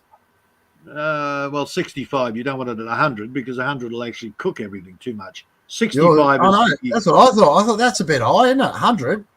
Yeah, you want it about 65 minimum. that'll actually kill off the seeds. Yeah, and it'll break it down quicker too, right? Right.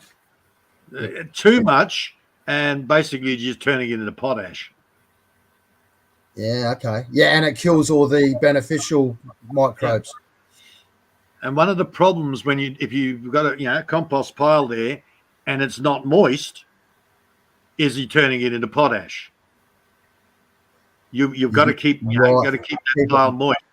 You've got to keep it down in temperature. Yeah, you could, and also if you get it to that certain temperature, it will kill the pathogens. Yeah, anything above 65°C kills the pathogens, but doesn't kill the beneficial microbes. Exactly. Well, I got something right with my bloody researching. Why do you think your body gets the temperature when when you're sick? It's to kill it gets up to 34 degrees, and at that temperature, the nasty microbes get killed off. You mean 39 degrees or 40 degrees? When you're when you get a temperature. Yeah. Well, I think what's the temperature? Let's say 37, around about 37. That's human temperature. Nothing lives above 104 Fahrenheit in the body. Right. Okay. So what's that in Celsius? What's 104 in Celsius? I've never really followed it. 39.4, I think. What's your normal body temperature? 39.4? Nah, 37. Around 37. Okay. So then 39.4 is about 104. Okay. Right? That's why you get a temperature. It's your body's mechanism to kill off those pathogens. And in most cases, it works. In other cases, your body goes too high and it kills everything, including you. Yeah, that's right. Right. So if I get sick, I'm not going to drop my temperature. No, you get sick, burn it out. I will sit there in a fetal position in a pool of my own sweat in winter just to kill off whatever bug was ailing me. Yeah. I haven't done that in years now. My system now has balanced itself out. Yeah. That was city stuff. Yeah. I'm the same too, believe it or not. Yeah. Unbelievable considering my lifestyle, but very rarely, touch wood. Well, seriously, you're poisoning yourself every time you have a drink. Alcohol is a poison. That's why you get a hangover. Yeah, well, mostly I'll just drink beer. I'm not drinking whiskey again. No, but normally you're not going into excess. You give your body enough poison that it can deal with it. You get what you want. That's it. That whiskey and wine, man, that shit will kill you. Okay, of course it will. It's a huge poison. Oh, massive. Yeah, not Dude, a fan. When you put the worm in tequila, does it live? No. Right. Alcohol's a poison. That's why they call it to kill you. Man, I can't stand that shit. Tequila. I only ever had that once. I was 16. Oh my God, I was sick as a dog. I can't even stand the smell of the tequila. It's shit. Yeah, I can't stand that drink. I can still taste it. I was only 16 at the time. Yeah, look, I've gone through the chemical phase. I've gone listening to other people, and then I've discovered from suck it and see is just compost the crap out of everything. Compost the crap out of it, yeah. The more rotten organic matter that you bring in, whether it's shit, whether it's leaves, whatever, the more you bring in, the more your fertility goes up. You don't have to worry about pH and crap because that gets, nature sorts that. And shit grows. Yeah. Yeah, no, I totally agree. Even that feedlot shit, I bought a couple of meters of that. And that section where I put the feedlot shit, man, it won't hold water anymore. 12 months and it'd be like your place. Water just goes boop, gone. Yeah. So now I've had to work over it. I've had to counter that by putting proper organic matter in, because there's too many chemicals in that feedlot stuff. Oh, just to let you know, 104 Fahrenheit is 40 degrees Celsius. Yeah. Yeah. So most pathogens will die at 39.4 or about 104. Yeah. 40 degrees. 40. Exactly. Yeah. There you go. Yeah, no, you're right. Just go pure organic. Don't worry too much about friggin' chemicals. Yep. And it should sort itself out. It does. A lot better than playing with chemicals, man, because you get it all balanced out and you go and test it a month later and it's all out of whack again. Oh, yeah, it's a nightmare. Because half your chemicals are slow release. Yeah. My soil structure is not real good anyway. It's a little bit sandy. It's on the sandy side. It doesn't clump up when you grab it and squeeze it. It's still, it's not quite right. Organic matter. If you want a quick fix, you can go and spend shitloads of money and get some bentonite, which is a clay powder. Yeah, right. But that again, that has its long-term drawbacks. Yeah. No, I think I'll go the compost route. Organic route. Compost. Just do it that way, because I do want to stay away from all the dangerous shit. Yep. But I mean, like herbicides and pesticides, I don't use any of that. Yeah, but even your fertilizers, the chemical shit. You've got your NPK fertilizers. They're all salt-based. Yeah, right. Yeah, I'm starting my compost pile. Just the winter leaves, I just mow them all up and throw them in that one big fence area. And it's cheaper. Yeah. Look, you've got your potassium nitrate. Well, when that breaks down, the plants get the quick hit of potassium. Yeah. But then you're left with the nitrate solution, which is a type of salt. Yeah. Salt. That's a good point, right? Salts. It's not just sodium chloride, which is table salt. There's a whole range of salts that will sit in the soil and kill plants. Yeah, whether it's sodium nitrate or whatever particular salt it is. When your fertilizers break down, what's left is salts.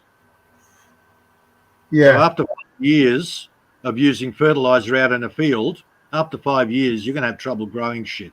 So you're going to put. Do you know much about phosphates? To a degree, trace elements of phosphates are fine. It depends on how they come.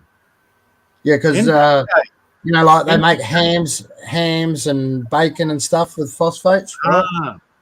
Yeah. Now that's to kill off botulism. Right. Okay. And also makes it redder, right? Like I don't know, gives it that look, that pinky or red, pinky, whatever look. Colors it up a bit. But yes, they're also saying it's a cancer producer, and it is a chemical. Yeah. My doctor said I need to stay away from that shit as well, like too much hams and bacons and whatnot. Yeah. Yes, because that's not a good chemical. Right. Yeah, they're basically poisoning the botulism, which is a bacteria, and you're eating the same poison. Yeah, well, what I'm wondering about, because you've got nitrates and you've got sulfates and you've got phosphates, and I'm wondering about phosphates. Does that occur in a garden at all? All these chemicals are naturally in the ground. Right. Okay. They're a natural byproduct of things rotting. And our body does need them. I know nothing about phosphates, to be honest. Our body does require a certain amount of phosphate. Too much will kill you. Yeah. A beer occasionally is good. Your body loves a good beer every now and again. Yeah. A bottle of scotch will kill you. Yeah, daily. Oh, for sure. If you have one every day, it definitely will. Okay. What you're doing is you're having small doses of the poison, which helps your body. Large doses of it will kill you. Yeah. Same with your phosphates. Yeah. And basically, they just said, well, you need to sort of lay off that and just eat more veggies and stuff like that. You know, organic. See, we'll keep going back to organic. Right. See what Nature. everything keeps going back to nature, doesn't it? Organics. Yeah, I prefer to call it natural. Yep. Organic's being used to death. It's a woke word. All right. Okay. Let's half the stuff change the takes- terminology. And Back to half the stuff- nature. You're a naturalist. You walk around with nothing on. Is that the one? Is that better? Yeah. Yes. Yeah. Okay, in summer, not in winter. Hey, he's got another year, one. right? Oh no, it's the same one. Yeah, the it's been same on that one. day. Yeah, so you don't guts it like me. If I had that, I'd just guts it. There'd be nothing left in 10 minutes. Yeah. But hey, I just got to make over a year. I'm probably yeah, over that. you just have it like a shot and you're all right. Yeah. Hey, I I'll had be a back. shot yesterday. I think I have another shot today. Yeah. Organic is a woke term. Half the crap that is labeled organic is not organic.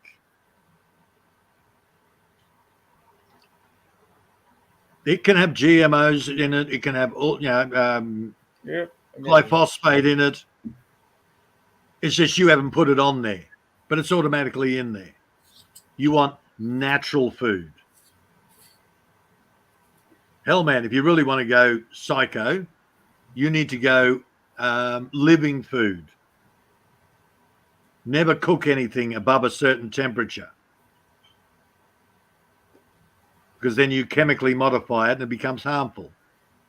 Eat fresh straight off the tree. Eat fresh straight out of the garden. That is how we're meant to live.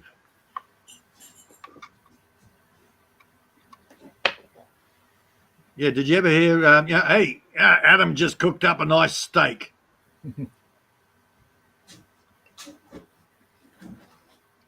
I'm just making a cuppa. Yeah, I'm thinking the same thing. But that's what we are. We're hunter-gatherers, man. I can't understand why everybody, a lot of people, including my dad, he always liked his steak well done and shit. I mean, Well done, dried out, and tough as friggin' boots. yeah. But at least kills all the bacteria. I like mine like medium or almost medium rare, but well, that was the thing in the old days. You cook the crap out of stuff to make sure you don't get botulism. Yeah. Right? It's a leftover of those days. Yeah, Well, I reckon deer's got that certain disease in it as well. Some of the deer in America. Deer carries Lyme disease. They carry the Lyme tick. Yeah, is that what it is? Lyme deer tick, yeah. Yeah. So you got to be careful with that too, don't you? So you cook it, you dry it out. Yeah. Yeah. Does Mark look like he's dead? No. And the thing with Lyme disease, it actually has to go into the bloodstream. The stomach will kill off a lot of that. Yeah. Yeah, it's the same as Ross River here or dengue over in Asia. Yeah, you can eat the friggin' mosquito and you'll never get dengue. You'll never get Ross River. It's when it's injected into your blood, that's when it thrives. Same as ticks. It's a blood disease. Yep. Yeah. I've been bitten by damn ticks like pretty much every freaking day since it turned warm here, Oh yeah, they're coming out with a vengeance, man. Yeah. I'm lucky I don't get them down here where I am. I haven't seen them in a few years. Well, on this property, I haven't seen them in a while. The chickens get hold of them. Well, a couple of years ago, I killed a deer, and he was just like full of the little deer ticks. Yeah. This year, I didn't see that many in the in the hair, Oh, okay. Very good. part. Yeah. Not as many as I had before. But I walk outside. Hell, I walked outside just one time, and I got a big old kick on my ass. And Oh, Mark every got time I ticks. go, every time I go outside, I gotta come back in, check myself and shit. There's a certain way you've got to pull them out, isn't it? Because you can break their head off, and their head can stay Yeah. in your Gets skin or affected. The head still lives, and you'll it get still lives. it'll get infected. No, look, man, you can put oil on it. You can put it'll actually kill it off. Don't pull the tick out. I give it a drop of tea tree oil. Yeah, okay. The tick will actually, it'll kill the tick. It suffocates the tick, and the tick will pull its own head out. I just Yeah. burn the heat up the tweezers and shit. Yeah. Get a little hot, and pull it out that way. Well, you don't have a bad reaction to the bloody poisons that tick puts in there. It's saliva. Well, I get a little bump after a while. It lasts for a few days and sounds like you're used to them. Itches like hell for a few days, and you're freaking. There's a certain chemical. I heard of, again, we're talking chemicals, but there is a certain chemical out there that this guy was telling me about. I can't remember the name of it, but he sprays it around his house, like the outside of his house, sprays the walls of the house, around the perimeter of the house, and he doesn't see any ants, nothing. Ticks. Dimeth. No, I can't remember what it's called. He reckons it's brilliant stuff. He was going to do my place, and I'm like, nah, because I hate chemicals. I use a bit on the garden, but like those real dangerous chemicals like Roundup and stuff like that, I won't use them. I'd rather just pull a weed out than kill it with chemicals. Roundup Zero, it's glyphosate. Yeah. No, this is stuff they used to bath the dog in, sheep dip and stuff like that. Right. Oh God, you buy it in the bloody shop with a flea bath. You mix it with water, you put a cap of it with a gallon of water or whatever, and you bath your dog in it. Oh, what do they used to call it? Two of them they used to call it. But it's the same thing. You spray it around the place and it will kill off just about everything. Eric, there's no spiders. You don't have spiders. You don't have ants. Nothing. Cockroaches. Everything. Just nothing will penetrate. That will go over it. No spiders. What are my willy wagtails going to eat? No, just around your property of your house, so they don't come inside your house. Dude, the willy wagtails hit them. I'm not going to chemical. Well, you're saying about ticks and that. No, I don't get the ticks. The chickens take care of them. All right. Okay. Dude, my fellow, housemates, yard mates, whatever you want to call them, they look after all those parasites. And let the geckos. Geckos, they take out the cockroaches. Except I've got one cheeky fucker. Yeah. So if I'm hanging over like this at night, 7, 8 o'clock at night, he'll come up. Why, I don't know. He's got a hatred for me. He'll come up and he'll actually piss on me. He's done it 3 times. He pisses on you. Seriously, so I turn on the friggin' light and I'm looking at him. He's looking back at me. I'm going, you little prick. What size is it, man? How big is it? Oh, he'd be about, I call him crocodile. He's a massive bloody Japanese gecko. Unbelievable. They bite, don't they? Those big ones? They bite you? No. I sort of went, move along, you. And he wasn't going to move. I actually touched him and gave him a bit of a stroke, and he wasn't moving. I'd actually push him along and go, come on, move along. Stop pissing on me, you little prick. Pissing on me, you bastard. I don't mind you inside because you're killing all the bugs, but don't piss on me. Yeah.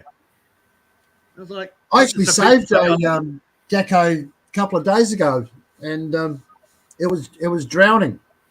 And yeah, he was only a little fella. He was about the size of my little finger.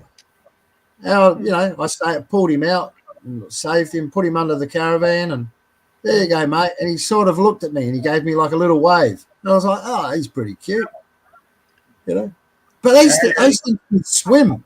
Have you ever seen them swim? They can swim, man, underwater. Of course they can. Yeah, That just still weird. Neighborhood cat, man, been killing my geckos around the house. Yeah, it's another reason why I won't get cats here. One, half the time they don't chase the mice. I've had one good cat. Every other cat's been useless. Yeah. All they seem to do is kill off the bloody lizards, geckos. And it's like, yeah, then you start getting the cockroaches in, and it's like, oh, for fuck's sake. Yeah, better off without them. Why do you think freaking crocodile's so big? He loves the visitors. He loves the big, Australian bush cockroaches. Yeah, They come in and he goes, hey! yeah, beauty. Yeah. Yeah, because I think, beginning of spring, I started noticing that the big cockroaches were in. But, what's his name? What's your gecko's name? Crocodile. Crocodile. Crocodile. And his eyes light up, when the big bush cockroaches come in. Oh, man, he's huge. For a Japanese gecko, he's huge. It's like, hang on, you've been stealing steroids from somewhere? I don't have steroids here. Hey, those Filipino geckos are massive as well, and they bite. They will bite you. Yeah. And they cause an infection. I've got some really nice-looking native ones out in the bush. Yeah, I've got one that's got a leopard pattern on its back. Yeah, yeah. I've got goannas now that are camo. Yeah. I've seen them. My little geckos are like a purple, got a little purple tail running around here. I've never, when I first came out here, I've never seen anything other than the usual greeny grey goanna. Yep. But for some reason, adaptation, I don't know, but now we've got camo coloured ones. It is really weird. I've never seen a camo. I've seen them blotchy. Yeah, it's like weird stuff. That's why I don't want chemicals around my house. I don't want to kill all the damn geckos. Yeah. That's a point. Yeah, they're good. They're good lizards, the geckos. I don't mind them. If I see them, I try to save them. I'm not bad with lizards. I kind of like lizards. But snakes, if I see a snake, it's we're not friends. I don't kill the snakes around here. I got the black racer that I let run Depends around. on the snake. Depends on the snake. Yeah. It kills the rattlesnakes and the copperheads and the poisonous. Wow. Is it poisonous? That black one? No, the black racer. No, it's non-poisonous. Yeah, all right. Its fangs are in the back of its mouth, so it can't actually bite people. But it will bite other animals and kill them. It'll kill another snake. Yeah, it kills other snakes. Yeah. That and the what we call a chicken snake. It's pretty big. It kills other snakes. Yeah. The only snake that survived here was George, my spotted python. I came home. He's laying on the top of the bloody plant pots, and I'm sort of going, "What the hell?" And I look down, and there's George with his head down and then back up between the pots, and out of his mouth are two little legs. He's munching a mouse and saying, "Good job, good job. I'll call you George." Good, George. Is he still there, or is he gone? I don't see him. Yeah. He's around somewhere. I don't see him. Hopefully, Yeah, he's go back out. With my black racer, I probably see him like once or twice a year, but they stay hidden pretty much. Yeah, he's probably underneath the bloody house there somewhere. Yeah. Yeah. Underneath their Love him, sure. Yeah, hunting mice. Yeah, well, that's good. That's a good thing. Mind you, you don't want him too big. You don't want him too big because he might be hunting you soon, Peter. Okay, a spotted python, according to Google, doesn't grow more than 1 meter long. Oh, okay. Right. Yeah, that's I'm bullshit. thinking, He was 1.5 meters. was he? Right. He's well fed then. Oh, he was definitely she. I'm calling him George. George. 'Cause he George was and pretty. Crocodile. Yeah, George was pretty. And then I've got my king parrot that comes in here occasionally, stirs her up. I feed John occasionally. That's John, is it? Yeah, it's John. He likes to aggravate the bitches. Well, that's a fitting name. Yes, I wonder why I call him John. Oh, God. He's up there. I put a bowl of food up for him, and he'll get there, and she'll come out, and she's her, and he'll sit there and look over it, turn his head sideways, have a look at her, go back, grab a bit of seed, and spit it at her. Fucking hell. And she's sitting there going, "What the fuck?" What is it? A galah or something? No, it's a king parrot. King parrot. Yeah. I don't know what they look like. Oh, they're basically a red head on them, greenish body. Right. Okay. Oh, nice looking bird. The females are fairly drab. Bit like a Rosella, is it? Yeah, sort of, yeah. About the size of a rosella. Yeah. Yeah. Nice. Oh, look, he's a smart ass bird. Yeah, if she's not around, I'll put my hand up there. He'll come over, he'll sit in my hand, and he'll just look at me. And I'm sort of going, yeah, okay, mate. Okay, up you go. Well, I think his daughter is now back. She's brought her boyfriend because she's nice and friendly. Boyfriends doesn't know what, oh, hang on. So he's actually been teaching his offspring, this human's okay. Yeah. And she's spitting seeds at the dog. Seeds at the dog. Yeah. So dad has taught her well. Yeah. What do? Just spit seeds at it. Yeah, I like to stir up the big dog. He can't get me, but I'm just going to stir the shit out of him. They're actually quite intelligent, some of those parrots. Parrots are very smart, man. Mm. Galahs, I find, galahs aren't too bad here. The sulphur crested.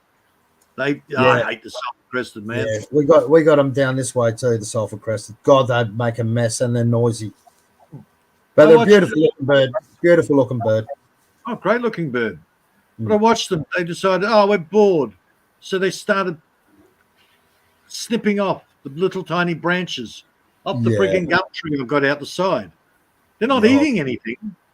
They're just bored. So they're going to shred the gum tree. Yeah, they make a mess. I was like, what are you doing? We're bored. You won't put the TV on for us. They actually like pine cones as well. Oh, yeah.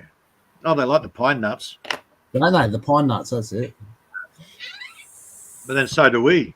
Every time you have a, what is it with the basil? Pesto. Pesto. A good pesto has got pine nuts in it. Yeah, that's right. Yeah. I think I've never actually picked a pine nut, off a tree.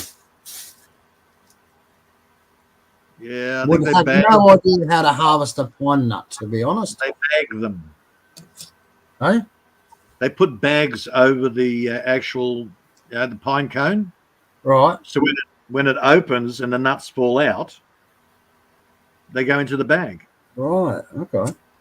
Yeah, just what do they call it? Muslin bags? Not plastic. Muslin bags.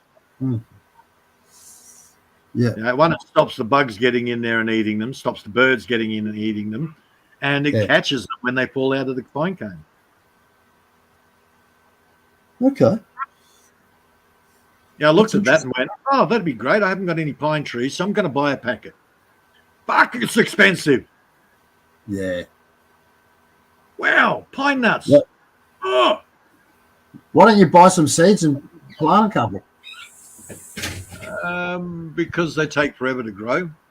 And plus, hey, the galahs will just come in and eat them anyway. They'll just, yeah. I'm gradually clearing the property of all the crap trees, replacing them with more productive trees. Yeah, yeah. I still haven't grown my mulberry, but I want to. I still will do it. I'm looking for the seeds. I cannot find the seeds to save my life.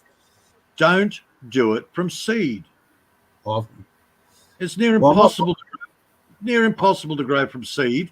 And if you do grow from seed, the odds are you'll probably get a Dutch elm as opposed to the mulberry.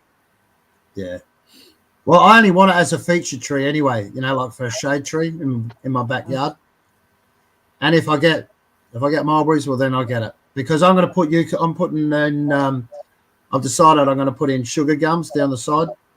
Yeah. On the outside. I'll use that for wood. I don't want to chop down a good mulberry tree because, everything on a mulberry tree is edible, not like a eucalyptus. You can't grow anything under a eucalyptus tree, can you? You know that. Not really. No, it tends to kill everything off.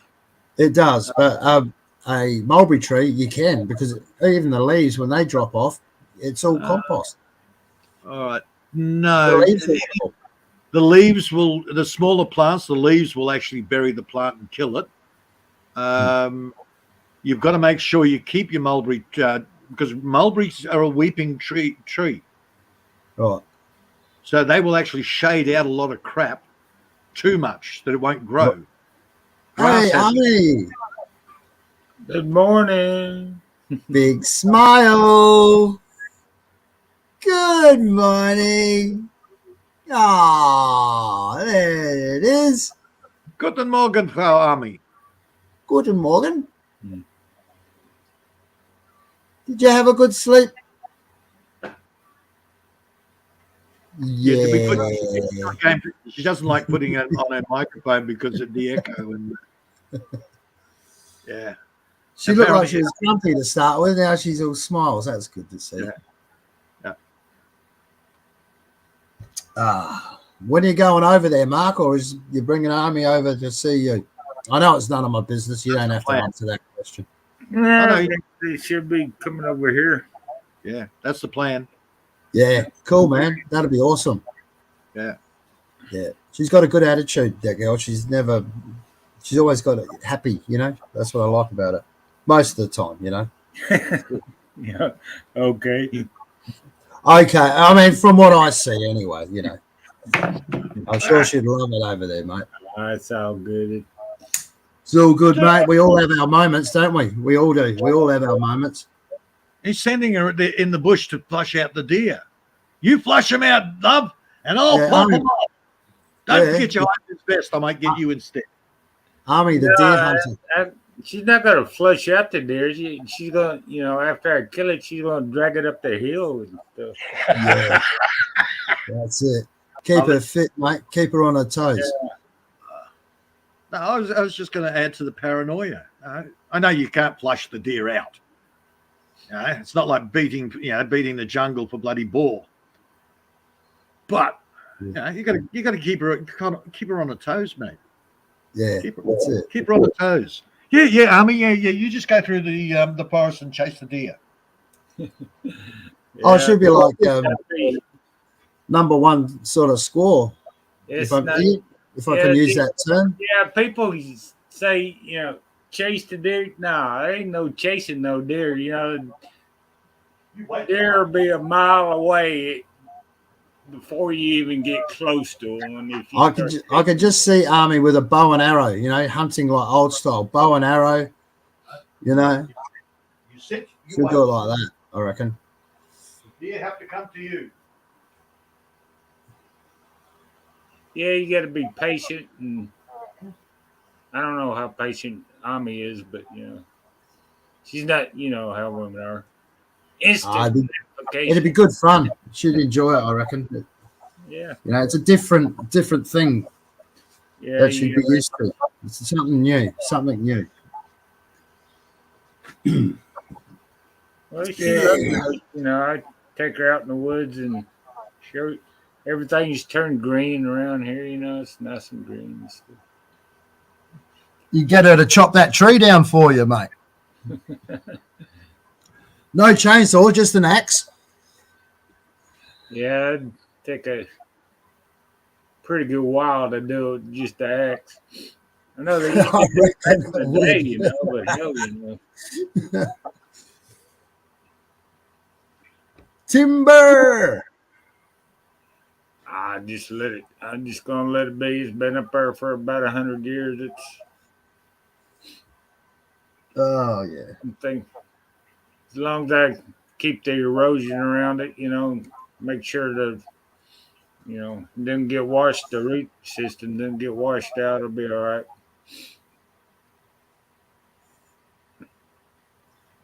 Hmm. Yeah, just it's gonna come down. It's gonna come down. Least of my worries. I'm just. Yeah, that's right. As long as it doesn't come down on the house, that's the main thing. Yeah, I don't Which think is it's gotta nah. come down on It that. might crush your shed. That's about it. Yeah, I just build it back. Yeah, I got a big ass tree right next to my house. Well, it's growing straight up, so it's not gonna. Yeah, that's the main thing. As long as your house is safe. It keeps the shade. You know, it's pretty shady in the summertime when it gets pretty hot. Yeah. Yeah, well, you got your summertime there now, haven't you? Just about. Yeah, it's about the end of spring. Start of summer. Yeah, it's almost. Look at Almost there. I think the high is about 80 degrees. I'm not sure what that is Celsius, but That's hang on, I got it here, the conversion. That's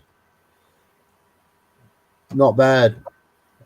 26 and a half degrees Celsius. So yeah, that's nice. That's nice weather. That's really nice. We yeah. get well, hang on, I'll tell you what we get here in Fahrenheit. We get stupid temperatures like 113 here sometimes. Fahrenheit. Oh, hell. 113.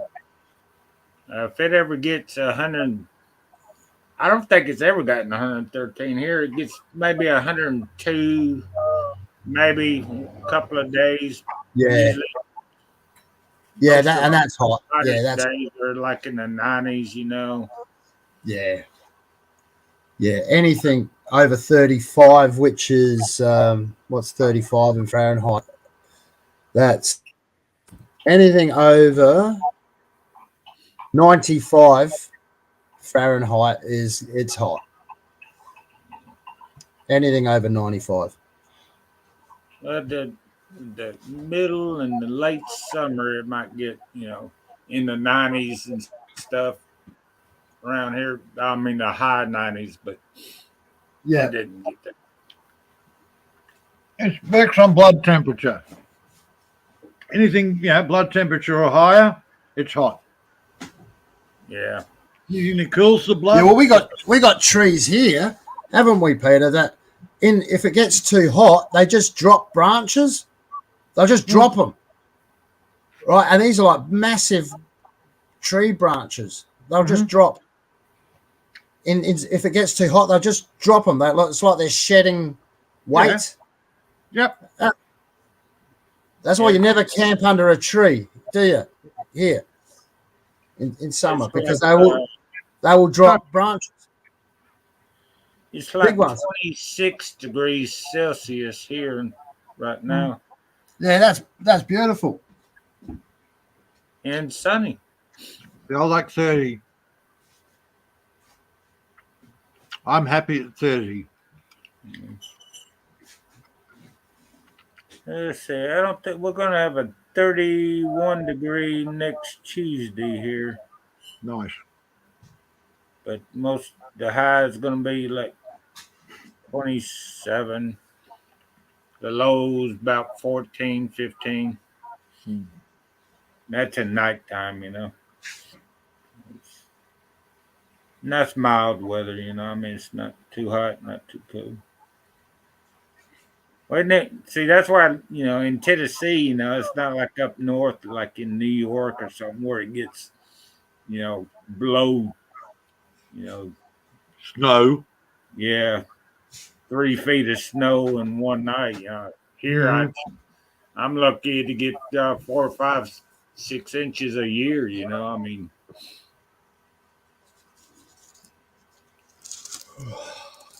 and down south, where it gets brutally hot. I mean, like in Florida and lower parts of the state. Well, California, that's got weather very much like Australia. They get up into the over Yeah. hundreds. We're in You know, California. Remember, California's a long state. Yeah, it gets. yeah, where they have all their fires there. Yeah, that's more north. What is it? Same as Australia, man. Same as Australia. The It's weather's different. very similar climate to Australia. They get real hot there. Yeah. Yeah, I mean, Florida's more tropical heat. That's more like the Philippines because yeah, it's I right would on imagine the I've never ocean. been there, but yeah, it's tropics, Yeah, like Queensland, top of Queensland, right? That's Florida. yeah, that's where they grow all their citrus fruits in Florida and California. Yeah, But we California and oranges, they're the best in the world, aren't they? in Florida. I wouldn't say California. California, they've screwed up that state so much. I mean, it's Look, Yeah. and it used to be Spain used to have the best oranges. yeah, Mm. Yeah, Valencia. that's Italian, I think. Valencia, yeah. Madeira, I got a Valencia. cousin that lives in Florida. Is it? You know, Mm. I don't know. I lose track. I might be wrong. Yeah, I could be wrong. Never really paid that much notice. I'll Google I it. do know. Yeah, Spanish used to be well known for their citrus. Now everything is grown in bloody massive polytunnels, chemicals, you name it. Yeah, Spain has become all Mexican farmland. mangoes, they're supposed to be pretty good. Spain has become a desert. Yeah, a lot of your spaghetti westerns. Remember the old Terence Hill, Bud Spencer movies? Good, the yeah, bad, and the Good, the bad, and the ugly. That was all yeah, filmed in Spain. yeah. That's why they call them spaghetti westerns. Yeah. Well, the Italians were producing it Hey, direct. Saliski, Salski, sorry. How are you? Hey, but they decimated the land. They turned it into a desert. So now the only way they've got crops is to have it under polytunnels. Oh yeah, used to get when I went to California on a road trip. When I was a courier, Mm. the farms, the cattle farms. All they got a big old pasture. I mean, a fenced-in pasture just piled up on. And all they do is just grain feed them. They just Yep. they're not free range cows like they have in Texas or Oh, yeah, here I've in seen the videos. Tennessee and stuff. I mean, it's just like you know, It's what they call feedlots. feedlots. They just bring Yeah, in the feed and whatever they put in the feed nowadays. Mulch in frickin' bone meal and everything else. yeah. And that's the problem. We've still got them here. It's the farmers are actually buying it, buying the shit from the feedlots to put on Yeah, their crops, to grow the crops, to feed them all in these massive cattle pens. It's like, oh, pasture them out. Luckily, in a local area, we don't have that. Most of our cattle are all bloody free range. Yeah, that's where it is here. They, eat hay and stuff Hmm. mostly. Well, that's what they do in the summertime. They, you know, cut the hay fields to feed the cows and stuff. Yeah, again, they'll go and cut the pastures down and store it. Yeah, But we do have a drought. well, they do that for in the wintertime and stuff. They Well, usually yeah. cut the fields about twice a year. Well, here the grass will grow all year round, unless we have a drought. Yeah, even when it's 2 degrees or even -10, we only get -10 for once. So there's always grass, unless there's a drought, and that's what it's for.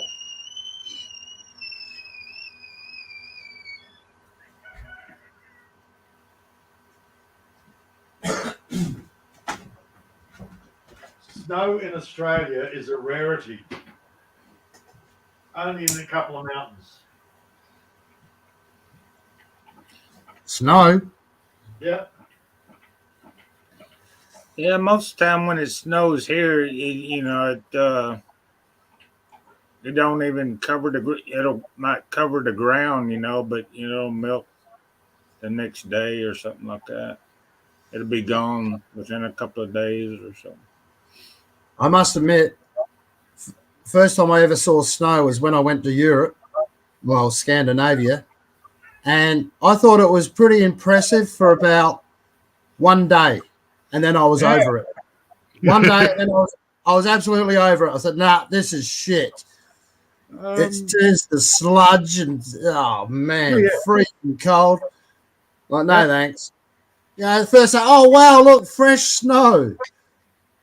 Go down to the bakery and buy a French bread, and you got the Danish butter and that Danish ham. And, oh, this is fucking great. Then I had to go to work. Oh, for fuck's sake. Yeah, no, I'm over it. Actually, I don't think it even took me a full day to get over it. I was over it within an hour. Yeah, Oh, look, the snow's nice and pretty. Oh, yeah, I like pretty. Oh, it's freaking cold. It's causing me pain. I hate snow. And it's sludge. It turns into sludge. It gets in everywhere. I know. Well, we use like snow cream out of it. If I get enough, I mean. I'd hate to live in Canada. Oh, Jesus. Fucking hell. Fuck that. Well, just some of these northern states here, man, are freaking brutal, man. Well, yeah, like Chicago and that, they get pretty well snowed out, don't they? Yeah, wherever call it the windy city because they get that wind off the Great Lakes and stuff. Yeah, right. Chicago. Right. Those Great Lakes are amazing. They really are. They're massive. They look like the ocean. Wherever Mike G is in Canada, I never want to go there. Oh, why not? Because the one time I talked to him, he's out doing something on his truck, and it was -26 degrees Celsius. Oh, jeez. Oh, yeah, they got to freaking heat up the damn truck with the heater or something before they even try to start the damn thing. He said, and it will get down to -40 at times. Yeah. No, Not you can Fahrenheit, stick that. You can Celsius. stick that. Yeah. No, thanks. Now, and we complain about our summer. I'd rather have our summers than their winters, man. Forget that. 48 degrees, I'll live through it. Yeah. -48 degrees, I'm a fucking popsicle. I'm dead. Yeah, that's right. Yeah. Well, it rarely gets minus 3 or 4 degrees Celsius. Hey, McGill. Fahrenheit here. There's McGill. Hey, McGill. Hola, Miguel.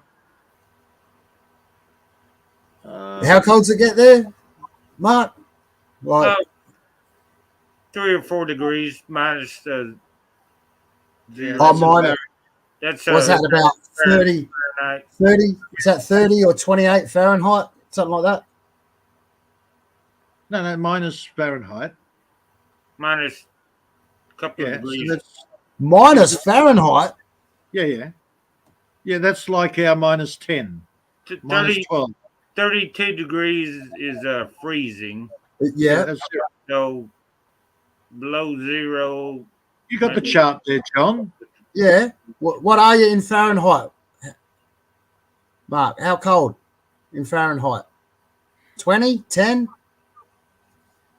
It I Minus said 3 or it 4. rarely gets below a couple of degrees zero. All right. So you'd be about 28, I reckon. So 28 Fahrenheit. 32 degrees is in Zero, Fahrenheit. yeah. Freezing. You'd be about Yeah. 28 Fahrenheit, minus 2. It's about minus 10, minus 12. Look at your chart. No, he's saying it gets barely below freezing point. Yeah, Which it's minus 32. Yeah, John, 32 Fahrenheit Is zero. is 0 Celsius. That's So right. Yep. minus 3 or 4 Fahrenheit. Oh, minus 3 or 4 Fahrenheit. Is that what you're Check your saying? chart. Yeah. All right, hang on. You'll find that's about minus 10, minus 12 Celsius. Minus 19. I doubt that if it gets that cold there, surely. As I said, minus 19. Okay, I was a little off. Yeah, I doubt if it gets that cold. Surely not. Mark. Yeah. Are you actually saying it gets to minus 3 Fahrenheit? Yeah, it has gotten that low, is what he's saying. Oh, right. Yeah, that's bloody cold, man. The temperature usually stays in the winter, in the dead of winter. You'll get a few degrees below 32, which is freezing. Yep. So, There you go. A few degrees below 32. See, that's what he's saying. yeah. And here, But it has gotten, below zero a few times. same here. I've had minus 10 one year, only for the one night. Yeah. About minus 2, minus 3 degrees. Right. Well, I've had minus 7. I've had minus 7 here, which is minus 7 is. Oh, hang on a second. So Minus last year 19. during the coldest part of the years, it's the dog bowl water only froze a few times. Yeah. Generally here, it stays around 0, give or take, a degree or 2. Yeah. This year it's going to be a fucking cold one because it's only autumn, and it's like 2 degrees.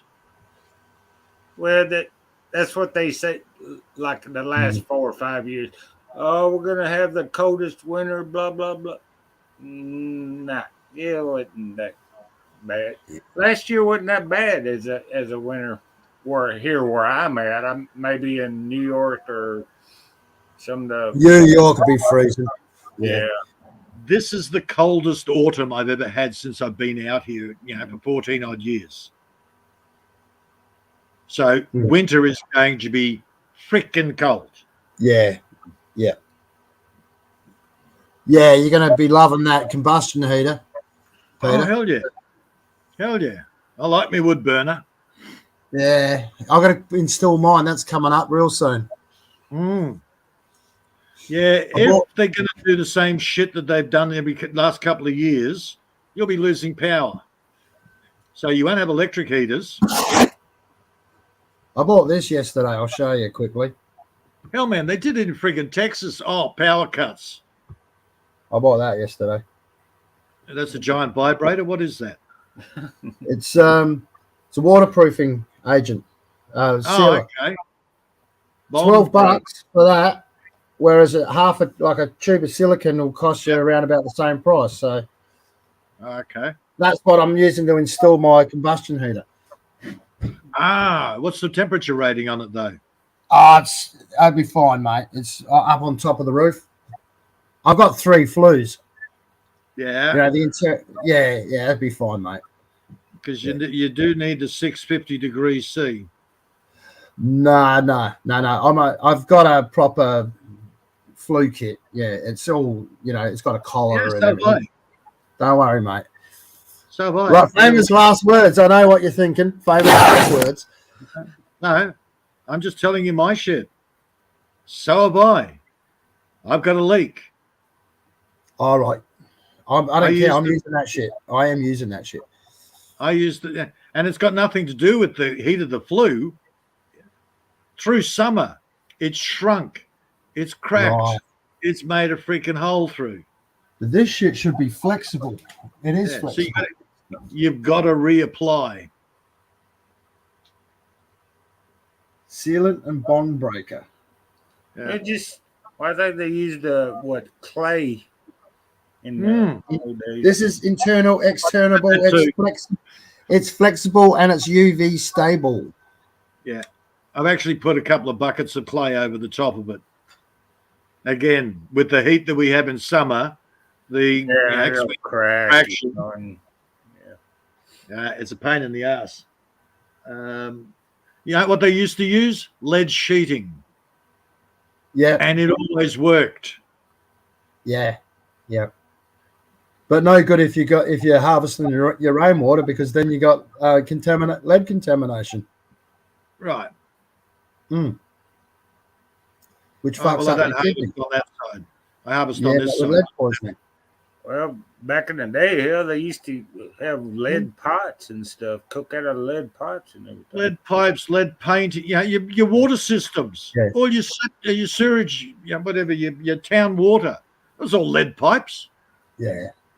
My parents had they had the big copper pipes. Yeah, and they do clay. They used to do clay pipes, right, as well.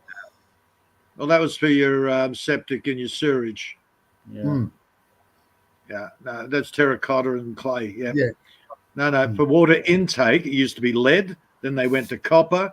Now that's all PVC. Yeah, that's what I run here. Well, I've got a mixture of both. I've got an old house here, but so basically all the plumbing's copper. But Yeah, no, I'm talking about out on the street. the main plumbing is PVC. I'm talking about out in the street. Your council right. provides. Your council Yeah, well, provides. I'm only on rainwater here. Yeah. So I don't get a water bill. Same here. Yeah. All rainwater, all poly pipe. The only thing that's copper is the shower doohickey. Yeah. Yeah, I got the copper shower. Everything else is PVC. Yeah, same. We're all the same with that. Yeah. Yeah, all my Shower and the some of the faucets are copper. hot water. Yeah, everything. All my internal plumbing is copper. Even most of my hot water system. My hot water system is all PVC. Is it? Yeah. Everything here. I built it. It's all PVC. The difference is what I did is every pipe that I ran from here to here to here went about about half a meter underground. Now I've been telling people out here, put it underground. Only put it up where you need to, shortest distance. You'll be right. No. Now I'm hearing them. Oh, my pipes froze up this winter. Oh, I blew that out. Mine don't. Yeah, that's right, because you bury them in the ground far enough is what they probably didn't do. Yeah, or they leave them exposed. Yeah. Basically, they're running it through the walls. Now, you get the occasional knobhead who turns and says, oh, I've got this wet spot in the wall. I don't know what the problem is. And I said, where'd you run your plumbing? Oh, through there. Where's the joint in it? Oh, yeah. So they're going to rip half the wall down to be able to fix up the joint. Yeah, to Like- tighten up the joint. Yeah, great. Yeah, you shove it underground. The temperature stays stable. You don't have your pipes freezing up. I think I've had the kitchen tap once, and that was the hot line because it's the solar heating. What So sort of hot between- water? What sort of hot water service are you using?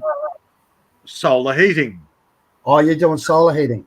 Yep. Yes. So at night, because the tap wasn't turned on, so between the solar hot water and the hot tap is actually exposed on the roof.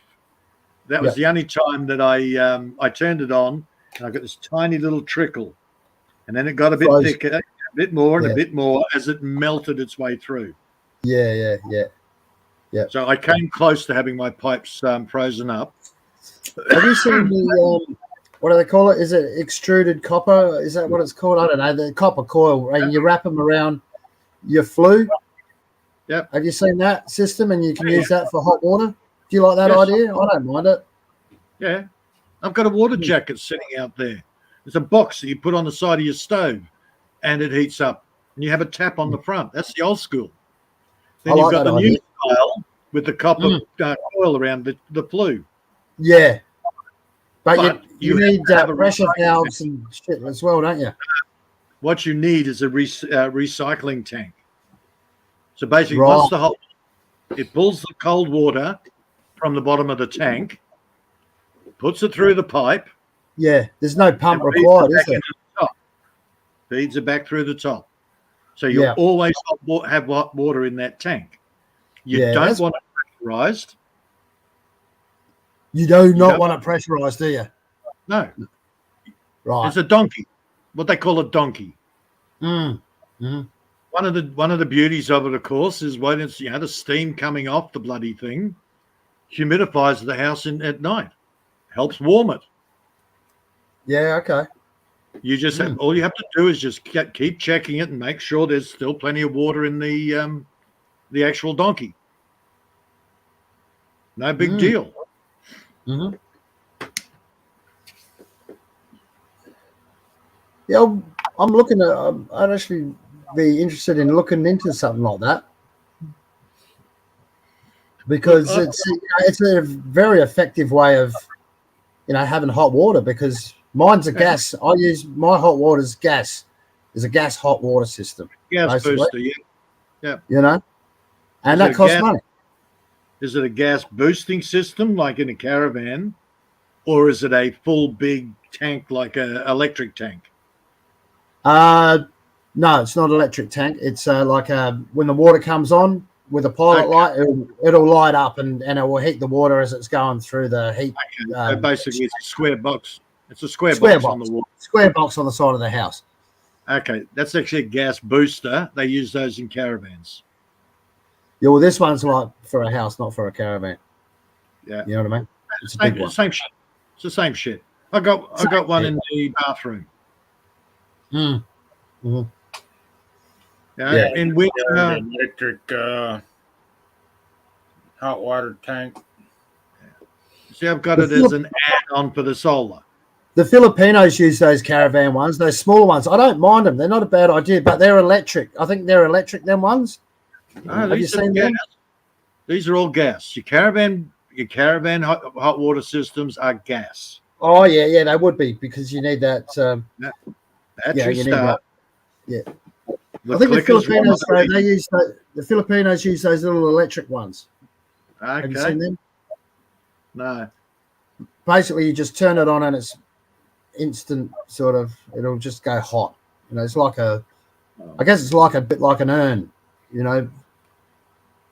A remodified urn, It sounds like what hot and cold tap.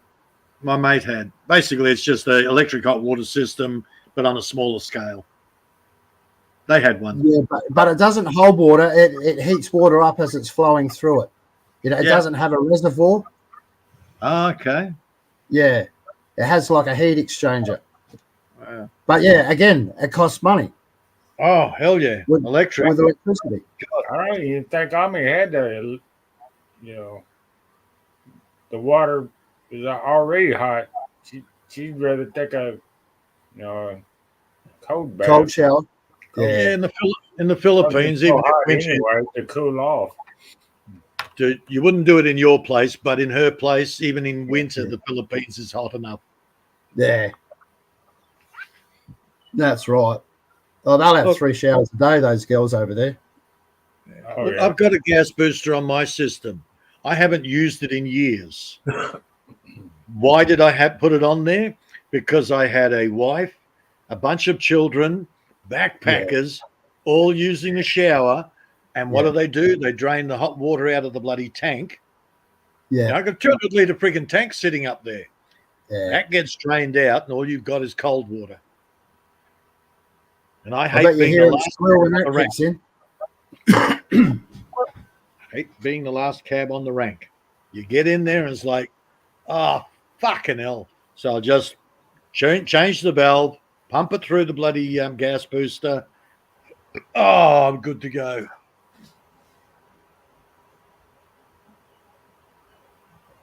Yeah, like, man, that many people going through, they use up 200 litres of bloody water straight up.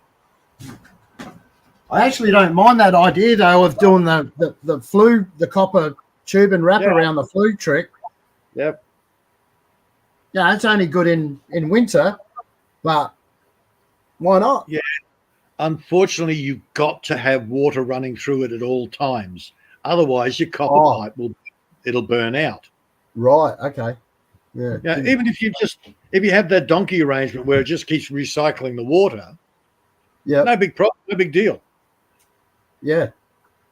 Okay. One of the beauties is if you've got that coil basically up and near up to the roof, it will actually cool the flue down. Right. So you're not going to get a high temperature where it goes through the roof.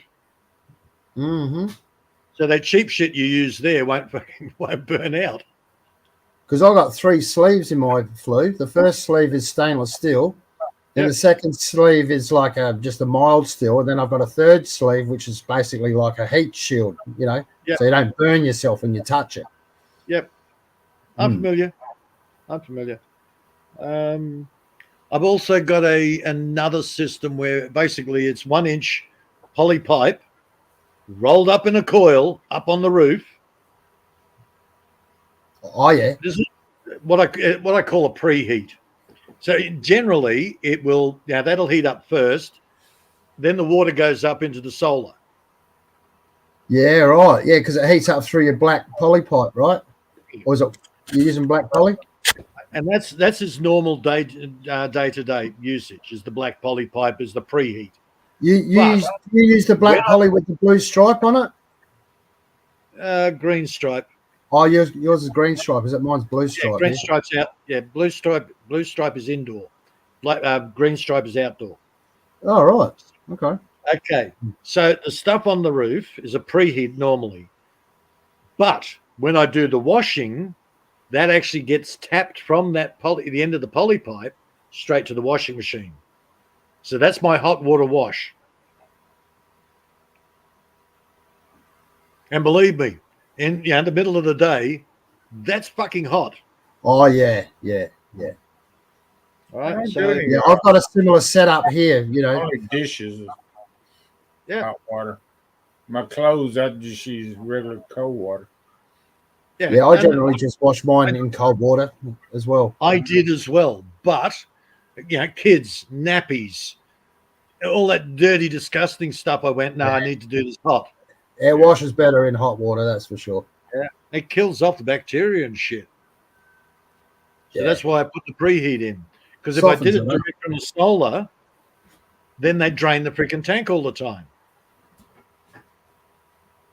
So I added in that extra preheat for the solar and for the washing machine.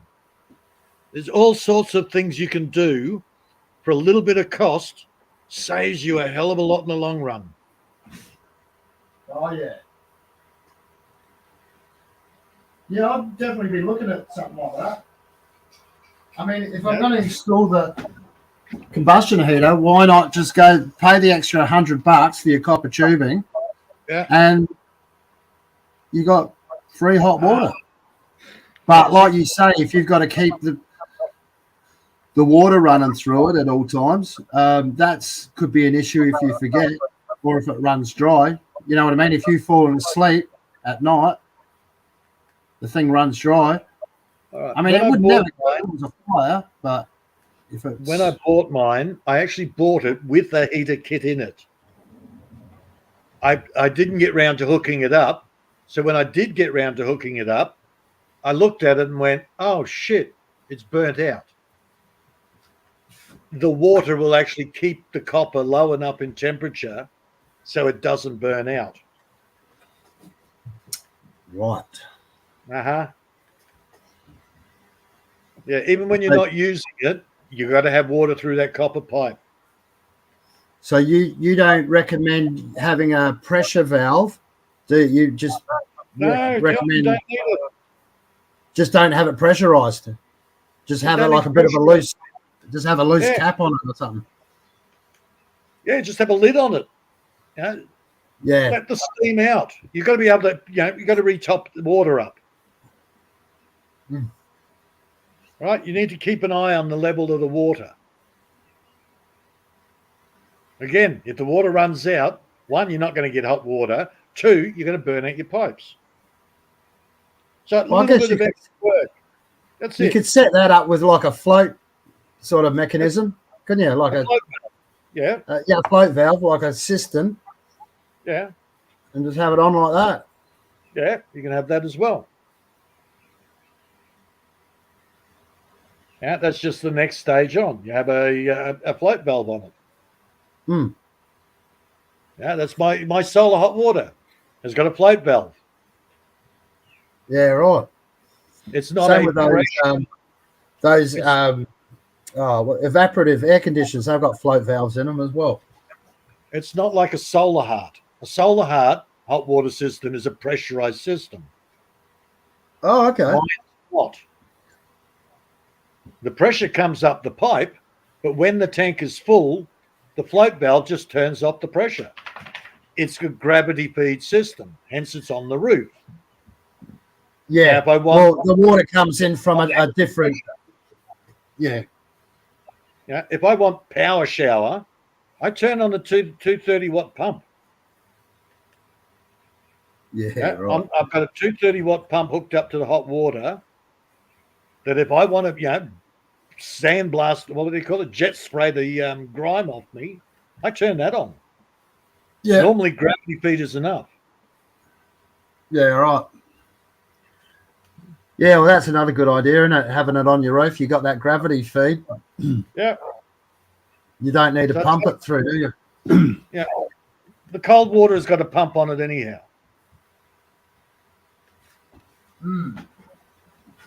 Yeah, because that's the next thing as well.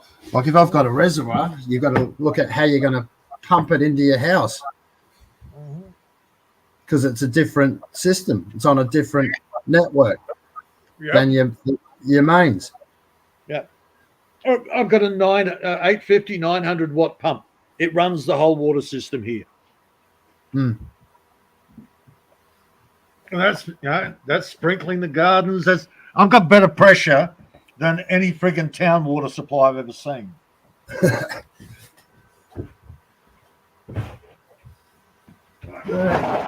Just making a fuss.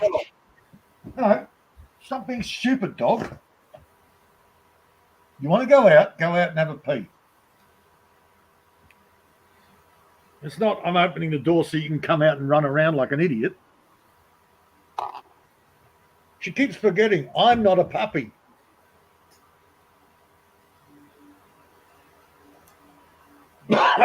Look, I'm looking at atmospheric electricity. Am I going to run the whole house on it? No.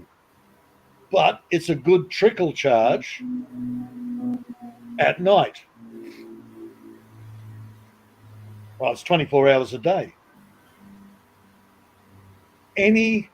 What would you call it? What do they call that? That's it's not a joule thief. It's a joule thief, but it's Joule. There's a little circuit that you build, and it will just steal little bits of power from here, from here, from here. And it builds it up, and it puts it into your batteries. Is it enough to run your whole house? No.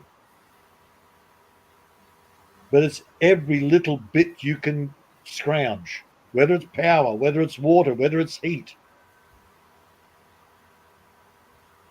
Hello, we've lost John. Yeah, yeah.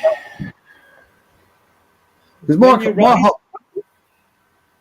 water here, man, it's not hot enough to have a bath. I mean, you have a shower, all right, you got to put some cold water in it, but it probably comes out 45 degrees, right? 50 degrees max. You fill up the bath, like in winter, that bath's cold. Well, not cold, but you know what I mean? It's not hot enough. Yeah. But if I had that set up around the flue, that thing would be steaming. Yeah. Wouldn't it? Every little thing in the system will help.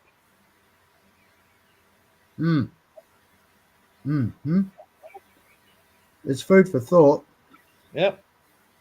Now, I haven't hooked up mine because my oven is more central. I took it away from the wall and I put it more central. Because if you want to heat up a room, you don't have a thing against the wall. The wall sucks up the heat. You have it in the room, so it radiates 360. Yeah. So I've had to trade that off with the fact of putting a water jacket in there. Yep. Right. But I've got that little water tank if I need it. Well, I don't need it. Yeah, I've got the solar hot water. I've got the preheat. I've got all of that stuff. Yeah. You're already set up. You don't need it. But whether it's water, whether it's power, whatever the case may be, when you want to be self-sufficient, you scrounge up every little bit that you can and put it all into the one. Well, the price of electricity now you know, now they're like everything's going green and these renewable energy. It's bullshit because everything's like doubled in price. Like you're looking at like close to $500, between $500 and $1,000 per quarter as an electricity bill now. It's doubled. Yeah, I've been hearing. Look, I run here primarily. Your power is going to be solar. We don't have constant wind coming through. No. But I put wind generators up when I moved out here. The amount of idiots that pull up, they come in and go, "Oh, that'll never work here." I said, "Yeah, it does." "Well, how are you going to get power from that?" And I said, "Well, the little blades go round and round when it's windy and gives me some extra power." Yeah. "What do you mean extra power?" I said, "Go and look on the freaking roof over there." And they sort of look and go, oh, you got solar panels.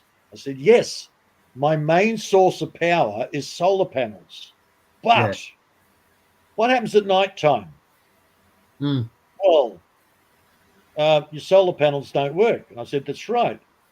But if I've got wind at night, I'm getting something." Yeah. What happens if it's a cloudy day? Cloudy days. Every little thing. Yeah. Why are you doing atmospheric electricity? It's not a lot of power. Well, it's something. Is that how are you getting atmospheric electricity? Freaking TV aerial. Seriously, man, 6.5 meter pole, TV aerial on the top, cable down, bam. Right. Oh, because I've seen the staking. Have you seen that? Yes, the earth power. You seen earth power? Yeah. That's enough to run a couple of lights. Yeah. That's cost you nothing. That's just earth power. Yeah. Yeah. Look, man, there are so many different ways about it. There's a big thing now, geothermal. Unfortunately, the initial cost over the long term, I can't see it working.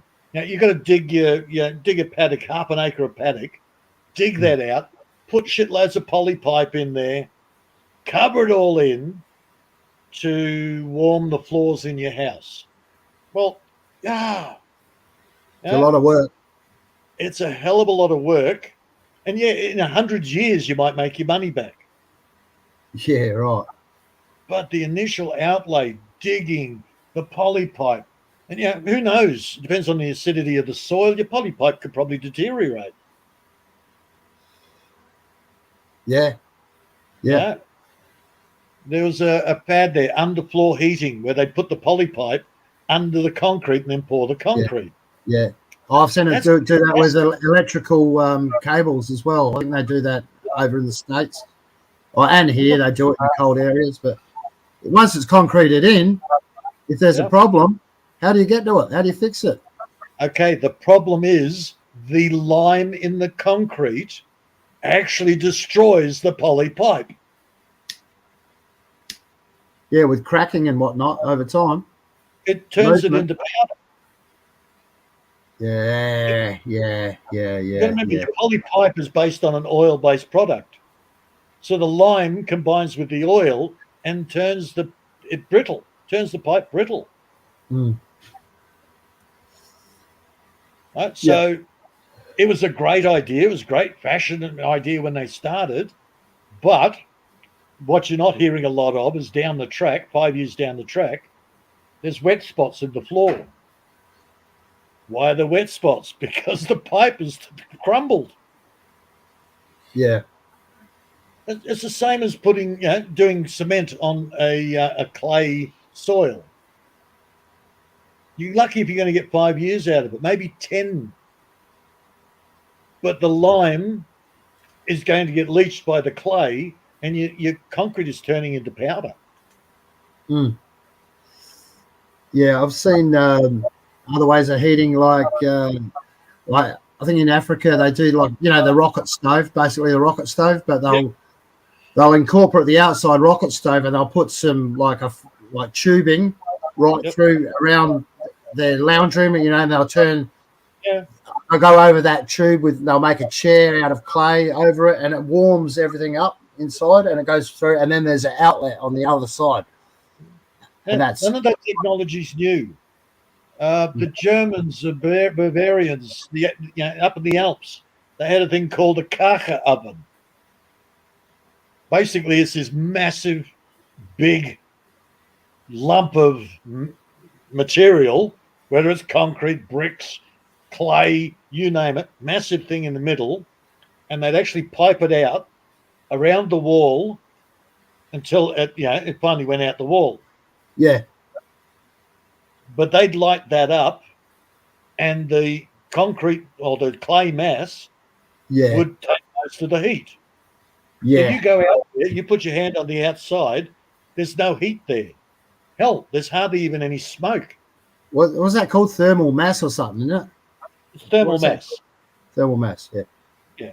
Whatever, whether it's rocks or clay or concrete, whatever, it's a thermal mass. Yeah, and they use the vent as a heating source for the other areas of the space. Yep. Exactly. Great. And the very fact that you've got this flue running all that way, there's no wastage. Like a fireplace is the most inefficient way of heating a house. Mm. Yeah. A fireplace is heating straight up. Yeah. Straight up, like a rocket. Yeah. You've got to put baffles in and do all just to slow the airflow. Problem is, you slow the airflow, smoke comes in the house. A wind comes through, and it blows it back in the house. Fireplaces are the worst ever. I looked at it was one of the first things I looked in because I was city brain. Best thing, pot belly. Build a thermal mass around a pot belly, 90-degree the flue so it runs across the bloody ceiling and out the wall. Yeah, right. Yeah. And you know what? There's even people doing that in like glass houses and that. Yep. To keep you over in European countries where it's freezing or wherever, America, wherever, Canada. Same thing. You can grow tomatoes in winter with that kind of setup.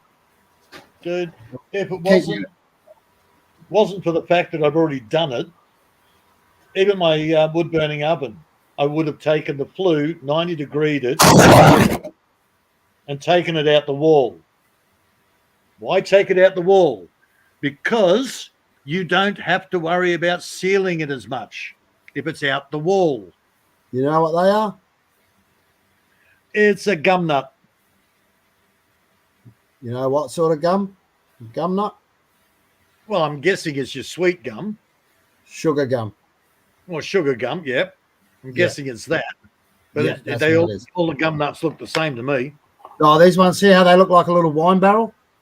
Yeah. Yeah, that's how you can tell. Yeah, I'm not a gum expert. Nor am I. Most of my gums look the same. Some are But they're the shorter. fastest growing and best heat source. Or good, Okay, really good heat, real good heating properties. the Indians will argue with you. Well, there's not too many Indians in Australia, man. They actually, well, they were. They They came here. They grabbed a shitload of bloody golden wattle. I've got that growing here. It's a weed, but they grabbed that. They planted it in plantations. They swear blind that is the best timber. Yeah, right. Okay. Because they wanted quick growing, they wanted firewood, they want charcoal, and the way they're growing it, they're getting, within 12 months, they're getting the things growing way the hell up there with nearly 6-inch trunks. Yeah, mine are more bushy. Mine might not be a golden wattle. Yeah, Mine's like this. No, there's so many different varieties of wattle, isn't there? Yeah, that's right. Acacias. Yeah. The one I call banana wattle, it's got a leaf shaped like a banana. Right. Okay. That's the one they imported over there, and they are just growing plantations of this. And I'm sitting there going, "Oh, okay, I don't recognise that." And then they pulled down the branch, and they cut it down, and you saw the branches on it. And I went, "How the freaking hell did you get that to grow like that?" How did they get it to do that? Because of the way they're planting it. Okay. Because the way they plant it, they're all battling for height. Okay. Yep. Here it's lucky to go 3 or 4 meters, and it branches out all over the place. Well, that's what mine's like. Yeah. Right. But when they're planting it like a meter apart, and they're all scrambling to get to the sun against each other. So you end up with these freaking banana wattles that are like 10 meters tall, 6 inches round in 12 months. It's like, holy crap. I was reading about the gum. Like, if you do want to plant gums and it might be fairly successful with them, when they're like little saplings, when they're ready to plant, they reckon you should plant them 3 meters apart, but in between them, you should plant a wattle in between each one, because the wattle will stop the frost. That's the nature of this. Yeah. That's how it grows here. Yeah. And it's a natural frost protector, which will kill your sapling. Once the tree gets over a meter or so, it's pretty well okay. But the wattle will protect it. I've got the banana wattle, but I've also got the black wattle. Black wattle's a lot bushier. And the bark goes black, and the leaves, there's like powder mold on it or something. I don't know, but it's got this black look to it. Okay, you've got your ironbarks and your gums growing, but in amongst that, naturally, these black wattles will grow. They're bushy. They do have a protective canopy. Yeah, and they're only good for 5 to 7 years maximum, and then they die off. Yeah, but they reshoot, don't they? Oh, they'll reseed. Yeah, the thing is, 5 to 7 years, your gums are bigger. Yeah. Your gums are taking the nutrients that the wattle needs. So you'll get less wattle over the area and more gums. Yeah, so they'll grow, these will die off. Yeah. The seeds will wash off and they'll grow somewhere else. And you'll end up with some decent timber out of that. Yeah. Yeah, healthy stuff. And good for burning. Great for burning. The black wattle, the birds love it. They hide in there. They hide from the predators because it's this slow, bushy growth. Yeah. Oh, they grow just wild here where I am. in my Yeah, I've front got yard. like a chinchilla wattle. I've got all sorts of wattles growing out there. Well, had them growing out there until the fire went through. Mine's just, I don't know which one mine is. Mine's just the standard, with the yellow flowers, little Man, yellow, little I'm yellow sorry. balls, little yellow balls, aren't they? All wattles have yellow flowers. All right. Well, I don't know what the name is for mine, but just a standard native If they've wattle. got a banana shaped leaf, I'll grab a leaf now. I'll just to okay. settle. Yeah.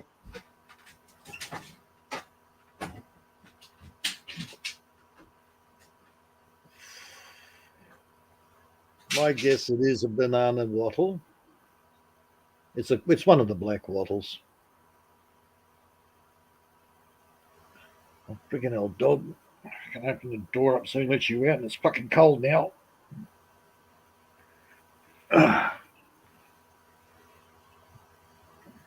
Crazy dog.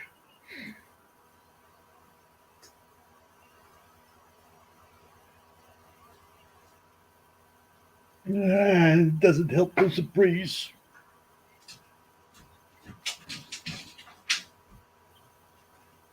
Okay. All right. Enter Exhibit B.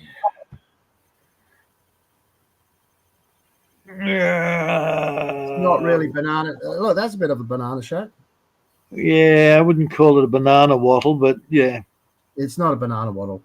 But No. It might be indigenous to your area, that's all. There's like thousands of different wattles. Yeah.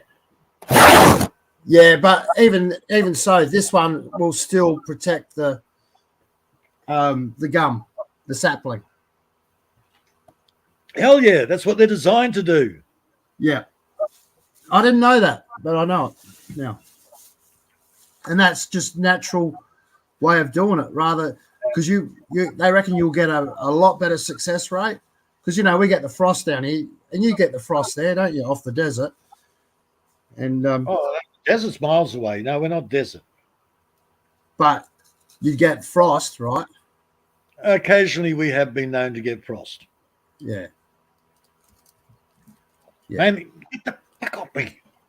Mainly we get cold, freezing, but it's not frost. Frost is like clouds that suddenly drop. Yeah, because we definitely get it here. We get frost. Yeah.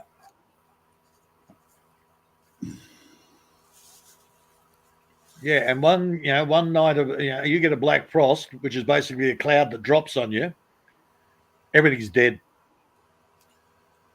Yeah, I've covered up my banana. I've actually put I've enclosed it in like a little sort of plastic house, and I've done the same with my lemon.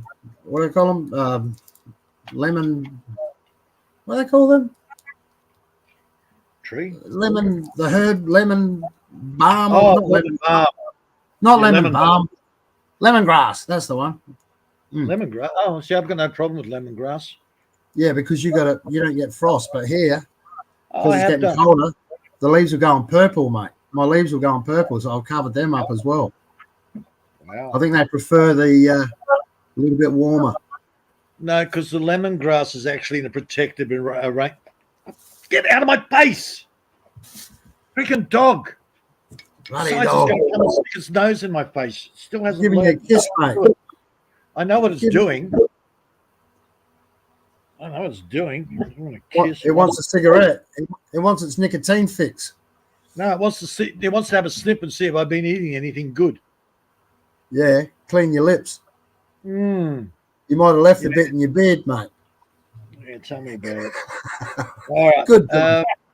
No, the lemongrass is it. There's a callistum on there protecting it. There's the other part of the house over there protecting it.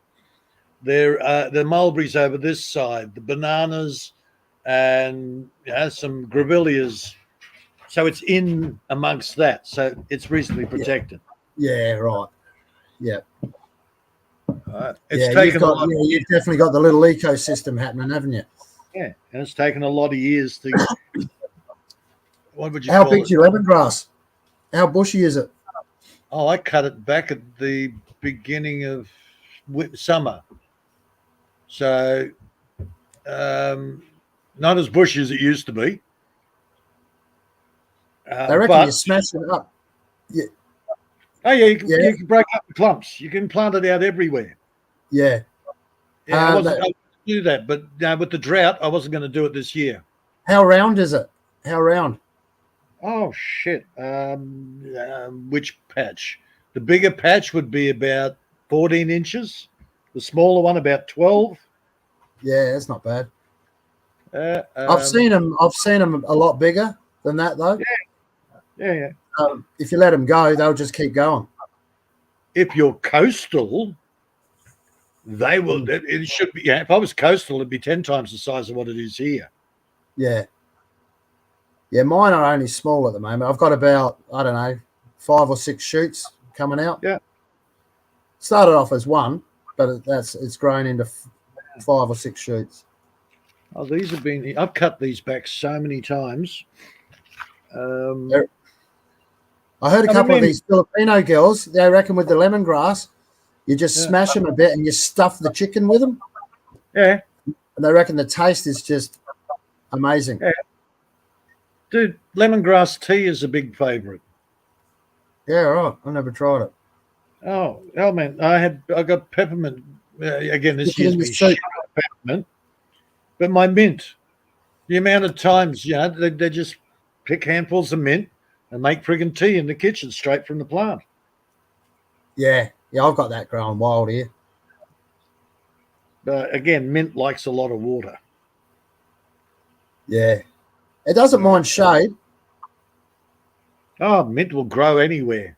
Yeah, as long as it's got water. As long as it's got water, it'll grow out your ass. Yeah, definitely does need water. Mm-hmm. Look, I've still got bloody eggplant and tobacco, and I've got 4 or 5 bloody capsicums. It's been 2 degrees here, and I've still got those growing quite happily because I'm in this protected environment. Yeah. While I'm suffering 2 degrees, my mate up the road, more open, he's suffering -2. Yeah, because you got that chill factor of the wind, which will, Well, make things cool. I've got a lot of the wind blocked off because the way the shape of the house. The cob walls retain the heat during the day and let it out slowly at night. Plus the layers of jungle that I've got out there. Yeah. I've done everything I can to, and now I'm just bringing in so much mulch to cover the ground. So it virtually stays warmish in winter and coolish in summer, right? Yeah. That's what you're achieving. Exactly. Yeah, good on you. I want to get to that stage, but I got a few years to go. But I'll get there. And some people, a lot of people in the cities and in towns, they will just throw lots of money at it, plant the stuff, and just keep throwing copious amounts of water on it, and they'll get it to grow. If you want something done quickly, throw lots of money at it. Yeah, that's right. But if you don't, if you want to just, otherwise you just got to do it. It's a year by year sort of baby that's growing, evolving year by year, isn't it? And you just said the word there. Doing it the way I'm doing it, it evolves. By throwing lots of money in these housing estates, they'll strip clear a housing estate. They'll build the houses. Then they go and import all the bloody trees and put them in, fully grown trees, boom, in the ground. Yeah, I know. I'll say. And you get a hell of a die-off. Yeah. Then the ecosystem takes over. And what you've done has to fight the ecosystem. Yeah. And then people are always in their little suburban houses, always having to fight nature to get it to look the way they want. Yeah. Where if you do it the slow way, you can actually guide nature the way you like, and nature Yeah. will actually guide you. Yeah. Again, Hang it's on, more make a symbiotic. brew. Yeah, it's more symbiotic.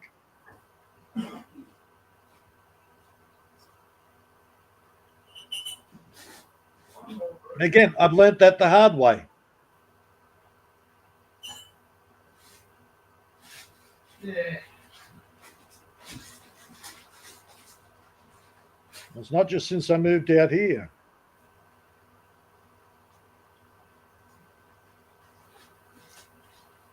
Yeah.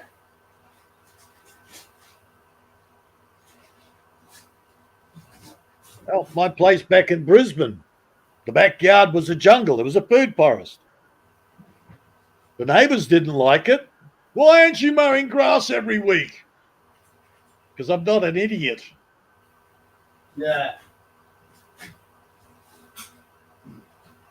But it's a jungle. Yeah, I know, and I'm saving a grocery bill every week. Oh, mate. Like I said, $1.50 for one tomato. You must be Yeah. kidding me.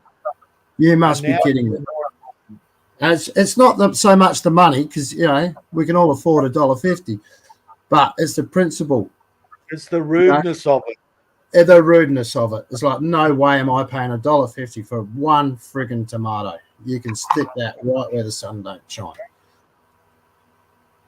Well, I used to go, when I go to the supermarket, I would go straight over to the, they'd always have a trolley out there with all the stuff that's just about to go off or, starting to go off.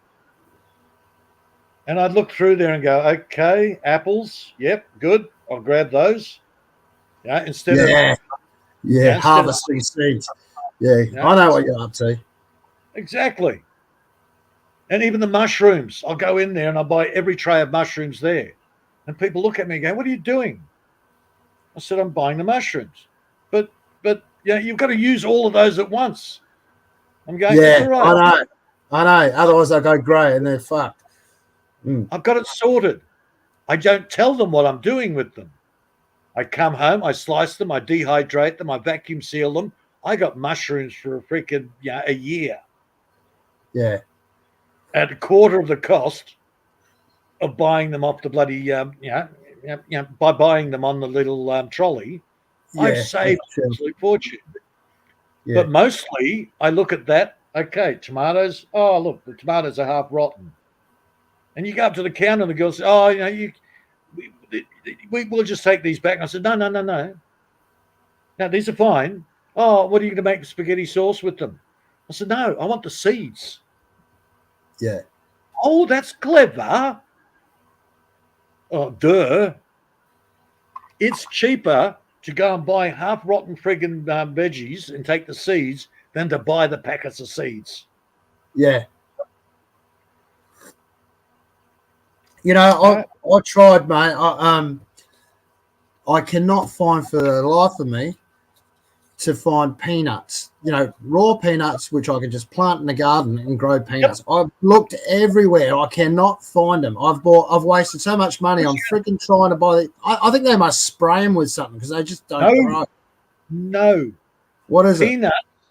Peanuts, by the very nature, are oil. No, so they're all roasted or boiled. Yeah, well, these ones I got were raw. Yeah, good luck with that. Still boiled. Yeah, and I'm like, yeah, beauty. I got it from an Asian shop. I thought, yeah, beauty. I'll put these, tried to germinate them and nothing. I wasted $10 on a bag of peanuts I'm never going to friggin' eat. Because I'm thinking if it doesn't germinate, I'm not eating them. So I've got a bag of friggin' hemp seeds. Now, they swore to me that these hemp seeds are viable. Well, I found out later that no, they're not. They're all lightly cooked to kill them. Right. Yeah. So you must have to order them online, peanuts. I did. Oh, you did you?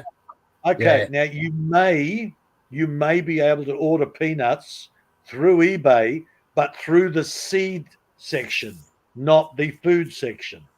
Right. Yeah. Yeah. Yeah. Yep. Yeah, again, it drives my mate nuts. I got peanuts growing everywhere. Yeah. He's lucky. He's got rows and rows where he planted the peanuts, and most of them are dead. Yeah. He's got half an ice cream container full of peanuts. That's it. So yeah. Same as his sweet potatoes. His sweet What's potatoes. he doing? What was he doing wrong? What was he doing wrong? He's row planting Oh, row planting again. Row planting. in the middle of the friggin' paddock. He's basically Yep. got a fence around it so the chickens don't eat it. Yep. And just rows and rows and rows that he has to keep water. Yep. And if he doesn't get home to water it, everything dies. The direct sun kills everything. The bugs come in and go, ooh, smorgasbord. Yeah. Yeah. So you got to hide shit amongst other shit. Yeah. Plant marigolds around your friggin' tomatoes. Why? Yeah. Stops the bloody nematodes. It stops all those Yeah. parasites. Yes. Yes. I did hear about that. Yeah. Plant basil next to your underneath your tomatoes. Ah. There's so many different. I don't even worry about. I'm going to plant a basil next to the tomato, or I'm going to plant it. I don't worry about that. I spray the seeds and I let them work it out. Yeah, you just throw them out, do you? Throw them out. There you go. Dude, one of my planting techniques is I grab the seeds, I put them all together, I mix them up, and then I'll just sprinkle them out. Yeah. And they will sort out how they're going to grow. Yeah. Okay. I have planted an apple tree here, and 3 meters away, I plant another apple tree. They've come out of the pots the same size. They were planted at the same time. That one will die. This one will thrive. 3 meters away. The soil looks exactly the same. There is no rhyme or reason. You cannot control nature. Nature will sort it out itself. Yeah. Yeah, that's I right. just help it along. Yeah. I kill the stuff I don't want growing, and I throw in stuff that might replace it. And nature will sort out what it lets grow. Yeah.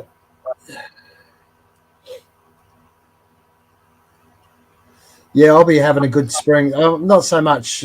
I'm going to put in some cabbages and lettuce. That's all I'm doing this winter. Yeah, I got lettuce that'll grow in winter. Yeah. And this that's is the all time lettuce is coming out. Yeah, they like it, don't they? Early spring, autumn, lettuce loves it. Yeah. Man, I'm halfway through doing a bloody rock pathway there, the cobblestone pathway, and I've got freaking lettuce popping out in the middle of the stones. Yeah, beautiful. You know, Like, it's a hard life in the bush, isn't it? It's a hard life in the bush. It is if you don't know what you're doing. You're like, for fuck's sake, now I've fucking tripped over a lettuce. Yeah. I was walking out to my car, I tripped over a fucking lettuce. Well, Who put that there? when my mate came in the other day, I said, "Oh no, look what I'm doing here." You know, he likes to bumble around, and he says, "Okay, well, yeah, show us what you're doing." And okay, I'm doing this. I'm doing this. Oh yeah, come this way. Don't walk on the lettuce. And he's looking at it, going, "You got lettuce growing in amongst the rocks." I'm going, "Hell yeah! Don't walk on the lettuce." I know it's only mignonette shit, but don't walk on the lettuce, okay? So we went out and we had a look and we went, oh yeah, okay, oh yeah. So he's actually files this away, but the fact that he works, is a painter decorator. Yeah. So he's filing it away for when he has the spare time. Yeah. Okay. Yeah, well, it's all knowledge, isn't it? It's handy to know. Yeah, but he argues the point. He's still got that bloody agricultural mentality. Yeah, planting in rows. Mm-hmm. But you're slowly beating it out of him by basically showing results. Example. Lead by example. Exactly. You know, It's the same when I came out here. I was all full of swales and this and how to water hold. And most of the farmers here, they plow down the hill. They want the water to get off the land as quick as possible. I'm sitting there, yeah, that's great if you're in a swamp, but you're not in a swamp. You're in a dry land. So I sat there and I talked to Ken one day and I said, "Oh, mate, you got to start plowing on contour. It slows the water down so you don't get the erosion. Plus, it soaks it into the ground so you get better grass for your cattle." Yeah. And then he went on to a tirade. "Oh, yeah, I have to do cattle now because those bloody fly-blown bloody sheep. Oh, I did those for years." Rah, rah, rah, rah, rah. Okay, Ken. Okay. Back to...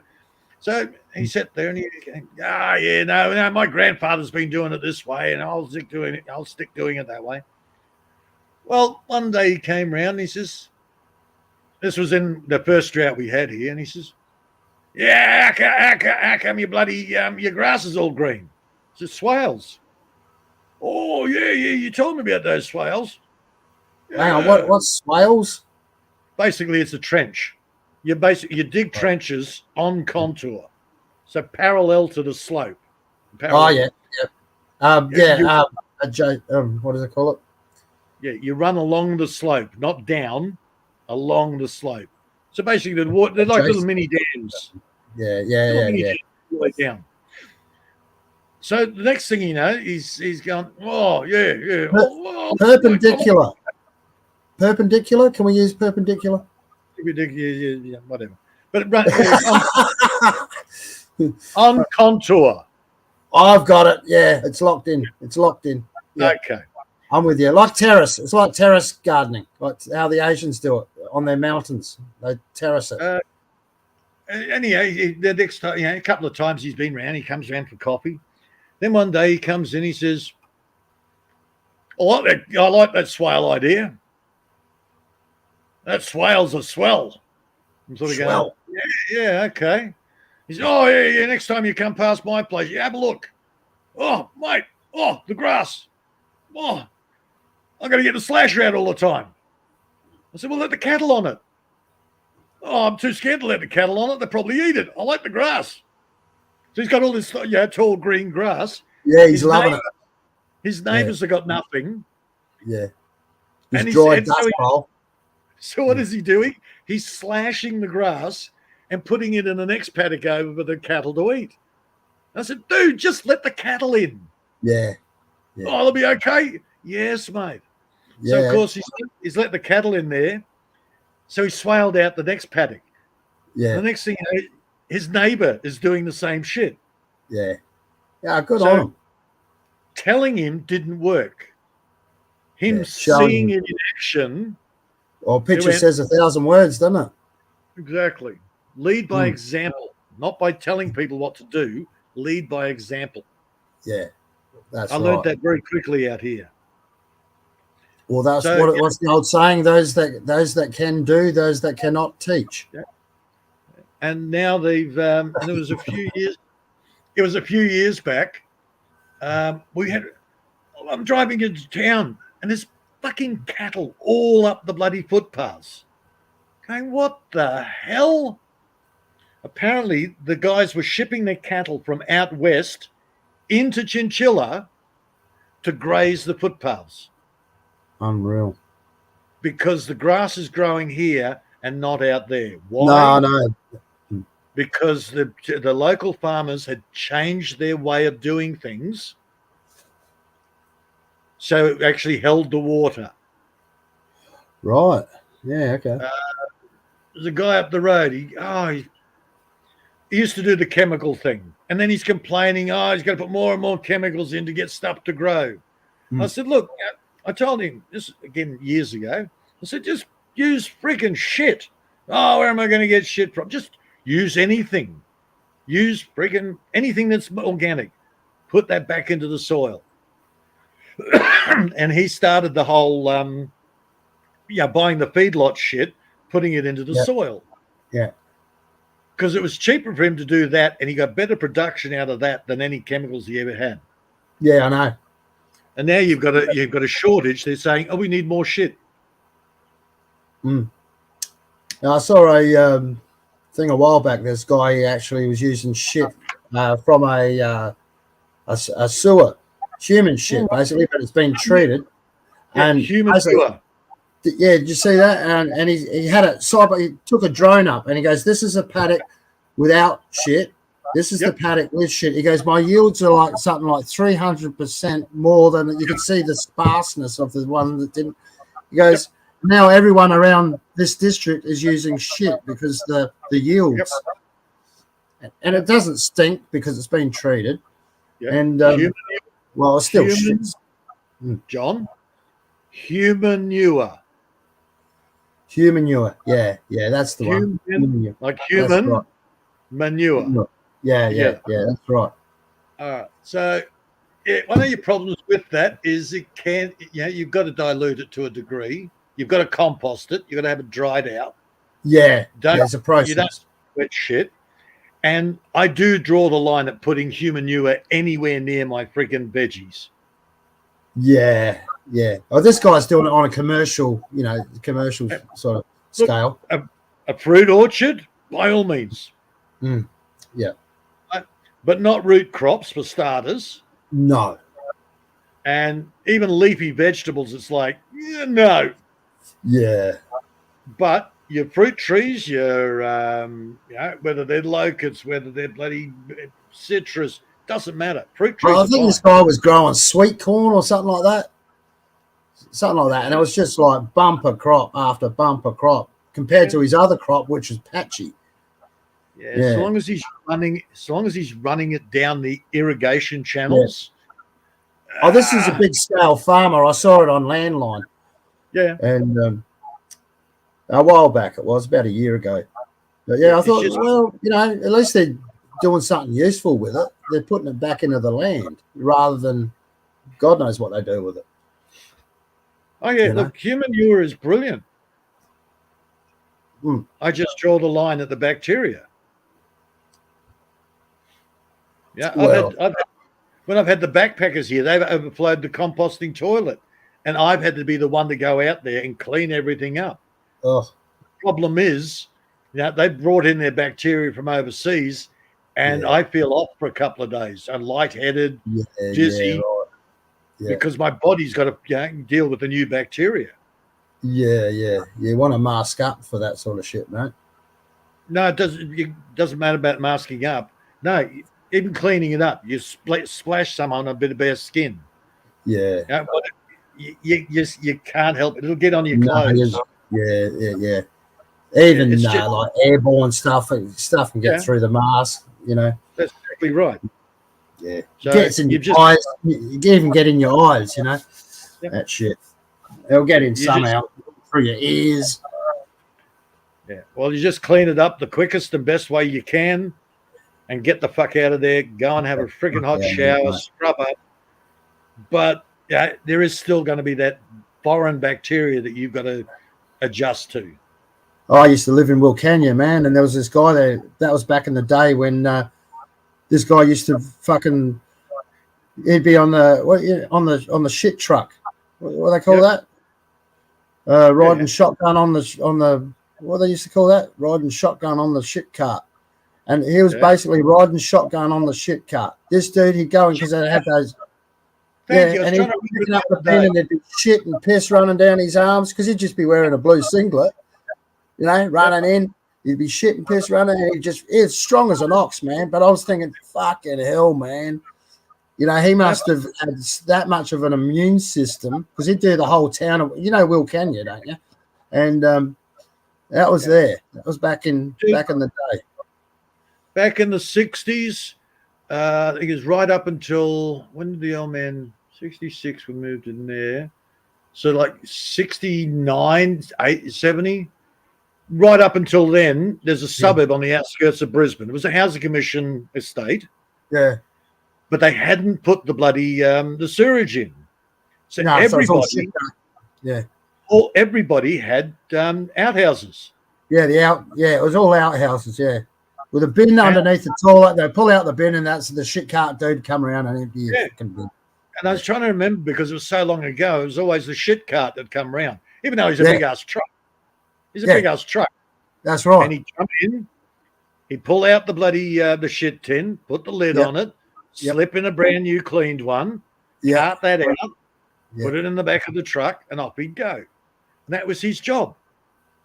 Yeah. It's like, what a shit job. He- No. No, this guy actually emptied it. This guy would actually empty it. He'd pick it up one-handed, empty it into the back of the truck, and then run back and slide the same bin back in. Oh no, no. He'd empty it into the big vat, but the tins would all get stacked in the back. They'd have to go up and get bloody washed.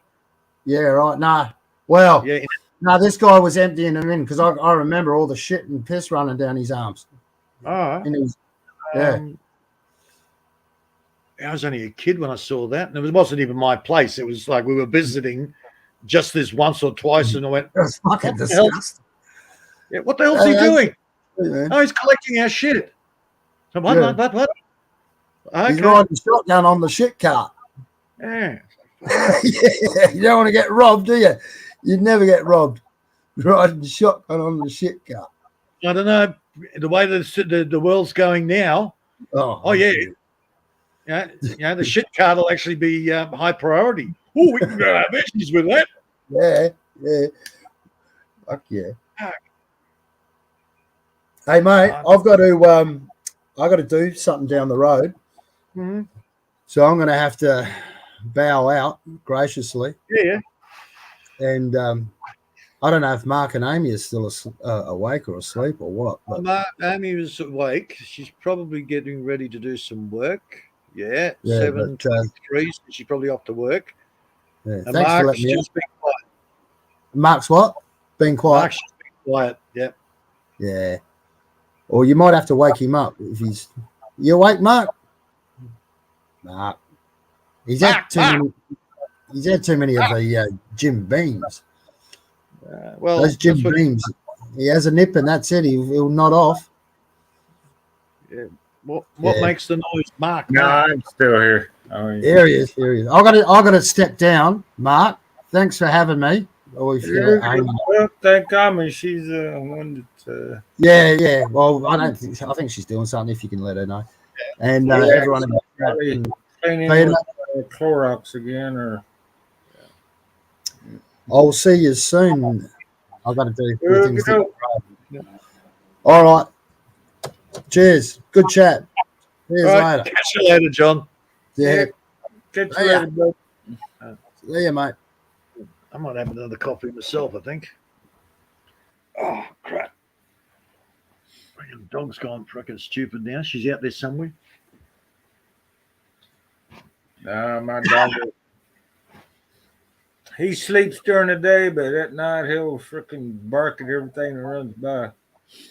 Oh, she's pretty good. She'll sleep most of the night, but then, well, I let her out before, and she's gone running up that way. Then she comes running back, and then she comes running in, sticks her nose in my face. And eventually she goes, oh, okay, you don't want that. Yeah, and she goes out running again. I'm waiting for her to run back in. Oh, here she is. But, yeah, she slept all night in a ball. She said she's got her chair. I leave mine outside most of the time. I just let them in every once in a while.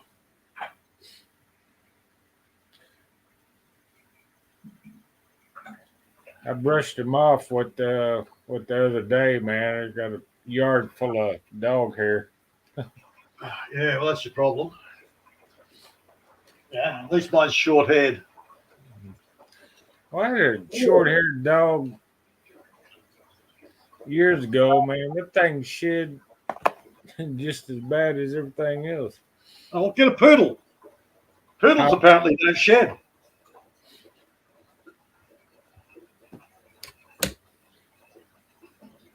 Yeah, you got to brush them out all the time too, man, because you don't trim their hair, they match up and and everything else.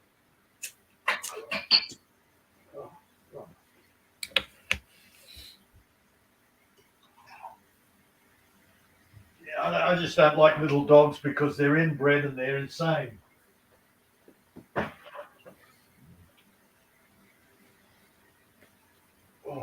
make room for coffee though.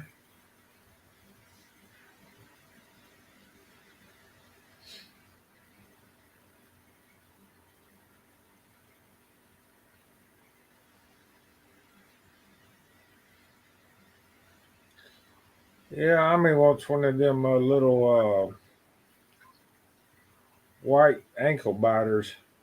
A little Shih Tzu. furry, looks like a little teddy bear or whatever. Shih Tzu. Yeah, something like that. I think it might be a different breed though. What are those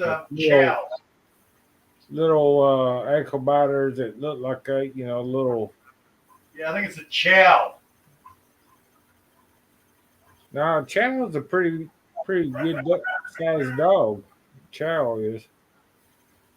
Yeah, no, you got your mini ones, whatever they are. Oh yeah.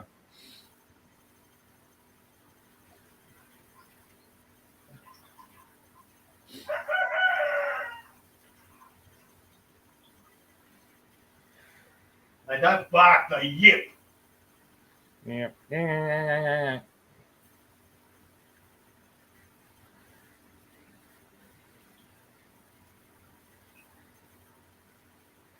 Yeah, my ex girlfriend, she had a we call her a reindeer Chihuahua. Man, it's like the biggest breed of Chihuahua, but it's still small. And Reindeer.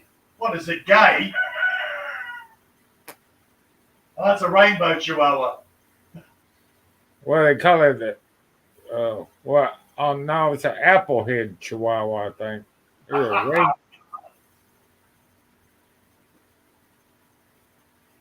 was it a reindeer Chihuahua or applehead Chihuahua? I forget. I'll pass on it. Yeah, I don't Nice. like them little dogs.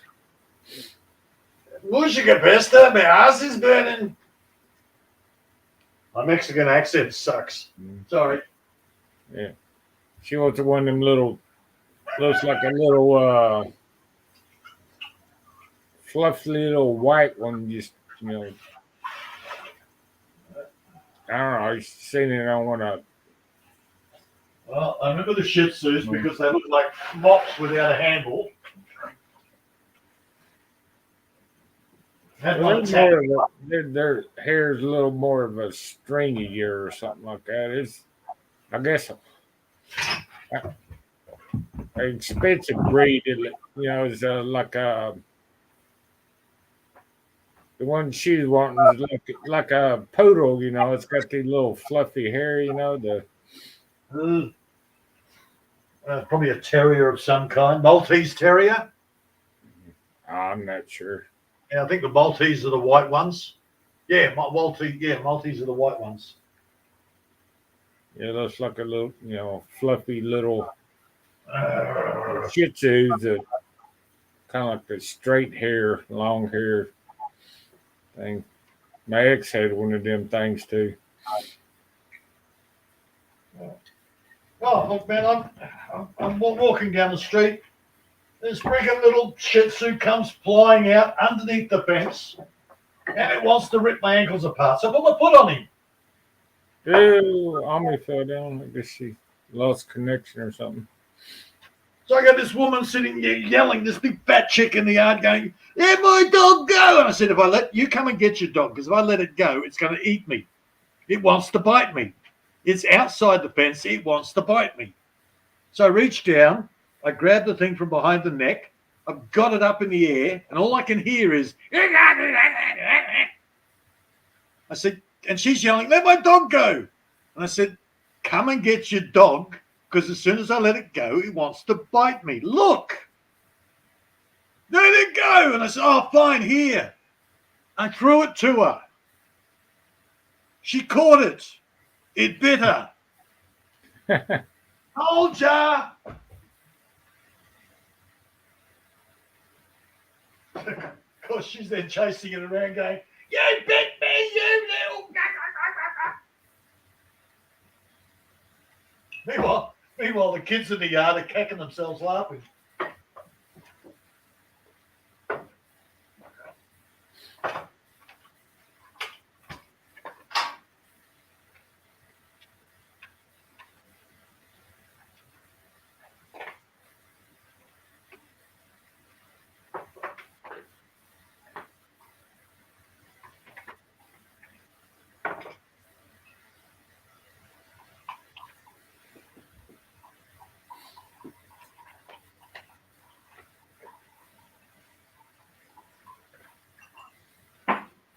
only been bitten by a dog once in my life. And it was a friggin' corgi.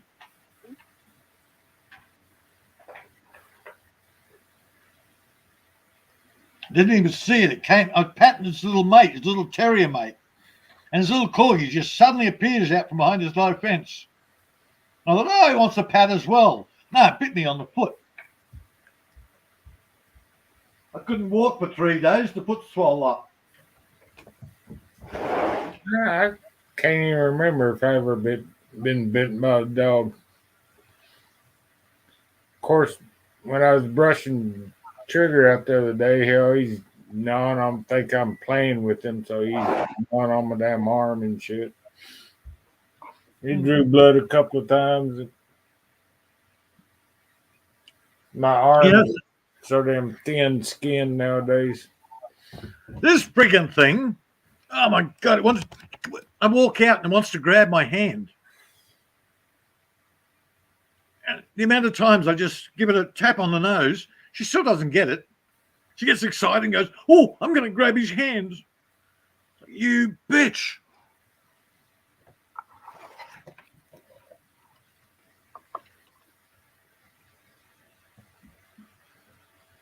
Yeah, go and have something to eat, bitch.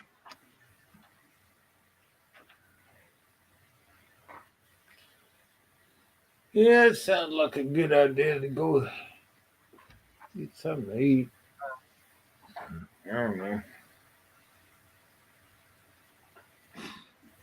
Yeah, last night I was cooking macaroni and cheese and freaking had some damn barbecue ribs. Freaking just at midnight. Fair enough.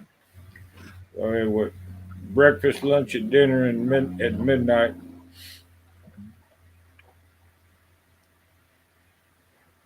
Yeah, I guess what I'll be doing today. Cut more firewood.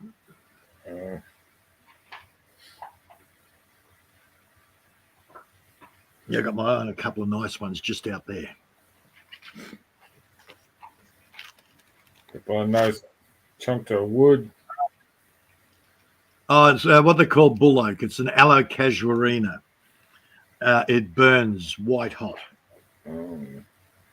Yeah, the old blue laundry soap they used to make from this bull oak, this aloe casuarina, because it burns so hot, the powder is really white, but when you mix it with some fat, it actually goes blue. Yeah, I still got some pork fat in the freezer from that pig I killed it. Yeah. Hell, it's probably been about 3 or 4 years ago. Yeah, well, the one I did a couple of years ago, it's like, yeah, I used up all that.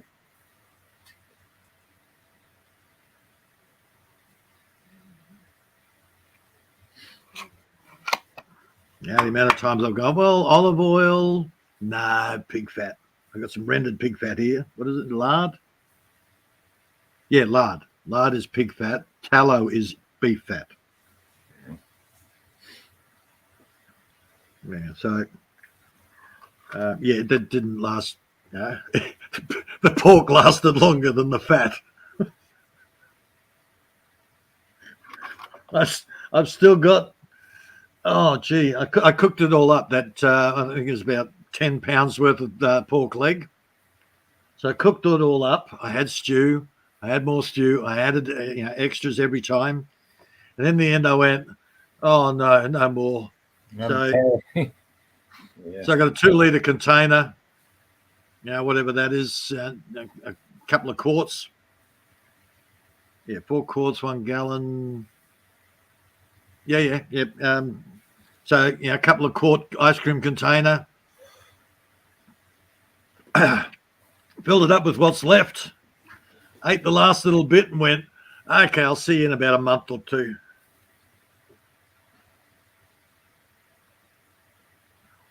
So I got a ready-made meal there for a couple of nights. If it'll thaw out.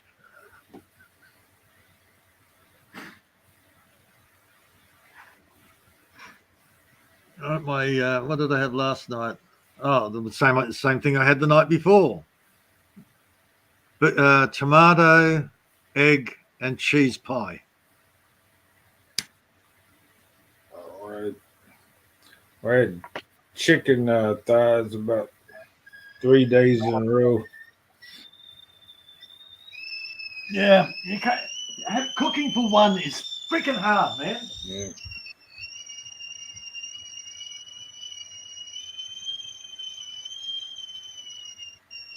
Yeah, and I was barbecuing them like it in the middle of the night too. Also,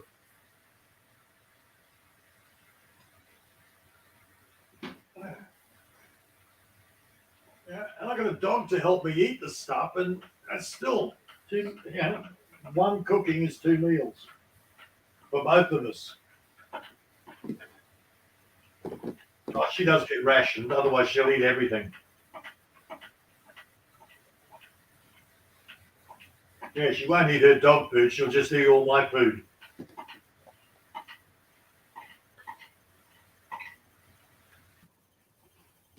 Then I don't need to tell you that. You got trigger.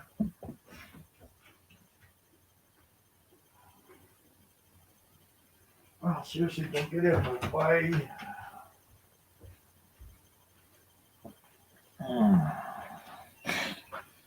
Right, so I got that coffee. How's the temperature outside? yeah, the dog food will lay there, leftover juice or 7. something. It'll Still. be gone within seconds and shit. Oh, see, she has dry food, so it's always there. She just really likes my cooking. All right. Oh well, that's the way Trigger is. Yeah. I don't. No, she's so spoiled. Put a bit of raw meat down. She won't even touch the raw meat. Oh no, never Trigger. Even if even the deer meat, I mean, I'll have to cook it up or dry it out or something like that before you can touch it. Spoiled menials. Yeah. Yep. Yeah, Well, they're just a pair of spoiled bitches, man. I figured I tried to give him some raw deer meat one time, or nah. Yeah, even when you're cutting out the sinew, you throw the sinew down and they just sort of come over and look at it and go, huh? Cook it first. Don't just give it to me like that. Oh yeah. Mm. I like you give him a bone or something. Oh yeah, once it's cooked. Yeah, he won't eat a bone. Eat the pork rib bones. He'll gobble them up. Yeah. Yeah. Once it's cooked, she loves the bones. Yeah. All right. You just cut it out with the raw meat still on it, and it's like, yeah, talk about spoiled. Yeah, well, I did that with my exes, so hey, yeah, might as well do it with the dog as well. At least the dog gives you unconditional back. Well, Trigger, he won't even eat the bones. He'll eat all the. If I throw a bone in the oven or warm, dry it out, on a low temperature or something, he'll eat all the meat or whatever around it, but he'll leave the bone. Oh hell no! At least that's this one. Yeah, I gave when I cooked up the leg. I cut it up and the cooked bone with the meat, a little bit of meat and gristle still on it. Threw that down for her. Yeah, there's only about that much left of a whole leg. She's still got it somewhere. She'll grab it and she'll play with it and have a bit of a munch on it. Yeah, she's weird like that. She'll grab palm nuts out of the garden. She'll come in and start throwing the palm nuts around and catching them. It's like, you're a weird dog. She'll even eat the palm nuts fresh. She likes the fruit off them.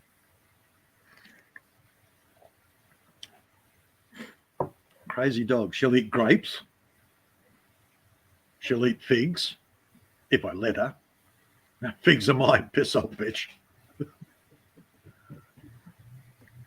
I did throw something down that she didn't like. What was that?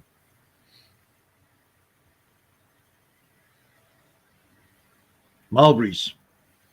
She's not a huge fan of mulberries. Hey, they're giving too many vegetables to trigger or leftover vegetables. I usually throw that in the On the compost, yeah. Mine go out for the chickens, man. They turn it into compost for me.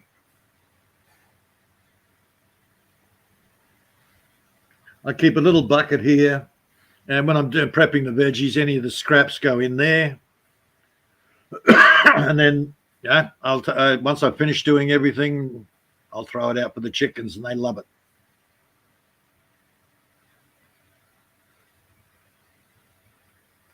and Yeah, I told you I got this chicken. She'll climb the ladder. She'll get up on the roof. She'll eat the mulberries. She'll look into the courtyard, but she won't come in the courtyard. She'll actually fly from the roof down into the backyard, but she won't come into the courtyard. And it's like, smart girl. Told you, animals are getting smarter. yeah, I got some neighbors that got a lot of chickens, but I don't have any myself. Oh, hell, man. Yeah, start working a bit of a trade. I'll swap you some deer jerky for some bloody chicken eggs. Yeah, trading is always good.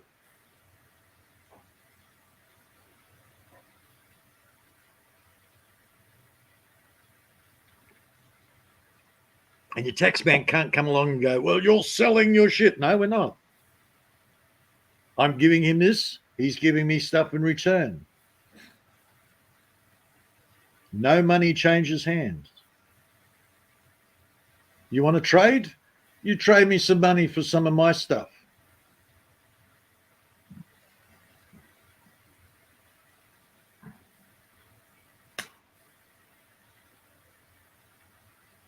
Strictly speaking, they can't tax you on something you make.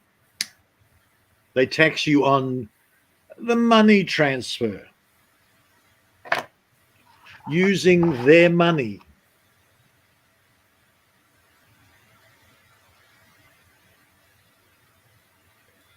And that's the scam. It's usury. You use their money, they take a percentage of it. Yeah, most people around here are still on the grid. You know, they're still got the 9 to 5 job or whatever Yeah. they got. Well, my neighbor on one side, he's retired, and my neighbor on the, 2 houses down, he's retired. So. I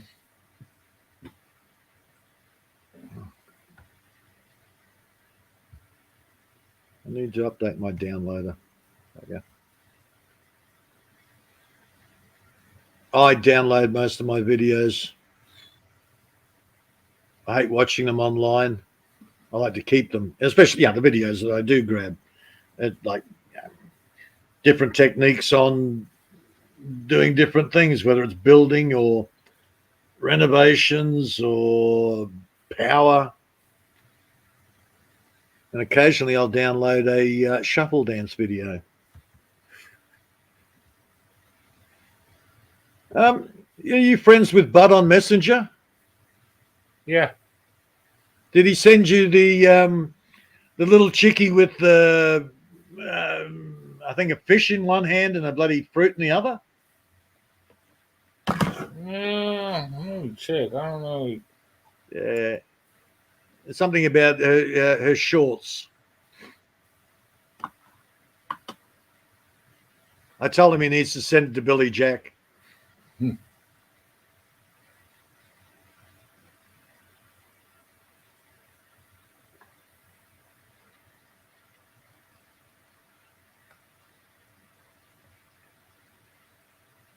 Yeah, he kind of jumped offline the other day when John. I let John up. I think they're still. Oh, I think he's no. Well, he's that's pretty good. He's. I think his just signal went to shit. Yeah, I think it's just. Yeah. Yeah. I told Bud ages ago, just give it time, man. Just ignore it. Give it time. All will be good again.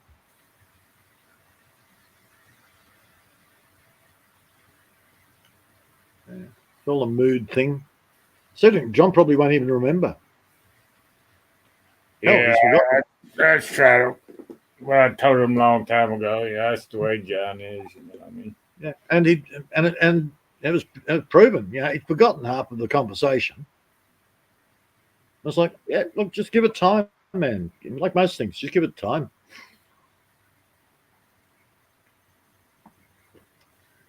I don't think he sent me that one. Oh, damn. I sent him with the Irish try illegal moonshine. Oh, okay. Oh, well, he'll have to send you that the little chickie with with the shorts. She's a walking advertisement for Billy Jack's favorite song. Uh, Nothing left to the imagination on her. I might have seen it on if he had it on face. If it was on Facebook, I probably saw it. Oh, see, I don't do Facebook. I got one. You know that Russian tanks going to Ukraine. That was from a friend of mine. He's always on Facebook and shit. Which it was a TikTok video that's been put up on Facebook, and he sent it to me via Messenger, and I put it up on YouTube. Well, you got Messenger. Yeah, I got Messenger there, man. You mind give me that or Yeah, I'll put it in the. Oh hell! I'm just trying to think. I just put my name in there. It's easier. Just hunt down my name. There's only. yeah, mine's straight up Mark Truitt. So Oh, hang on. I can do that. Where am I? I'll actually hunt you down. It's quicker and easier, I suppose. yeah, And hey, okay. Uh, I spell it right? Yes, I did. Oh, look, there's a whole bunch of yous. I'm guessing it's the third one down. Oh, well, freaking hell. No, that guy's got a buzzy beard. That's not you. Oh, for fuck's sake. mine should have the avatar with the army on the motorcycle thing. Yeah, it's so small. The yellow dress, the yellow. Yeah, I've got to bring it up again. Yeah, there it is.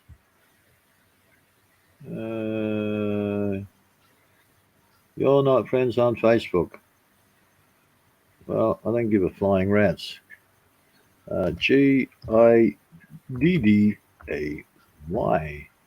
Bing. That didn't work. Freaking hell. Type in the right spot. Oh, no, I did. Yeah, you should have a message come through shortly.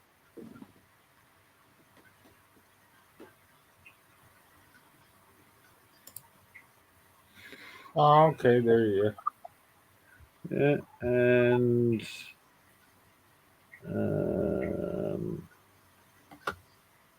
okay, it was a YouTubey thing. Oop.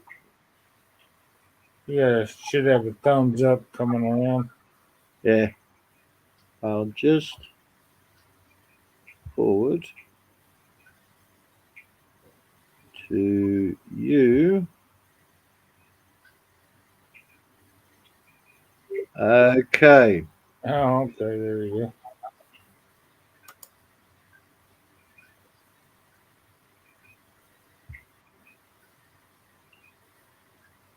Yeah. It's not long. Have a look at it. Yeah, it's a YouTube video. Yeah. Well, originally it's a TikTok, I think. No, that was the Ukrainian one. No, I don't know.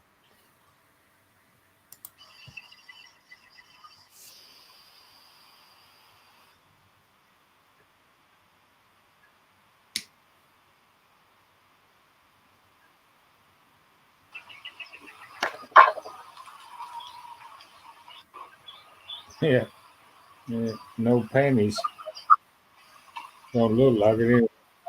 Either. Yeah, definitely not.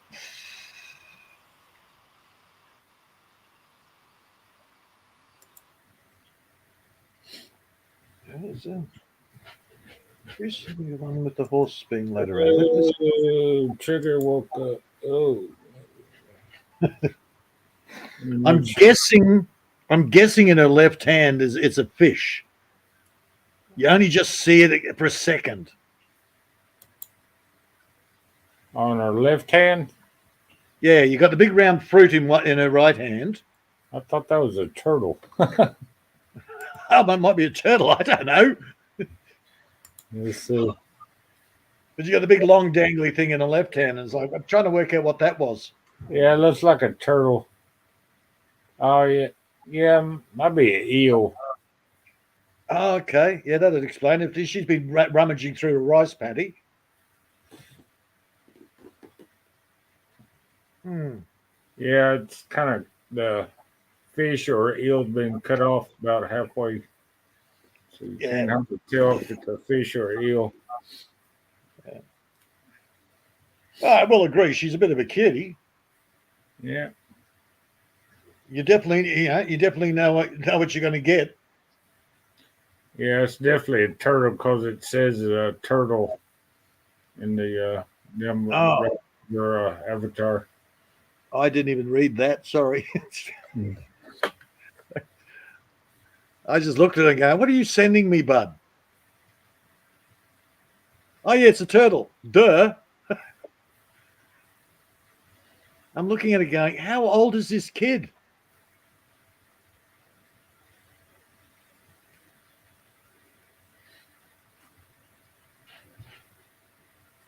No, it's a catfish of some kind.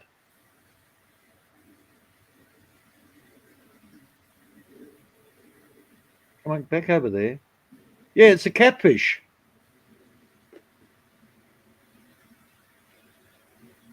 Oh, maybe that's why. Yeah, maybe it's somebody Bud talks to. Because Bud talks about eating turtles and catfish. Yeah. I wonder if it's bloody JB's younger sister. Nah.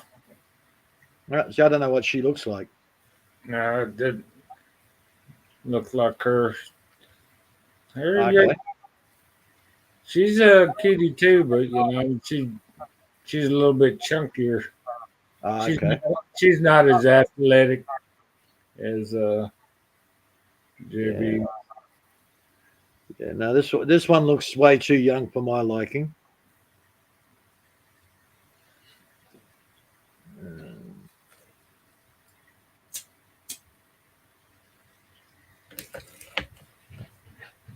Yeah, I had enough problems with my ex-wife. She's 19 years younger than me, and it's like, yeah. And over time, it felt like I was, raising another freaking kid.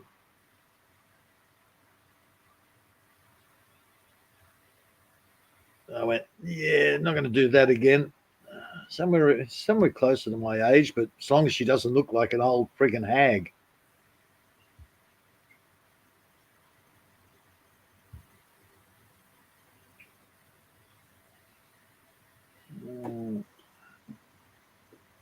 I don't think I've ever dated anybody, 20 or 30 years younger. Oh God! And most I was ex, I think she was maybe 10, maybe five or 10. I don't even remember how old she was at the time. Hell, man, I went into town. I was a while ago. Um, all I wanted to do was get in, get a few bits and pieces, and get out. So I got this attractive young thing. She'd probably be mid-20s. And basically she stops me and she starts babbling away. And I'm thinking, what the hell? All I'm thinking is I've got some kid making goo-goos at me. Okay. Eventually I managed to get away. I really never had that problem. I had to look, man. I'm like a rich guy out here. Yeah, most people have got they're either in town renting or whatever, or they got 30 acres, but they look like hillbillies. I walk into town dressed like I dress walking into the city, and all of a sudden the little dollar signs come up everywhere. It turns out this little red hairs piece. Well, she wasn't that little. She would have been about 5'8". They're reasonably tall, slim. Yeah, she lived out on one of these 30-acre blocks. Hey, Novus. So basically, she just saw the money and went, ooh, money, money, money. I never had that problem either. Uh, Of course, yeah, no sis here. Army fell off ages ago. yeah. Well, probably about 5 or 10 minutes ago, but before that, I don't. She's probably working now. Yeah. What? What's up? 8 in the morning. Yeah, she's busy cleaning. As soon as it gets over 10 degrees, I'm going to get out there and start chopping up trees. Mm. It's still 7 when I check. It's been another day not doing squat. Oh, it's a hard life. Yeah, I know it. I was like, you need to do. Well, you need to, even my flower bed, Well, I look at it this way, man. The way they're pushing the price of food, you need to get some food in the ground. Yeah. You're not going to. Hell, man, when they said there was, I think it's England and some of the states, they turned around and said, yeah, they're now allowing credit cards for buying food. They've always allowed credit cards for buying food. Yeah, these are specifically food cards. It's like, wow. And you're allowed to pay your utility bills on your credit card. It's like, okay, shit's going to get bad. Okay. So I just recommend to everybody, grow food. Yeah, I need to be a little more active. It doesn't take much. You just get out there and potter around. Yeah, think about it. I don't ever get around to doing anything. I wasted the whole day doing nothing here. I'm on YouTube, but I got some cherry tomato plants going. I got probably about 20 of them. As I said, at least you've got your hunting, Yeah. which is a great short-term thing. But more and more people are going to go out there hunting. Well, the way it is nowadays, I mean, what they're trying to do with the gun laws and everything, the restrictions and all this crap, and if they do that, they're going to be hunting other people's houses. Yeah. If the food shortages get too bad, they're going to be starting to hunt down other people's houses. Okay, we can't go and catch a deer because we haven't got the equipment, but we got a sharp stick. We can go and take him out. Again, welcome to the collapse of a society. Happens in all the big ones. Yeah, that's what I'm watching all the newsreels on YouTube. You know, what's up today? Well, same shit yesterday, or having these hearings on all this shit that you've been knowing that's going on for the last 10 years. Man, go and check out BitChute, BITCHUTE. You'll get more honest news. Remember, yeah, YouTube is censored. BitChute is not. Yeah, I use Rumble every once in a while. Yeah, Rumble is it's controlled.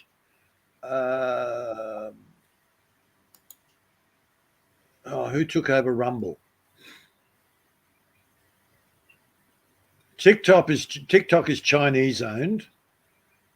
Rumble just got taken over by somebody. Again, it's controlled media. What they call controlled opposition. Both sides, the controlled opposition is just as much bullshit as the controlled media. I prefer hearing from people that are actually boots on the ground. And the only platform that you hear that on is whatchamacallit, BitChute, which is similar to YouTube. What's the other one? Discord? Yeah, let me see. Off my butt and type in some shit. Yeah. Let me just. Yeah, it's bitchute.com.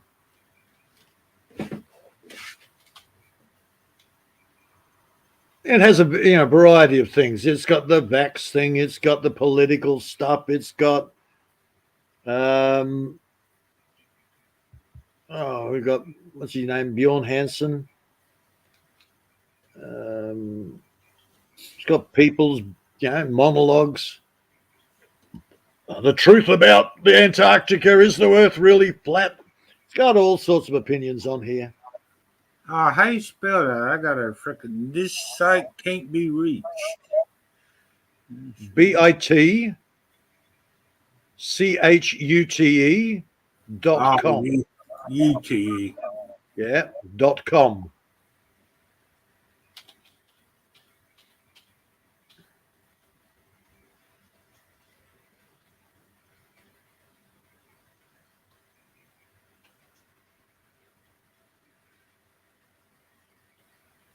Please wait while we check your browser. What the hell? Okay, that's odd. First time I ever seen that shit. Before you continue to bitchute.com, protect blah blah blah. What the hell? Sounds like you got to check if you're a robot or not. Oh, yeah. Yeah, he gets a lot of bot attacks. Let's see. It says before we continue, add extension to Chrome. Add extension to what? Chrome. Oh, okay, that's interesting. Yeah. Yeah. I guess I'll go for it. Oh, see, I've used Opera, which is a modified Chrome, and I never had any of this. Protect my info for Chrome. What the hell? Oh, yeah, but plus the fact that I actually signed up on BitChute. I registered, I should say. I can run a channel if I want, like YouTube. But then YouTube's the same, you still need to sign in. Otherwise you can't subscribe and all that sort of crap.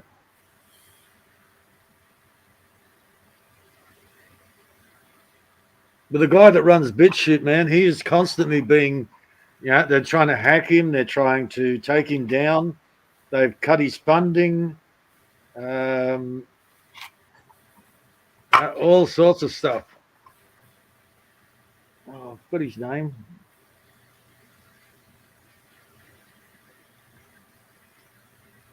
Oh, enhance your security, blah, blah, blah, blah. I don't know if I want to do all that crap. Add to Chrome.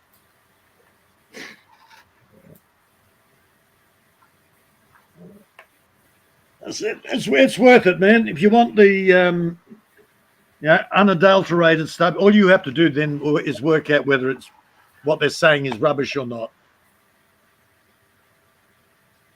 Yeah, well, I listened to a few different media outlets, then I decide whether myself whether it's rubbish or not, you know. You can easily tell, you know, by who's saying it, Logic, what's saying, what's being said. critical thinking. Yeah. If it doesn't follow logic, it's like it's shit.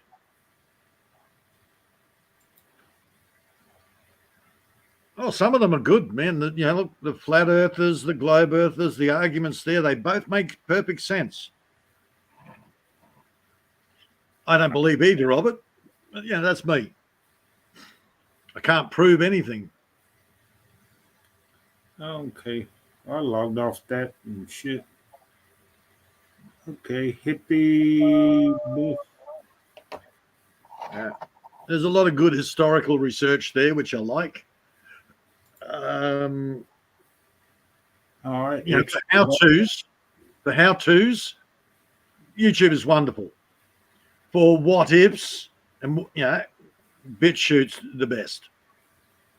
Oh, yeah. Why Dave Ruby?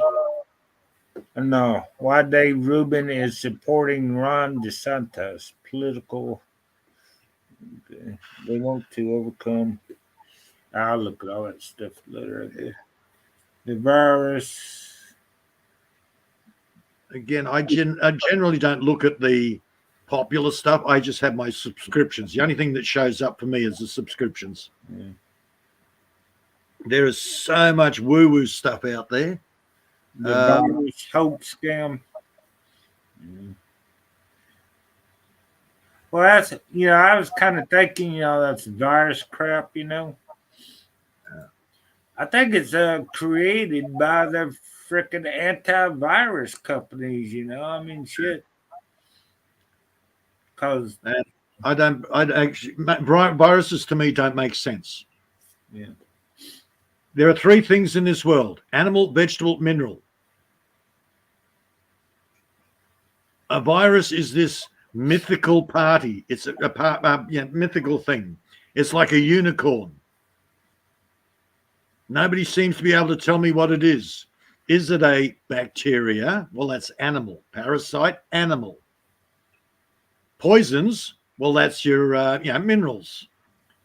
And then you've got your funguses, which is your vegetable. What is a virus?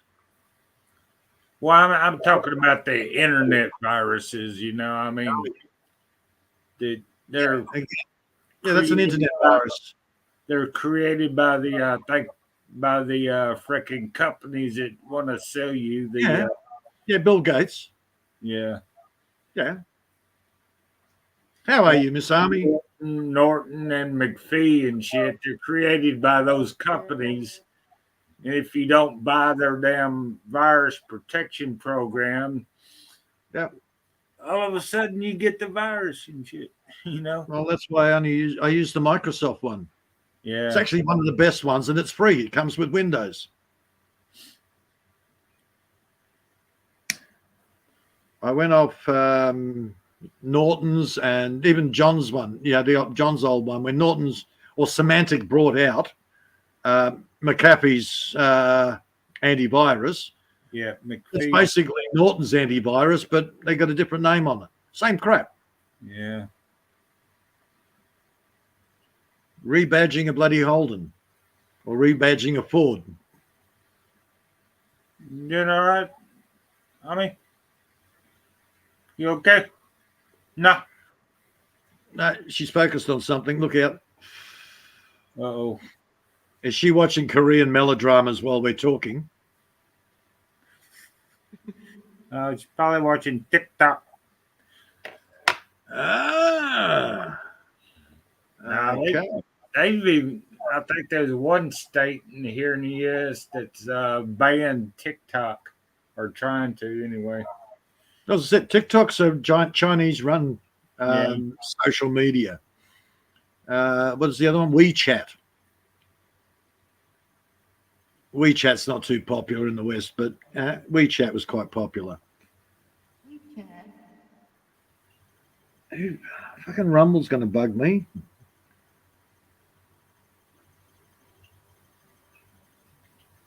Somebody just took over Rumble and it wasn't good. It was like FBI or CIA or something like that. Or Rumble got taken over by something. Yeah. So I tend not, I don't do too much on Rumble because I don't want my name out there.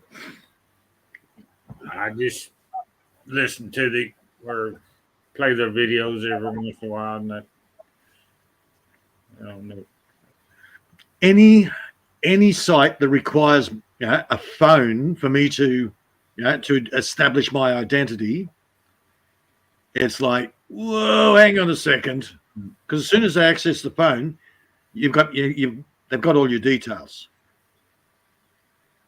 I just don't trust that. Smartphones. Ah. Yeah, Novus came into the chat, darling, a little while ago. Novus Channel official. Mm-hmm.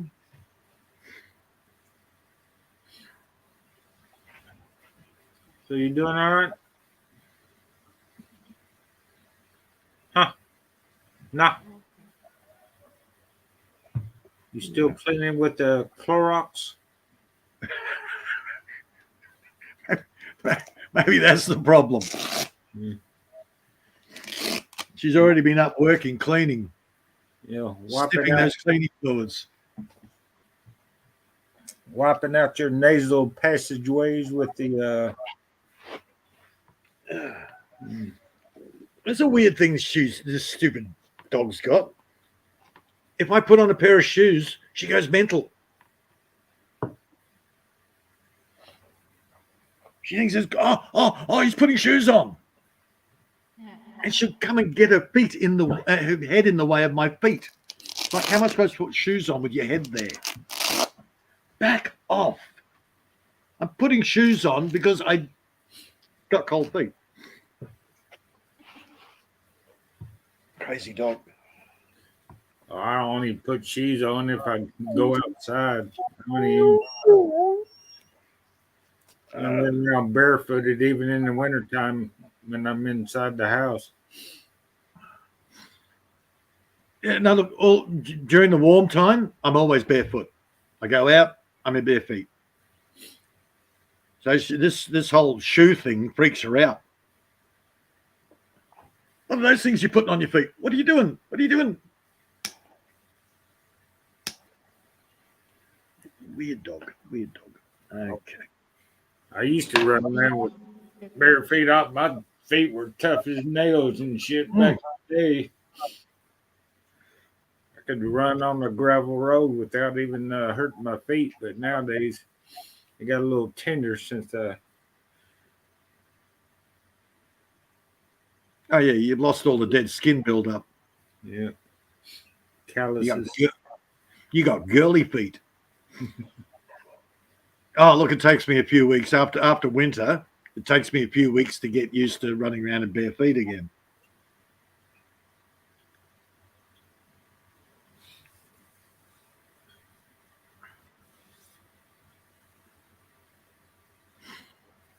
All right, so it's about that time of the day. I'm going to go say goodbye. Grab a chainsaw. Yeah, I need to fix my chainsaw again. And go and play a bit of Paul Bunyan. All right. See you later, Miss Army. Have fun. Yeah, thank you so much, Mr. Peter. I'll catch up with you later, Mark. Catch you later, Peter. Have a good one.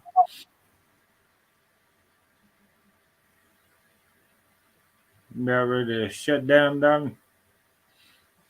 You've been going on 7 hours.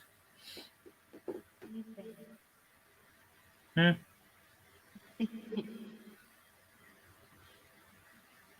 Hosting is fine. And now I'm going to work. Do what? Listen.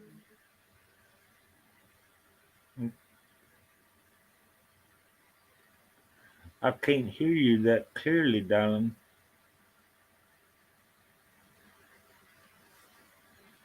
What do you say? I said you've been going on 7 hours. You about ready to shut down your live stream? Yeah, yeah, going to shut down now. Huh? Time to work. Time to work. You've been working already, haven't you? Yeah, but I need to work again. Washing the clothes. Huh?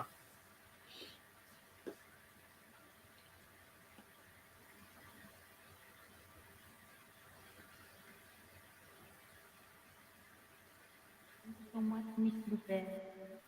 Good morning.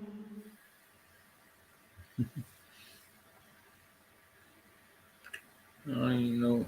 Yeah, good morning. Thank you so much. Saiki TV, Nicolab Channel, Miguel, Kuya Joey, thank you so much. Mr. Peter, thank you so much. JQ, thank you so much. And of course,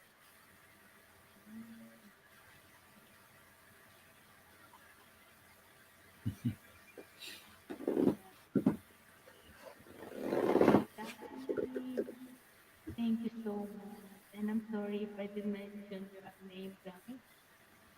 Thank you so much. Thank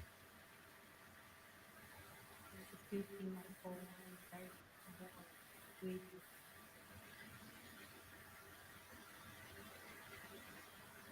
Bye, everyone. Tommy Tom Tom.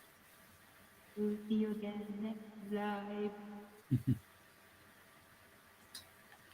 All right. Bye. Talk to you later, darling. You have a good day. Bye.